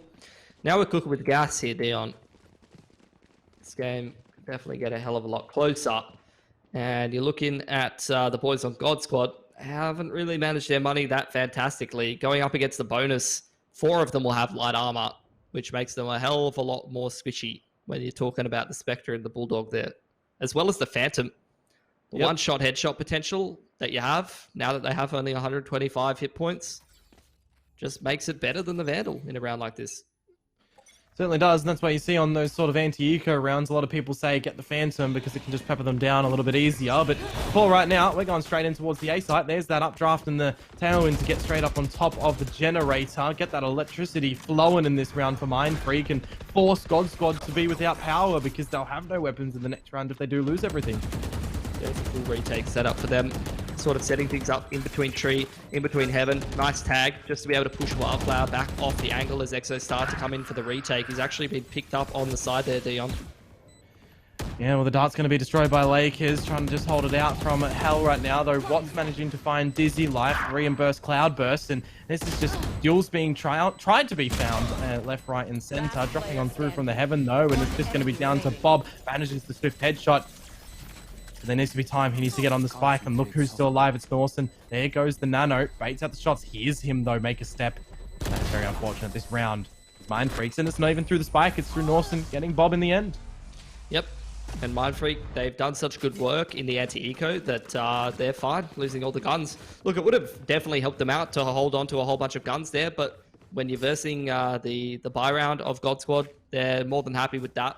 They can now buy up yet again. They've still got, 1 to 2k on the majority of their players. So this is where, again, you'd love to see a clean anti-eco, very slow sort of pace gameplay from Mindfreak, exactly like you saw in the second round there. Just make sure they keep their economy nice and strong. Lakers is going to be saving for that operator as well. Just go for the Blade Storm in this round. I like that. Oh, we're going at it again very, very fast in towards A. The cage can only do too much. However, the Blades do miss out from Lakers. Now's the time for the Buckies to shine. Although, somehow they line up for Pex. He's caught both of them in a wallbang scenario. I have no idea how that one's come out into play, but whatever it have you, Mindfreak, setting themselves up to try and find this 9th round. Yeah, Pex has kind of bailed them out of a bad situation there, just spamming 2 through a cage. I thought it was about to be a bit of a repeat of what you saw from God Squad, just running into a site against the Bucky, straight through a choke point again. But old mate Pete up, bails them out again. Now he's over peaking against pistols, so I'm done praising Peter. He's had enough of it. The Resurrection could have been toyed with right now, but with only the little lighter pistols in this round, it's not going to be the case. Just look for some exits as Plix will lose his life. Reveal not going to come out from Bob just yet, as what we'll find at the frag. And I don't know about you, Pilsky, but I'm kind of getting the vibe that Mindfreak have their act a little bit more together now as opposed in the first half. You already mentioned it. The 3 rounds that they did win were rounds that probably shouldn't have come into play, but it does feel like God Squad, dropping the pistol, dropping the second one. It's getting a little bit awkward for them. They finally do have the buy, though, with the full shields, which is a good thing. Yeah, I would agree with you. Mindfreak's looking much better. They have the 4 ults available, so, you've still got the Hunter's Fury and the Killjoy ult to be chucked down there, as well as the punching power of that Rainer ult. So they could continue the good streak that they've got going here. Full retake on the B site. It's another good call here as they chuck that Killjoy ulti down. Gonna go and take that B site right now. There is the Hunter's Fury being returned, and you see Scrawl's done a fantastic job there. He actually takes out the enemy Sova, and then the Killjoy ult goes down. Dizzy gets a kill on the cross onto Scrawl before they get into the site. This round is still very winnable here for EXO. They found some cheeky little timings. As you see the sneak out of CT, the TP behind from Watt. Gets rid of that res. No, he's fluffed it! Oh no. Spike planted. Lakers capitalizes as well, manages to find two, and whilst Iron does manage to get one, we're caught looking the wrong way in the round right now. This is absolutely unfortunate. Lakers gets a good headshot on towards Iron, and now it's just all on to Dizzy. I mean, look, the potential is definitely here. He's a powerful player, but 1 versus 3, looks at the wrong angle, and that would be it. And he looks at the right angle, but just wrong footsteps. Wow. That was a round of Valorant that you could probably break down for 10 to 15 minutes. That was just 10 out of 10. You absolutely love to see it. You had the Killjoy ulti, which forced out the Hunter's Fury from Bob, which forced out the Hunter's Fury from Scroll, who gets the line right to be able to kill the enemy Sova before he could kill his friendly Killjoy ult. And then when the res comes in, Watt's already TPing behind into A Heaven to be able to deny it. So it's like, so many different interactions and instances of ults going back and forth. End of the day, though, Mindfreak do come away with the round, force God Squad on another reset, and they are getting very close to basically winning this game. They have everything they need to do it. They have a strong economy. Going into yet another anti-eco, but this is straight behind them. He will be checked by the Killjoy turret at least. Should minimize the risk. Drone through now here, full Mindfreak. Trying to clear out some of these angles, force out some util. Well. Oh. Straight through the smoke there for Norson. Dizzy's still behind though. Good shot. Come out. Right here. Shot done. There's no resurrection potential to come out for the side of God Squad as well. Plix is stuck between a rock and a hard place. He's over at Tetris. Only with the Bucky. Again, we know it's a damaging weapon, but in this sort of circumstance, can it be played? The mindset of the flank still there from Dizzy too. It's 35 seconds. Like, they need to do something, Mindfreak. They're going to try and clear out the flank once and for all, but he's just going to right-click him. And he gets out of dodge as well. 28 seconds. Like, they need to get into this site here. The Sage still close right. There's still 3 players here on this A site here for God Squad. They've only just killed him in spawn. They don't even have time to go B, Dion. They have to run into a stack now.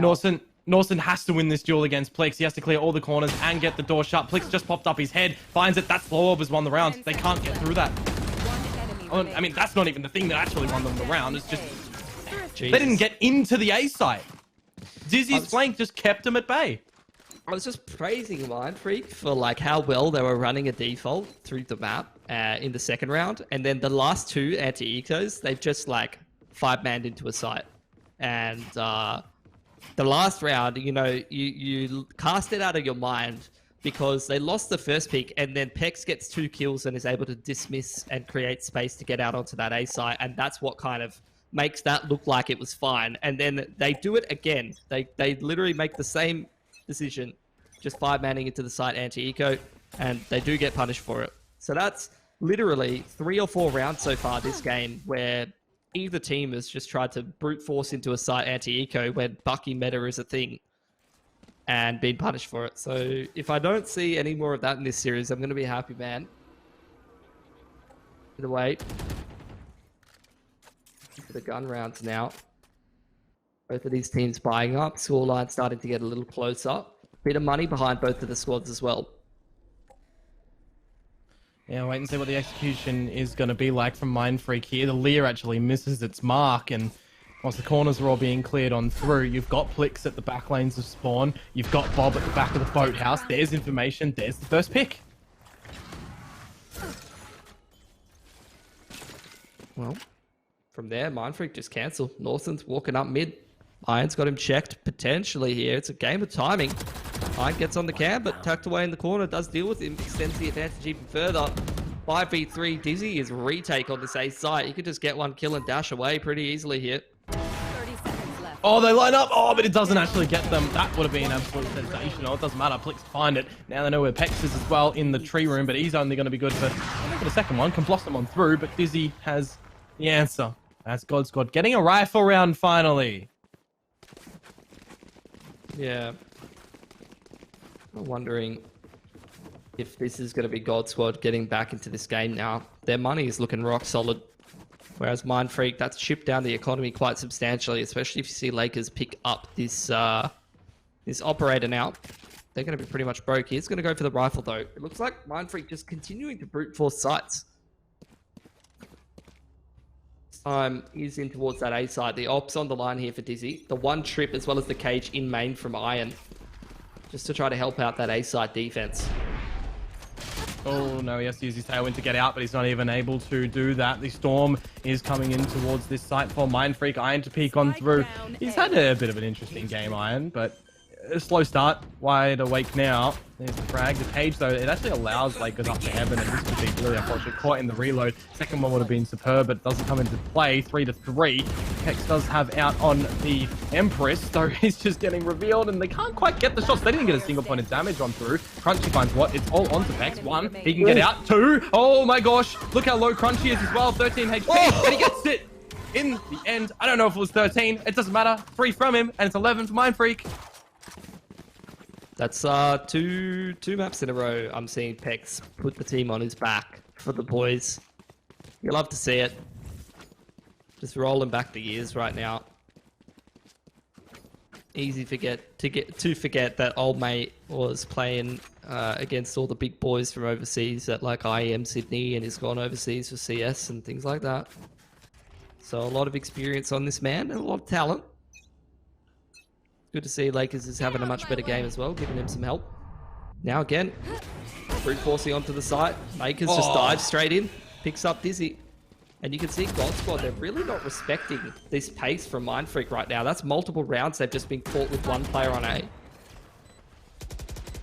I mean, if it's working for Mindfreak, you may as well keep rolling with it, because God Squad, they don't have an answer to be able to bounce back against it. Plix does have the Resurrection available in 1. But I don't even see a way in which they can try to get into this site. It's just a good little crossfire setup. The right click, though, from Lakers may be an opportune time for God Squad to get in. Bob's found Norson. That's in Nano Storm's gone. That could have been around the site. Watt's taking an engagement in the tree room. Gets a reveal on towards Crunchy at least, but has to take his vision back on toward the site. Dark to be destroyed is at least good for the side of God Squad, though Plix has fallen to none other than Pex, and that's going to be the save call for God Squad. Yeah, they really need to start respecting this fast A push. Like I was saying before, Dizzy was up on top of that before with the operator playing retake, was punished for it. That round he's playing close. Lakers just dives in straight on top of him and just outpaces. Allows that pick to be found. And the retakes just haven't looked clean enough for God Squad these last couple of rounds. This time, they do have the Hunter's Fury available as well as the Res. But over there on Mindfreak, you got Norson. He's 1 kill or 1 orb off getting his Killjoy ultimate, which is not just going to lock down the round, potentially going to lock down the game unless Bob can keep track of that and remind himself to not invest that Hunter's Fury too early on. No orb control here for Mindfreak at the start. Remember as well, this buy for God Squad's a little bit worse off because no one survived at the end of last round. Crunchy was found out at top mid at the end. Okay, we got the regroup towards A, and I think the orb is still available. So Norson's just going to be able to grab that and chuck his lockdown down. And with Bob being the B side anchor right now, he is way too far away to be able to actually ult that. So he's going to have to use his ult for the retake. Going to molly out Wine. Got their eyes, cross their T's. It's a big rotate over towards the A site. It's a full A site retake, multiple trips. Iron's looking for some picks straight through that smoke. As soon as someone triggers one of those trips, but Crunchy's just fed. He's just gone down for free before the A side executes even come in from Mindfreak fully. And the lockdown's not even here just yet. Hunter's Fury is allowing Lakers to push up towards the heavens. There's now no resurrection available as Plix loses his life. This is absolute shambles for God Squad. The camera at least gets some information, but Dizzy's lost his life, and so too does Iron. We're going about 3, Pilski. It's all onto Bob. 1 versus 4. Operator on the floor. Bob might be in a little bit. TP to come on through. He doesn't hear it just yet. Doesn't see it. It's all the way back in towards main. Now the footsteps are heard. All the angles to be clawed off, and Hex gets the frag. There you have it. Mindfreak. They take a map off of God Squad. Nicely done. They just hammer that A site right towards the end of the game. Good performance from the boys on Mindfreak. A lot more even across the board. You had Lakers fire up a lot, up in the 300 ACS. That's like a 200 ACS improvement on last map. You had Pex. That's his second map in a row, 300 ACS. He is absolutely doming right now. Like, I wasn't expecting Pex coming into this game. I knew he wasn't going to feed. He's probably going to go, my expectation was probably going to go even. he's actually doming EXO right now. He's really farming them. So really enjoying what I'm seeing from him, and happy that we're going to get a third map in this series as well. 100%. Lakers and Pex clearing out the top of the scoreboard in that game. Plix close behind from the other side, but it does mean ultimately here, Pilski, we're going into none other than Bind next. And we remember once upon a time, EXO were untouchable when it came to this map, or rather God Squad now. So we'll see what the turnout of events is going to be in the next one. But it means in the third map that the pressure is a little bit more on for God Squad. They're going to have to take this more serious than this map. So whilst we do head on over to the break, we get ourselves excited for map number 3. Stay tuned.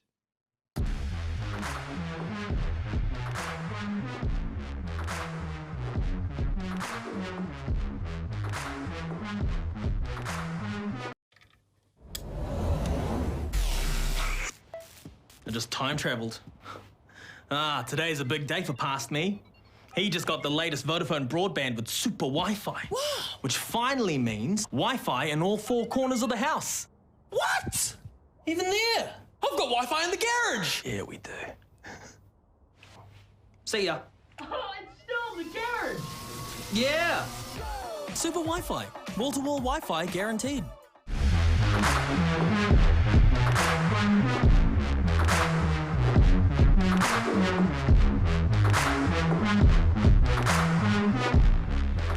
A scoreline verdict that Mindfreak are extremely happy with. EXO Clan or God Squad not so much. Welcome back to the Valorant Oceanic Tour for 2021. My name is, of course, Dion Komodo Prada. Joining me here is Mitch Pilski Pilipowski, and we are treading ourselves over into Bind, Mitch.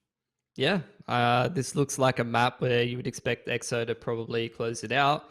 They, at least in the open qualifiers, haven't lost on it. Obviously, I don't know how much those stats mean when they're literally just, it's like the equivalent of old mate rolling into the preschool and punching all the toddlers. But, you know, when it comes to Mindfreak as well, they are a little bit shaky on this map, at least from the statistics, which do some of them include the old rosters and things like that. But even just this new roster on some of the comps that I'm seeing, you know, it's touch and go. Touch and go indeed. And Bind is always a map that, you know, we do attribute to being one of God Squad's most favorable maps and most score heavy maps. But for right now, they just have to prove that, right? They need to prove why that they are the team that is capable of taking out this victor here, getting themselves the grand final slot for tomorrow. Of course, they'll be going up against one of the other teams that we did witness on a little bit earlier, and we'll touch upon again the whole bracketing system that we'll be witnessing coming forward later on, as some people still are asking about that and are a little bit confused. But before then, it does mean that we are going over into Bind. The players are loading up their agent selections and seeing, you know, if we're kind of just getting the agents that we are expecting, I guess, coming in towards Bind. Let's have a look. So, I mean, I think so for the most part.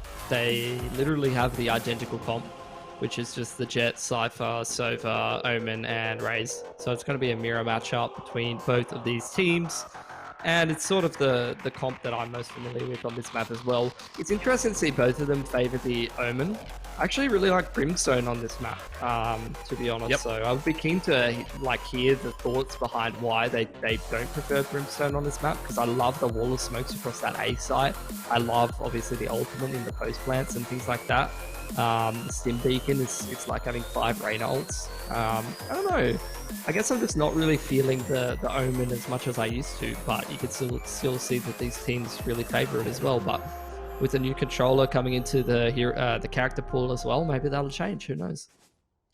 Maybe it'll change indeed. I am in line with you as well that I really do like a Brimstone when it does come over to this map, but unfortunately not. It is the Omens for these guys, and already the Dart's going to be destroyed by Iron. Well, starting to walk up long here. Take some control for Mindfreak and get ready to use this octagon area as a launching pad to get into the site. There's obviously a retake setup between the Sova and the Cypher here. And we're going to push into elbow here, Mindfreak, and take the fight. Yeah, take the fight indeed. Minute still on the clock. Lots of breathing room in case they do want to fall on back. Plix's paint shell still available as Crunchy manages to find Norson. Still, no plant to come on down. It is locked in towards elbow in the hands of the Omen in what? Yeah, very rough scenario right now. Dizzy's found Scroll. Shots out from Bob. Gets a little bit of damage out. So how do they get out from here? Just trapped into elbow. The sad state of affairs. Crunchy's pretty low though, so he doesn't want to overpeak. Got clicks. Cheeky spot 30 in seconds towards left. the CT smoke. Which is a good time to push it as well. That's just going to wrap them both up. He's a little spray down there with the frenzy for Plix, and that's going to be the pistol secured for God Squad. Interesting approach from Mind Freak. Trying to force their way into the elbow, take control of that, to try to make that post plant a little bit more doable, a little bit easier to consolidate. But end of the day, sometimes you kind of get lost in the sauce, so to speak. You know, you try to focus too much on taking that elbow control that it's all you're ever going to get for the rest of the round, and you forfeit everything else as a result. Yeah, and with no plant going down as well, it is just on the classics for Mind Freak. Try to bully themselves in towards the A site, potentially get in front of that smoke that's thrown a little bit deeper down. Wait and see. But we'll get the rifles in the next round, as at least they have saved if they do lose this one. Oh, I'm already seeing it. The Got Buckies. Plix here with the Bucky. He's ready, he's waiting. Gonna drop himself the boom bot. And that's about how I expected that to go. Well, the plant's starting to go down. They can get some extra money on that, though it does get destroyed through the smoke, so that's a little bit unfortunate. Jumping from both these guys. That's actually Scroll catching the tail end of the bullets in the mag, so he had to go there for the reload. More money over towards Plix. A reveal on towards Norson. Doesn't get the actual reveal, but the destruction does mean they know where he is. And look at them all line up. A meaty could've shot. been, That gets rid of a whole bunch of armor. That actually forces out like multiple armor upgrades. Like, that's a couple $1,000s in just one classic right click. Value out of the classic without even getting any kills. You'll have to see it. End of the day though, here's the bonus for God Squad. Keen to see if they do something cheeky with it. I haven't been seeing that as much, man. Like, I'm feeling like, you know, if you're on your bonus, same thing as like CS. If you're doing some kind of a wacky force buy, like, do something aggressive, do something different. Don't just go for those standard setups. But I guess we are getting a little bit of that. You got the double setup in hookah. In the meanwhile, though, Mind Freak. It's a slow roll up, short 8. Taking their time. Saw a lot of that. I was watching some NA Valorant this morning, the 100 Thieves versus NRG game, and it was like both the Cyphers with their hookah setups. You're seeing one of those cheeky hookah setups here for Iron, which has forfeited the site to Mind Freak. They're going to get that bomb down pretty comfortably there. Now it's on to the retake, so we'll see how they are going to tackle it on through. Pex is going to be lurking out in the showers area. The long flank from Dizzy Life as well, actually going to go through cave. There's a trapwire keeping him at bay for now. I think he's just after it over us. He's going to try and get on through, but all the jewels that are being taken around the site, God Squad, they haven't even managed to find anything just yet. The bonus round might go swimmingly here for Mind Freak, though as I say that, that's a cheeky little dink off Crunchy as well. Iron has already managed to find one. Crunchy now finding Pex. This is actually starting to get a little bit shambles for the side of Mind Freak, although they do resuscitate themselves and retaliate in force. Mind Freak are on the board though now, Pilski, and it's not dropping the bonus round, which means we do have the full rifle round coming forward now. Yep, but they did drop 3 guns, so that is pretty sad, because they're going to buy up here and be pretty broke. As for the boys on God Squad, a couple of light armors coming through there, just not quite having enough to put the full armor together. Always helps out. The Spectre. Lake is going to just go for the Blade Storm here that he does have available to him. Last round for a little bit where ults aren't going to be as much of a factor, as everyone on both teams getting pretty close, sitting between like 3 and 5 ticks of that.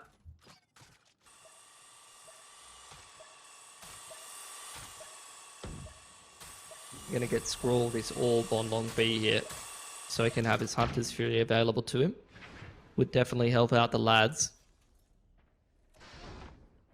Dancing in the smoke here. Dizzy Life dodged the boom bot, but now you see that Pex has dodged the owl drone.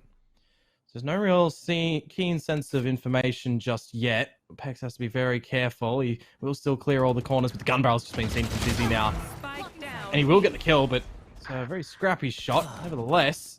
Ooh, more scrappy shots going around for everybody, it would seem, as trades are starting to come on through. Player advantage for God Squad. The spike is TP'd on over, I do believe, so that's going to be heard. Nawson's already in the sight. Catches the tail end of that dart too, so 2 bullets will claim his life for the round. But look how low 2 of these players are for God Squad as well. Bob's going to try and do something with the shock dart on through the double bounce. Gets some significant armor, shields off of Scroll. Norson will lose his life, and it is just onto the Sova. Still frolicking about. Hunter's Fury not going to be toyed with. Shock darts an hour drone. You probably don't want to see him pull on through. He does get in front of the triple box, but that dart is sensational from Bob. Pushes him in front to take out the duel.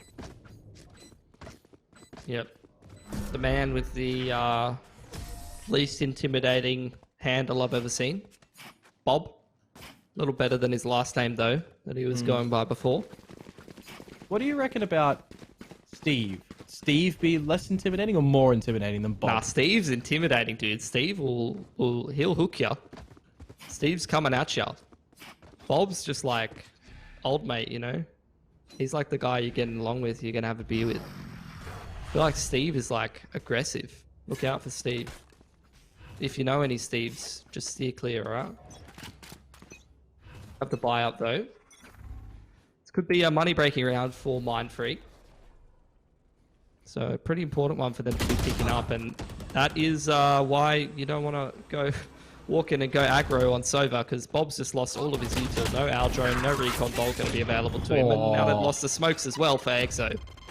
Yeah, this is very unfortunate. Missed shots from Plex, and he's now fallen. This is a series of unfortunate events for God Squad, caught on the tracks, and now as Mindfreak do get out of showers, Dizzy manages to find at least one.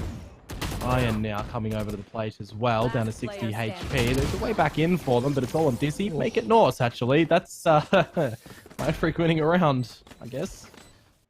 It always boggles my mind, Dion, like when I see the Jet is chilling back in like U-Haul or something, or Lance rather, like all the way at the back, and then you've got old mate on the Sova walking up somewhere dying, and then the smokes player walking up somewhere and dying, losing all your util for all those sweet retakes, and to slow down the side exes and all that kind of thing, find those cheeky little kills through the smoke. Just breaks my heart. Send your duelists in, boys. Revealing area. End of the day though, going to put a bit of a spanner in the works here for God Squad. They're going to have to take a save, and Mindfreak, I was saying they were having money woes, not anymore. 4 alive in that last round, and they're making this one look easy as well. Pex is doing his damnedest this series. Already 2 big maps for him, and he's not stopping, he's not slowing down. That's 3 maps in a row where he's looking pretty damn strong. Oh, Plex is going to be dead to rights here, dancing around the triple now with the Baki. We'll get finished off by Pex, who has a next kill stolen away from him from Norson. The reveal of the neural theft before did showcase that Dizzy was over towards B, so they know there's the free plant. It would have been free anyway, the 5-to-1 situation. The blades have been brought out for Dizzy Life as well, so really, God Squad, they are backed into a corner right now. First blade misses. Information for the team of Mindfreak where he is. More blades miss, they all miss, and Pex claims a 4K in the round. He's on 30 HP, Pex, and he's still just going deep. Doesn't give a crap right now. Just W-keying it in. Putting in the work. Lakers again having another good map, which is what you'd expect from the man. Another buy through here for God Squad, but Mindfreak looking competitive. I don't know. It's early days, but they're playing good. I'd love to see the upset. I'd love to see it. It's only a seeding match, but I'd still love to see it. Yeah. Not wrong. Not wrong by any means. We go at it again tomorrow, of course, in the quote seeding matches, where I guess they have a little bit more importance than...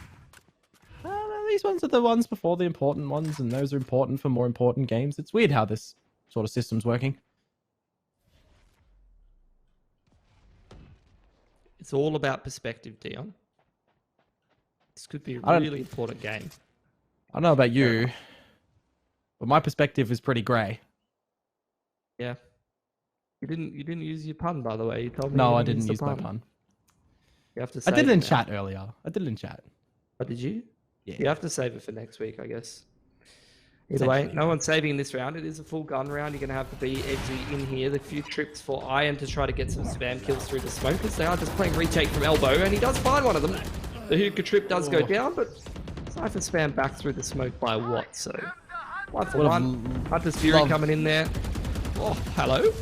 Yeah, I don't know how Lakers has gotten in towards Elbow. That's a bit of an interesting scenario. I would have loved to see a neural theft come out from Iron a little bit earlier, but I guess it's not really needed for right now. We get to see it used a little bit later because God Squad's carnage does reign over the B site. Iron Freak are put to rest, and now there's an operator for Dizzy. That's just one of those moments, man, where I'm like, I just clearly don't understand what's going on well enough yet. I'm thinking to myself, like, all right, I'm just going to pepper in the color commentary here. They're going to try and get the bomb down. You're going to have some spam back and forth. We're going to end up in a post plant. Nope. Round's over. God Squad just popped that Hunter's Fury, and they literally just hammer the retake before the bomb even goes down, and it's worked out beautifully for them. But as I did say earlier, Mindfreak had had just such a good start to this game. Very strong economy. Continue to buy forward. Continue to plug away on this attacking side. They've got the operator again for Lakers. Always a big success factor when the man's feeling it. The Aldrone's going to be sent in towards short. It's going to get some information onto Plix's location. Can't be finished just yet. Attempted shots through the wall as now Scroll is going to get revealed by the Aldrone. Very early stages. Lakers is poised on the line. You can't spam that with the Vandal, can you? You have to have a Sheriff or a Guardian. Sheriff, Guardian. Oh no, he's done some damage there. There you go. It does a little bit. He's taken the armor down. So that's good peppering. Does makes Plix a little bit more squishy. Big group up towards A here. Pex has got that bathroom control with the Roomba earlier on. It does seem like Mindfreak starting to walk back. Only 40 seconds on the clock where they're walking back and they're checking their spawn. Not sure if they're going to hard commit. TP's ready here for Crunchy. Actually, what's in Elbow? I didn't even realize that. Yeah. He just TP'd using his ultimate from the shadows. Dizzy Life is stuck between a rock and a hard place up in Hookah. Bob now is going to be going through towards spawn. There goes the deep smoke as well. That's actually some crucial information. Look at Bob. He's managed to sleuth, but the ping is there. He's seen the shadow. Dizzy's seen the barrel. Dizzy wins the duel. Knows that there's a player in amongst the site where Watt is now creeping on through. Great usage of the showstopper. Norson to find Bob. Now Watt can focus back on towards the defender spawn as his team gets the plant. The paranoia goes through. Mike is down with a player advantage now for Mindfreak. 2 through Hookah for this retake. On the side of God Squad. Plix can satchel in with the rocket though. Plix have to reload first. Pex, finds info onto Iron. Taking the time away. There's the rocket. Pex down. Look where the remaining players are mounting up this retake from. 2 garden, 1 flank coming through. Yeah, what's coming in through Hookah? That could be the contingency plan. Smoke goes on the bomb so that Iron can get on it, but they've already lost one of the peaks here, Dion. Well, Crunchy's managed to find Norson. Crunchy's found Scroll, and now it's onto Watt. That smoke should be able to secure the vision for the whole time. The spam can't come through, and Crunchy's going to relieve Watt of his head as well. I would really like to see the, what do you call it? The hoodie off of an Omen to see what the face looks like, but hey, it's all the mystery there. I mean, bloody hell. All that spam from Watt. It's like whizzing around Iron's head, mate. Very, very close. Can I get a drop? Can't secure it though. And Crunchy, easy to forget that he was actually on top of the double stack near bathrooms earlier that round. He TPs in and saves that for Exo. It's good stuff from him. Having a big performance on the Omen there. Another buy round coming through. Both teams still pretty strong money. You know, Mindfreak built up their money earlier and now they're kind of riding the loss bonus. 2 smokes across the site from Watt. He's invested those relatively early on, but they can't really force their way through this short A smoke, and they're going to be gone before they can even continue to execute. The dart in there from Lakers should have got him the kill. This is really weird in how all these gunfights are actually being won right now. You've got that dash that came on through to catch Plix in the reload. You've had Crunchy just spray willy-nilly left and right to claim a couple of kills. Now we've got some solidity in the ground on how this is going. But, I mean, it's not that solid in the grand scheme of things. You got Pex in a 1 versus 3, and he loses to a 14 HP Plix. Kind of insane to me. They're just playing so side heavy every single round. Not sort of putting the other team through their paces in terms of the rotations. Every single time, just trying to force your way into the site. That round really doesn't work out for him. That's one of the downsides of the Omen on this map as well.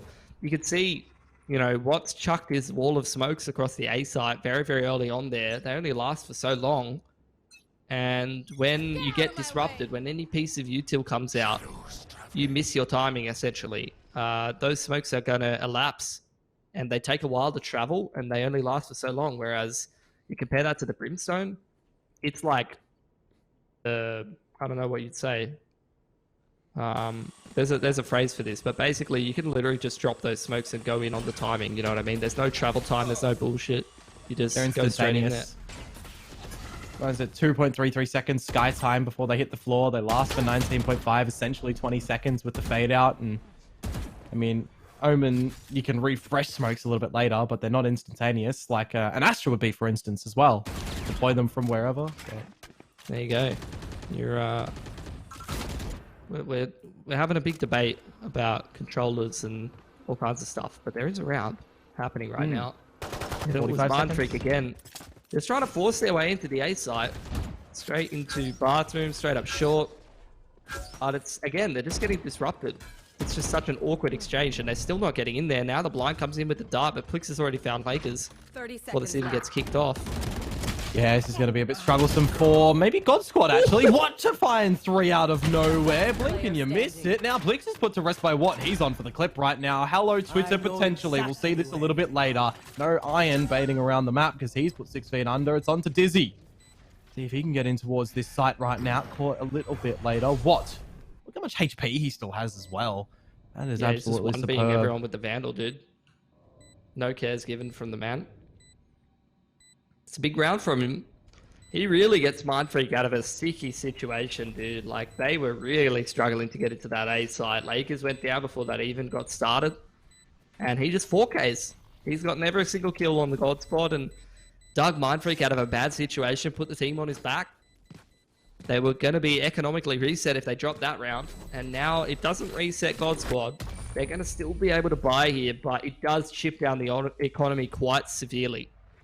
So what, with a massive play, saves this team from economic reset, number one. But number two, this creates an opportunity, actually, for Mindfreak to reset God Squad's economy right at the tail end of the half and even up the scoreline 6-6 if they can just reach out and take that opportunity.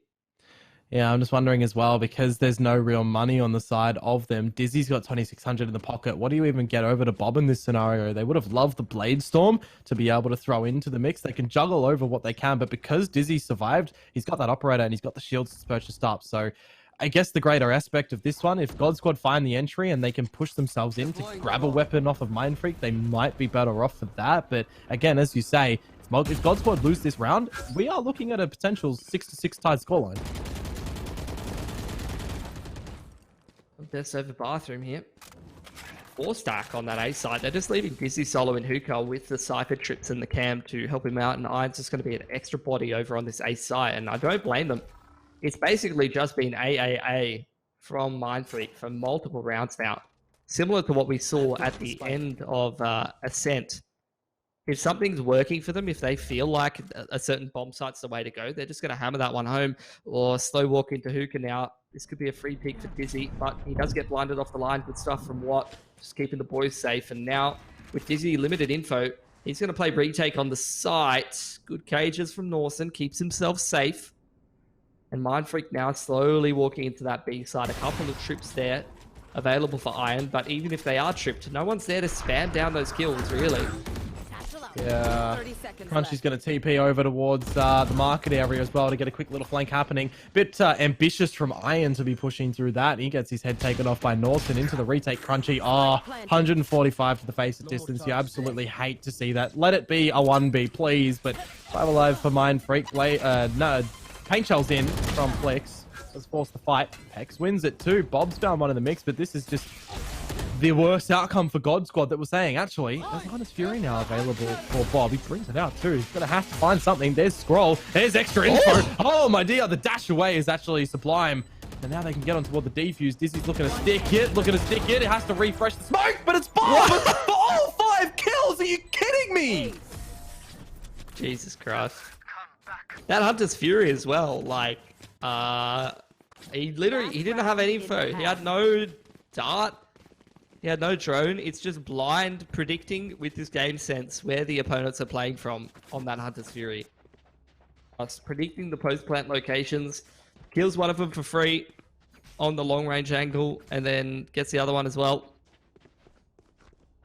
with the Hunter's Fury, at least for the 80 damage, and reveals his position and just closes it out with the ace. Not only superb gunplay, but excellent use of the Sova ulti. And that saves God Squad from economic reset. Well, it could have been a 6-6 half, could be an 8-4 now, as they really start to pressure down that Mind Freak economy. You're looking at a Guardian and a Judge on two of the players. They're all light armor as well. Makes them a hell of a lot more squishy. And again, it's just a sight attack straight up from Mind Freak. It's a full retake. Iron just trying to utilize his trips. Slow the elbow push. They're playing all for the late round here, God Squad. They're just giving up the site entirely, allowing the bomb plant to go straight down. And they're going to trust the retake here. Do have the Raze ult and the Sova ult on Mind Freak though. And only the Raze ult here, 4 plicks on that retake.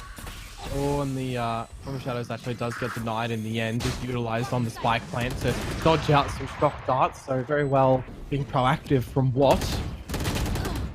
And out of the sight, Lakers, he gets funneled on through. Bob's shock dart over towards the garden area. See what can be seen. They're going for the defuse now. The rocket to buy a bit of time and a bit of damage, but it's actually the counter rocket where Plex's one is a bit better than Pex's. Now they're pushing through. Numbers advantage tenfold here for God Squad. Hunter's Fury out, but Bob manages to dispatch the scroll, and now Norton's down. It's a flawless victory from God Squad in that round. You think about it, you look at it. I didn't feel like it was going to be a God Squad round with how Mind Freak got into the site, pushed God Squad out, but we mentioned it earlier, you know.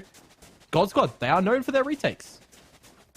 I mean, that was a great retake. They just gave up the side entirely. That's how much confidence they had. Iron didn't even have any real trips to be able to spam anyone through the smoke. He didn't care about that. He literally had his trip and his cage deep in elbow with him to stop them taking elbow control. And his job was essentially, I'm going to chill here in elbow, and as long as they don't have elbow control, we are retaking this site. And you can see why they were so confident to do so. Isolated Lakers early on with the paint shells. They get that kill, and they just forced the retake. The exchange of those Raze ults as well.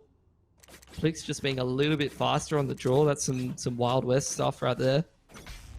And they push down the Sova ulti as well, now into the pistol round. That was a massive turnaround those last 2 rounds from God Squad. Massive round from Bob.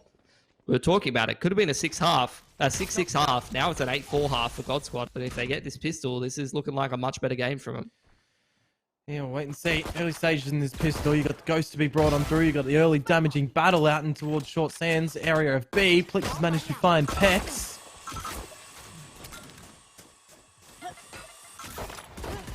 Not even a second now. Yep, there it is. Wow. Lakers down 2.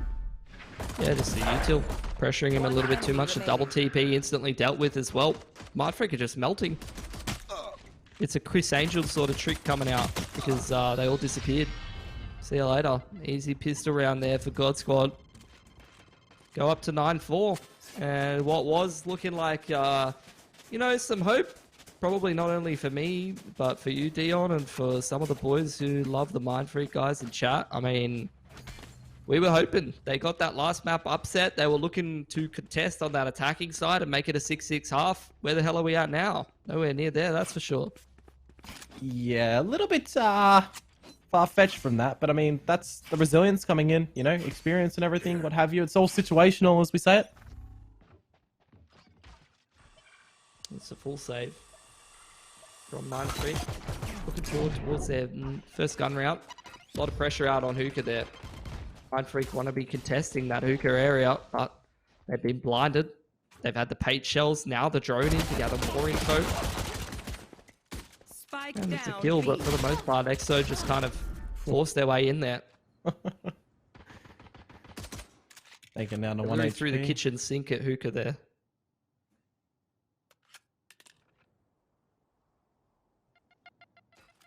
Shorty close in towards Garden. Can't get anything from Squall.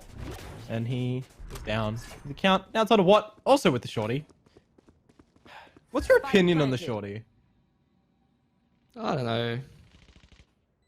It's just a stupid gun. Like, I just hate all the shotguns. Shotguns just irk me, man.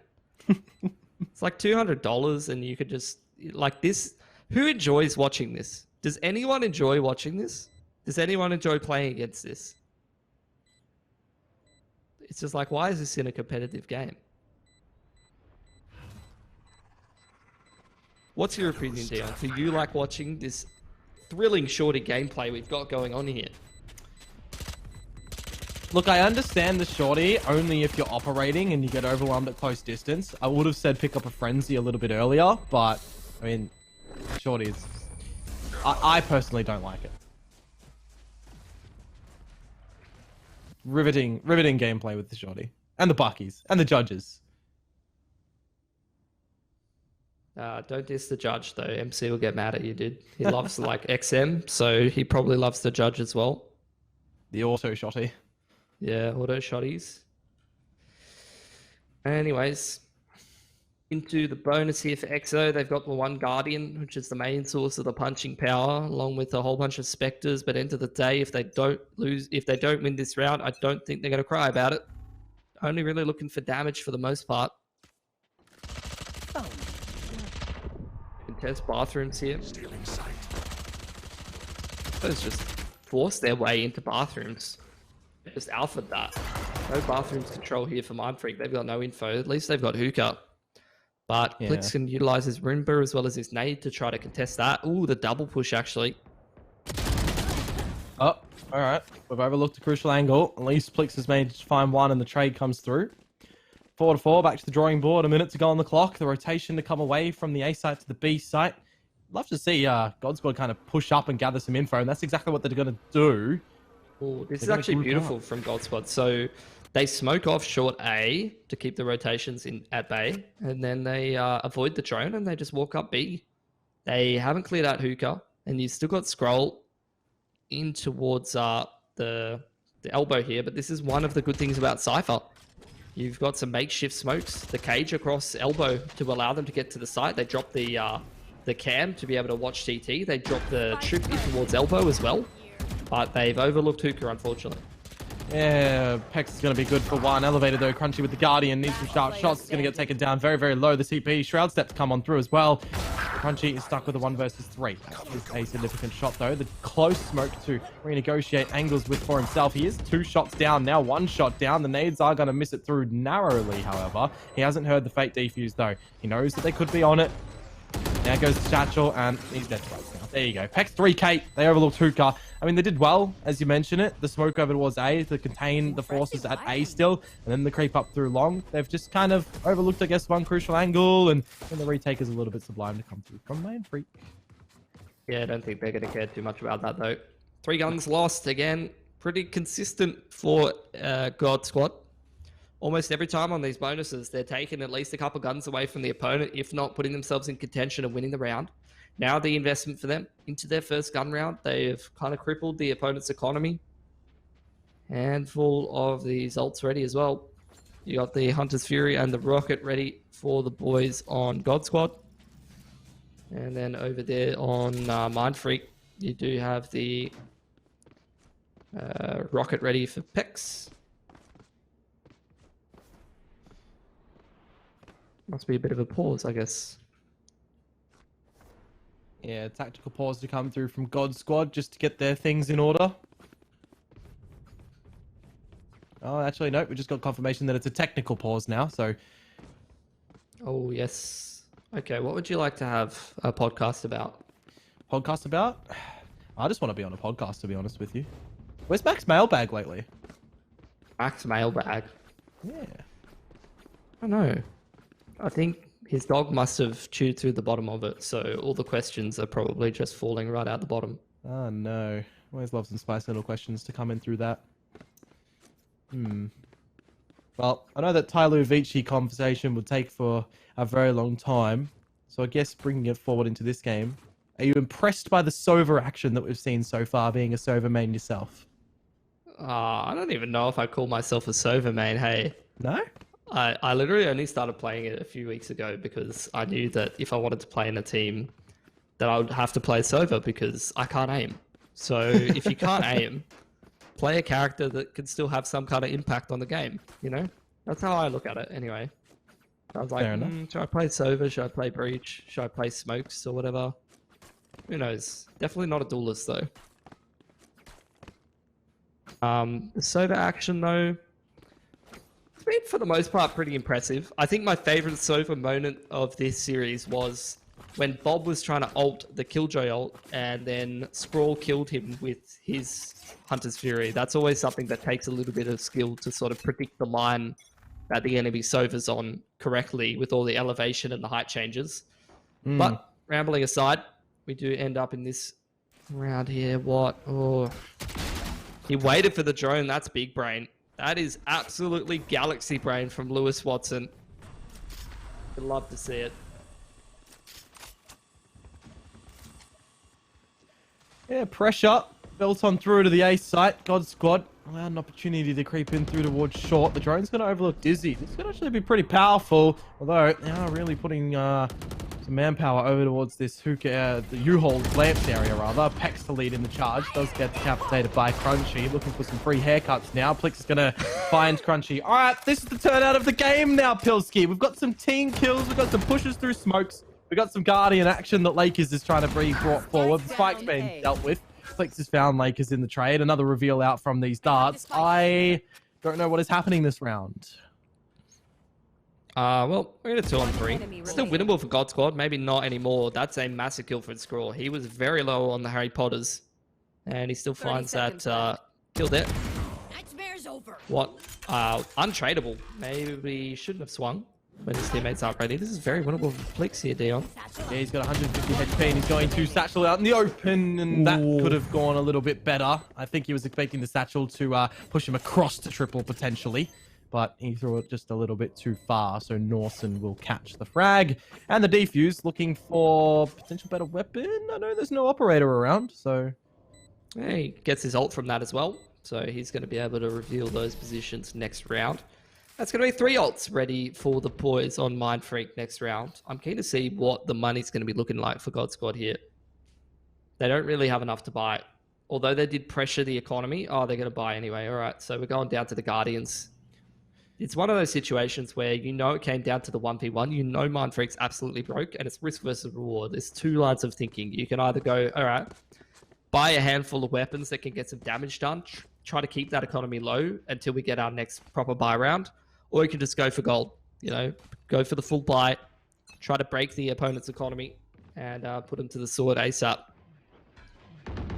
When Mind Freak has as many ults, so I don't know how you're going to be doing that. That's probably one way to do it, though. Dizzy just spamming Lakers straight through the smoke. He knew that Lakers was 5 out of 6 And look at the op on that thing, but he was actually on the op line, so there you go. That's info that the Force is here for Mind Freak just on the back of, you know, that operator. And I guess you can hit tab in the game and you can see the money anyways, but not being dealt with is very nicely done early on. Pex is bringing out the rocket, which does manage to find Plix.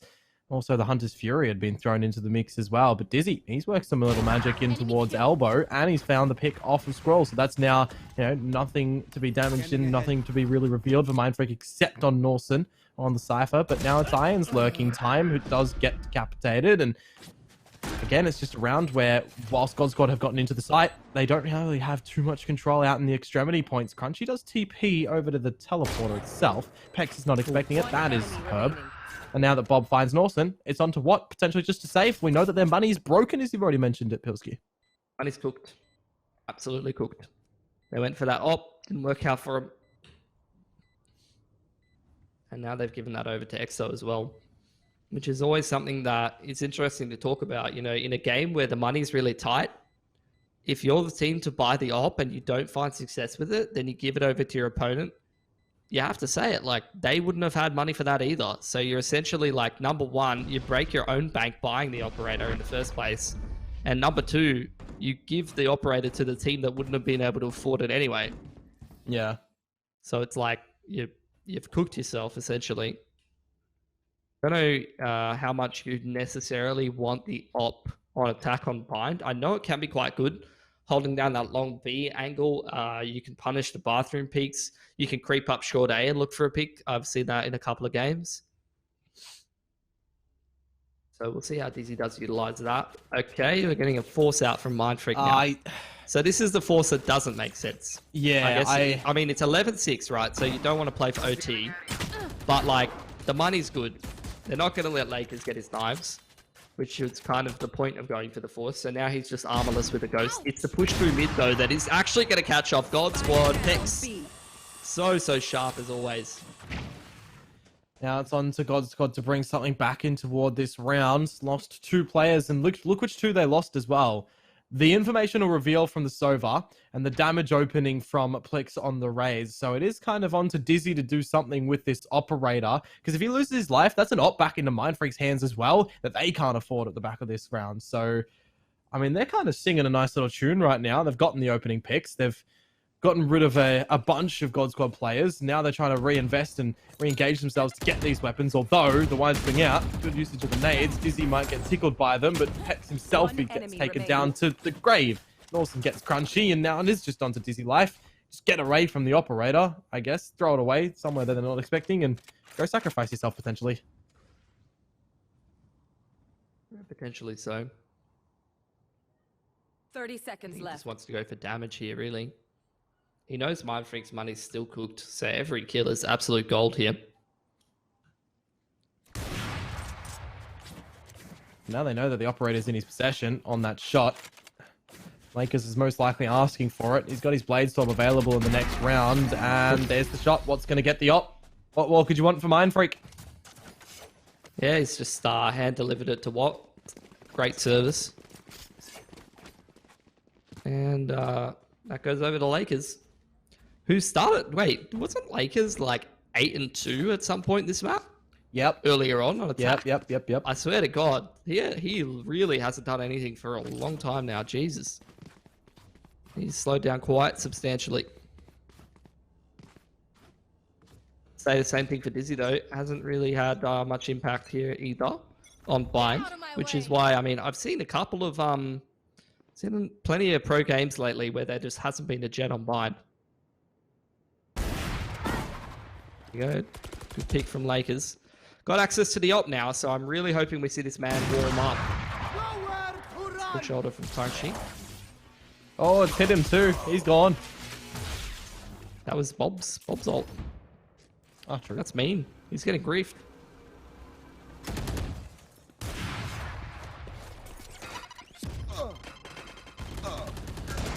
Round 5 now for the God Squad. Only really control of bathrooms and short A to speak of. Mindfreak happy to 4-stack this A site because they've got old mate Norton on his phone in elbow right now. Absolutely chilling. He's got his feet up. He's getting a massage.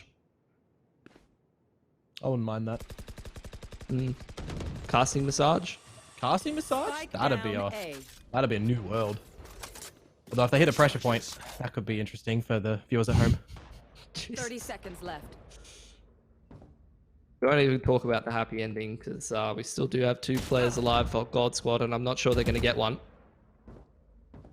It's looking pretty good for Mindfreak. They're going to have plenty of cash if they keep this many guns up. Some people do say that money is happiness. 10 seconds left. 1 enemy remaining. Well, unfortunately for Plix being the last one alive in a 1 versus 4 and no real time and no head to speak of, it does mean that Mindfreak are 1 more round closer to catching the scoreline of God Squad. They did force up, remember, to try and negate us seeing overtime here. Of course, anything can still happen. 13-11, 13-8, and so on and so forth. So, Yeah, that force buy with the hookah mid push has actually kept them in this game. Like that's one of those big balls plays that actually makes a difference between just playing for OT and actually winning the game. So Mindfreak, they have their opportunity here still. Cute little lineup for Skrull. Lakers looking for this pick. He's had Pex shoot the dart for him to enable him to try to get this pick here. Drone does come through though, and Peck's not on the line to deal with that drone, so operator doesn't find its mark, at least at this point in the round, and very, very slow crawling pace so far for God Squad. Spread out all around the map. Only now started to group up. They made sure no one's pushed bathrooms. They made sure no one's pushed short. Not too much info for Mindfreak. But Mindfreak have just 4-stacked this B site. And that's exactly where God Squad is heading. I would love to know what the info was that informed that decision, or whether they're just trying for a bit of a gamble. you know, you can see that they've got the camera set up over at A for Iron. A bit of a late trap as well there. So he's without sort of info over at this B site where, as you know it, you've got these members of Mindfreak. Lakers have found the first pick, make it so they line up the pecks, and you've got an easy day ahead of you, at least an easy round right now. Crunchy's TP 30 seconds I believe left. was utilized before the fight was established, so now it's kind of just wasted on through. If you can find a 1 versus 4 in 20 seconds, we go again in the next round, but we're going to be going again regardless as Crunchy gets his head taken off. That's going to be a reset on Gold Squad's economy. So essentially, that's going to be Mindfreak finding their 10th unless they trip up on this small snag that's just laid out in front of them. Yeah. Not outside the realms of the possibility, obviously. You have some pretty sharp sheriffers on the EXO squad. A couple of Buckies as well. Can't ever count those out. But for the most part, Mindfreak looking like they might be able to still win this game, which is some excellent resilience after the position that they were in. We were talking about earlier, no big missed opportunity. What the hell is that smoke, by the way? In terms of how that last half went, 6-6. Hold that thought, though. Pushing ball here from the God Squad. Oh, reveal on towards Pex. He's going to try and get overwhelmed by the forces of Bob. And just Bob to get the frag. A big rocket. And Lakers even misses it. Okay, things are going swimmingly for Mindfreak. Although, a couple of kills have been found by God Squad in the mix. And a lot of time, actually, to shoot themselves over onto the B site. Plix not expecting Norson to be so close to the dart. Now it is just onto Bob, 45 HP. Going back in towards the lamps position. Lights are on right now, but it's looking to be lights out for Bob. Yeah, so as I was saying before, just some really good resilience from Mindfreak. In that round, they show it as well. Things were getting dicey for them. But, I mean, earlier, like, they were 4-6. They wanted to get that 6-6. They didn't get it. They ended up going 8-4 at the half. They ended up losing pistol. We ended up at 10-4. And now here we are at 11-10. Mindfreak's won, what is that, like 6 or 7 out of the last 8? So, really good effort for them to put themselves in the position. But now, you know, the ball's right there. They just need to kick it in the goal. But they still got to get a couple more gun rounds going before they can make it there. I am very surprised.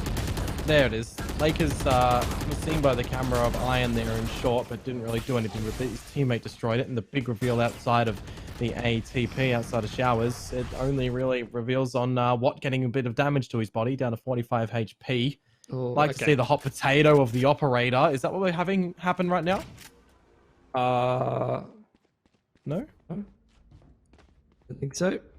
At the moment, what's happening right now is that you've had Mindfreak lose a lot of info and control of A. Watt's been pressured out of bathrooms. And I love the shift of Lakers over here towards U-Haul. That's exactly what Mindfreak needed. They've still got Pex in towards Suga. That does get dealt with nicely by Scrawl, the Hunter's Fury, to try to find some picks as God Squad come into the site. But Lakers, he's made the big play. Oh, that's another one for him as well. He's really digging deep to keep Mindfreak alive here. Oh, but Iron and Bob have got a couple of shots out. That's a right click to come out from Lakers on Playstorm, but it doesn't really matter if Norson finds it. Lakers gets the sidearm out. Pilsky, we have a game on our hand. It's 11-11. It's full regulation. No, like Blood Squad's money's broken right now, Dion. Yep. Their money's cooked. Okay, so that is massive from Lakers. That is absolutely huge. The man was, you forget, the man was over in hookah at the start of that round, looking down mid when Iron's Cam picked him up. He makes the rotation after Watt gets pressured out of bathrooms. If he doesn't make that rotation and hit those shots, that's probably the game for God Squad, or at least they're able to secure OT. You know, obviously there's still a lot of money for Mindfreak. So that's a massive play from the man, and now he's playing really aggressive up short A, which up against the Bucky is probably inadvisable. But in this case, you know, they've been rewarded for it. They've got full info at A, and now this B hit's coming in. It is a full retake here. Norton is trying to chill an elbow, buy time for the rotation for the boys to come in. You've got the Hunter's Fury ready here for Scrawl. If he wants to use it on this round, he will. Oh, what's going to find Dizzy Life? The Hunter's Fury is going to find Crunchy as well. Things are falling at the seams. Flix has been able to find Watt. So it's both smoking characters down for these sides. Plant coming out from Iron. They can defend it from Hookah, I believe, on that angle, as well as the normal garden line. But look at what's happening right now. Flix Pex taking a fight. Iron wins it against Norson. Sends out the neural theft. Lakers on the op, finds Plix. And they're now stuck in towards Elbow. This should just be an easy defuse to come out from Mindfreak, actually. No shots can be really contained around it. They are going to find themselves the 12th round first. Shot to Ryan, miss as well. That's 12 for Mindfreak. And one thing I wanted to just mention before as well, all of these rounds really have come a little bit after where the operator was put into Lakers' hands. You can't be relying on him to be shooting up on the operator. He has to be doing the same on the rifle for this result. It's not every day he's gonna have the op. Yeah, I know, but in this case he does, and we're into the last gun round. This could be the win here for Mindfreak. Ult's not really a factor at all. Almost no one near their ults, especially the big impact ults. So this is a very, very classic sort of gun round. No ulti is just going to be a massive factor here, apart from Norson, who does have access to the Cypher ulti, but that's it. So at the moment, aggression on short A for Mindfreak. Iron's trying to keep that in check. The rest of God Squad all working this B side of the map. Lakers spotted out. Very, very nice job from Iron to just keep that in check and actually deflects the aggression. You start to see the rotation back from Mindfreak. They've given up that A short area. Going to start heading back towards this B site where the hit is inevitable, really, here for God Squad. It's just a matter of timing. Running toward the site now, a minute to go. Norton to contain it from the back of the site. Wants the neural theft to be utilized, but it's not going to be the case as Lakers and Crunchy find a couple of picks in the mix. Lakers still alive and kicking on 12 HP. He can re-aggress on toward this angle as some stellar information off the back of the drone. Plix needs to be very careful on these tags, but Dizzy elevated up. No smokes now available into the retake. 4 versus 4 situation.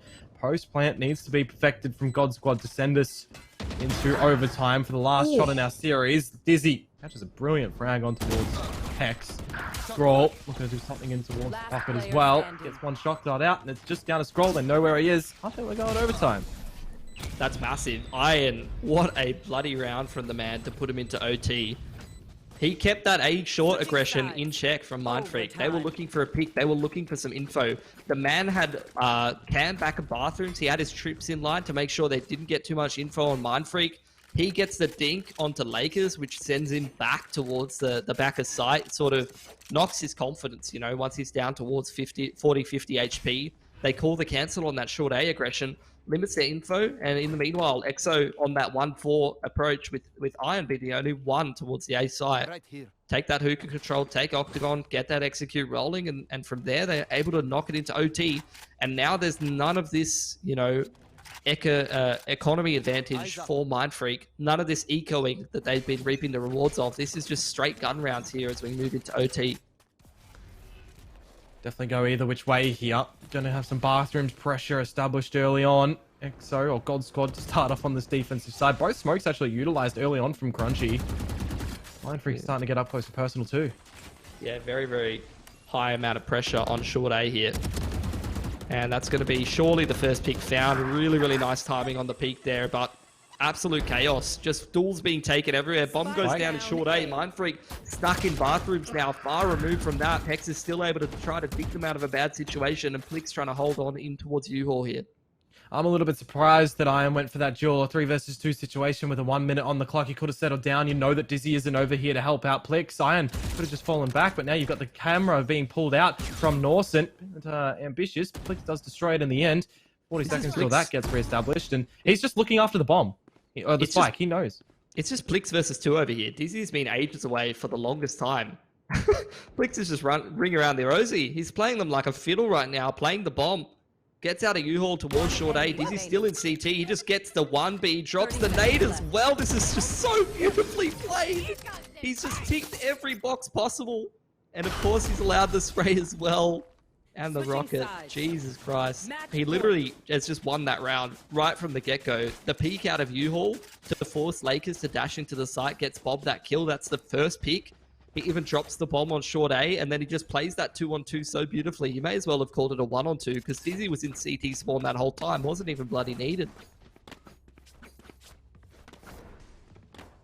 Just trying to remember. God Squad. They struggled on their offense. And they've just got that offensive round there. Now they're onto their D. Nope, now they're on their offense. Never mind. I was getting confused with the colors changing over or not changing over. Anyway. What is Yeah, color? it is Pilsky. Mind Freak back on their strong side.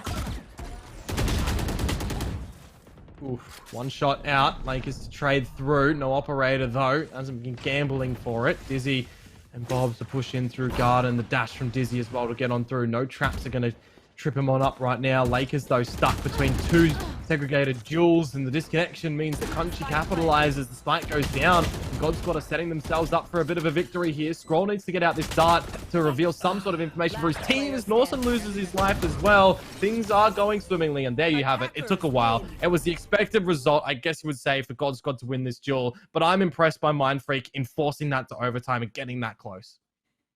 Yeah, I would agree with that. And even just getting the win on Ascent shows you that even after a really slow start on Icebox, they can still contest. They can still look like a pretty impressive squad. And that's a hell of a lot better than they played against Shitty the other night. And you could just see that that's one benefit of this kind of tournament. If you're a little bit sort of slow off the pace in terms of the earlier stages of the tournament, if you need a couple of games to get going, iron out some of your issues, make a few mistakes, and improve from there, this kind of tournament structure will really help you with that. And I think that's starting to help out Mind Freak. You're seeing them go from strength to strength and improve. And I'm sure there's a fair bit more to look back on from that game. And end of the day, it's a heartbreaking loss after a sick comeback. After being down 10-4, they bring that into OT. But end of the day, you know, it is only that seeding match. So not the most heartbreaking thing to be losing. And they can look forward to the next stages of the tournament and know that they're getting better. And with the next stage of the tournament coming on through, of course, we still do have another day that we will be seeing in this week. We've got God Squad taking on Fun Crew tomorrow for our later stage match. But at 1 p.m. Melbourne, Sydney time, 3 p.m. New Zealand time, we're going to have Kanga and Mind Freak to start things off. So more seeding games to be going on forward. Of course, these are the 4 teams that are going to be joining Order, Wildcard, and Direwolves here over in this top sort of 4 area. Of course, with the seeding, how it works, we'll be able to explain that a little bit more later on down the track, because we've got that little fiesta that we'll be having next week as well. Yeah, extra little qualifier to determine that extra blank spot at the bottom of your screen due to Demon pulling out. But it's good to see we've got a really strong roster of teams. Not too many upsets. Fun Crew obviously being that extra team to come in there, mostly for the open qualifiers. If I remember, they're the only team apart from the ones that will battle for that spot in towards that bracket. And if I was to pick a team to come through from that, Fun Crew is not even a bad shout, to be honest. They looked pretty strong today. So now is where, like I said before, they get tested a little more and they're going to play some better teams. And that's going to be a really good learning experience for them going forward. Yes, you're not wrong about that one there. And of course, tomorrow's games are going to be exciting. They're going to be close. So I wonder if Fun Crew are going to be able to tackle up against God Squad, though, in that one. It's going to be a bit of an interesting one for me personally. Of course, we'll go with them and we'll see it out. But I guess you'll have to sit from the sidelines tomorrow, Mitch, because it does mean we say farewell to you today. Yep, I've finally been chucked in the bin where I belong. And we can get some real hype casting going on rather than all of this, nerdy stuff like looking at economy and counting alts and all that kind of stuff. So looking forward to the cast tomorrow, see how the rest of this bracket does play out. And also, even more so than tomorrow, the games next week, because that's where we get to see who's actually going to be taking out this tournament and started to make their mark on the Valorant scene. Indeed it is. So before we close it out, do you have any closing words for I guess night now? It's 6 p.m. Not really. Just been a fun couple of Valorant casts to start things off, and it's good to sort of start to get a good firm grasp on how the OCE scene's doing and who the good players are, and see it develop from here. Yeah, development is something that we are all for in the region, of course, to get these teams overseas, to get them to show what they are capable of. Of course, God Squad, one of the teams that are going to be fighting for that, likewise of the rest in the region. But from us, guys, you all have a good night. We're going to chuff off, and we'll see you tomorrow.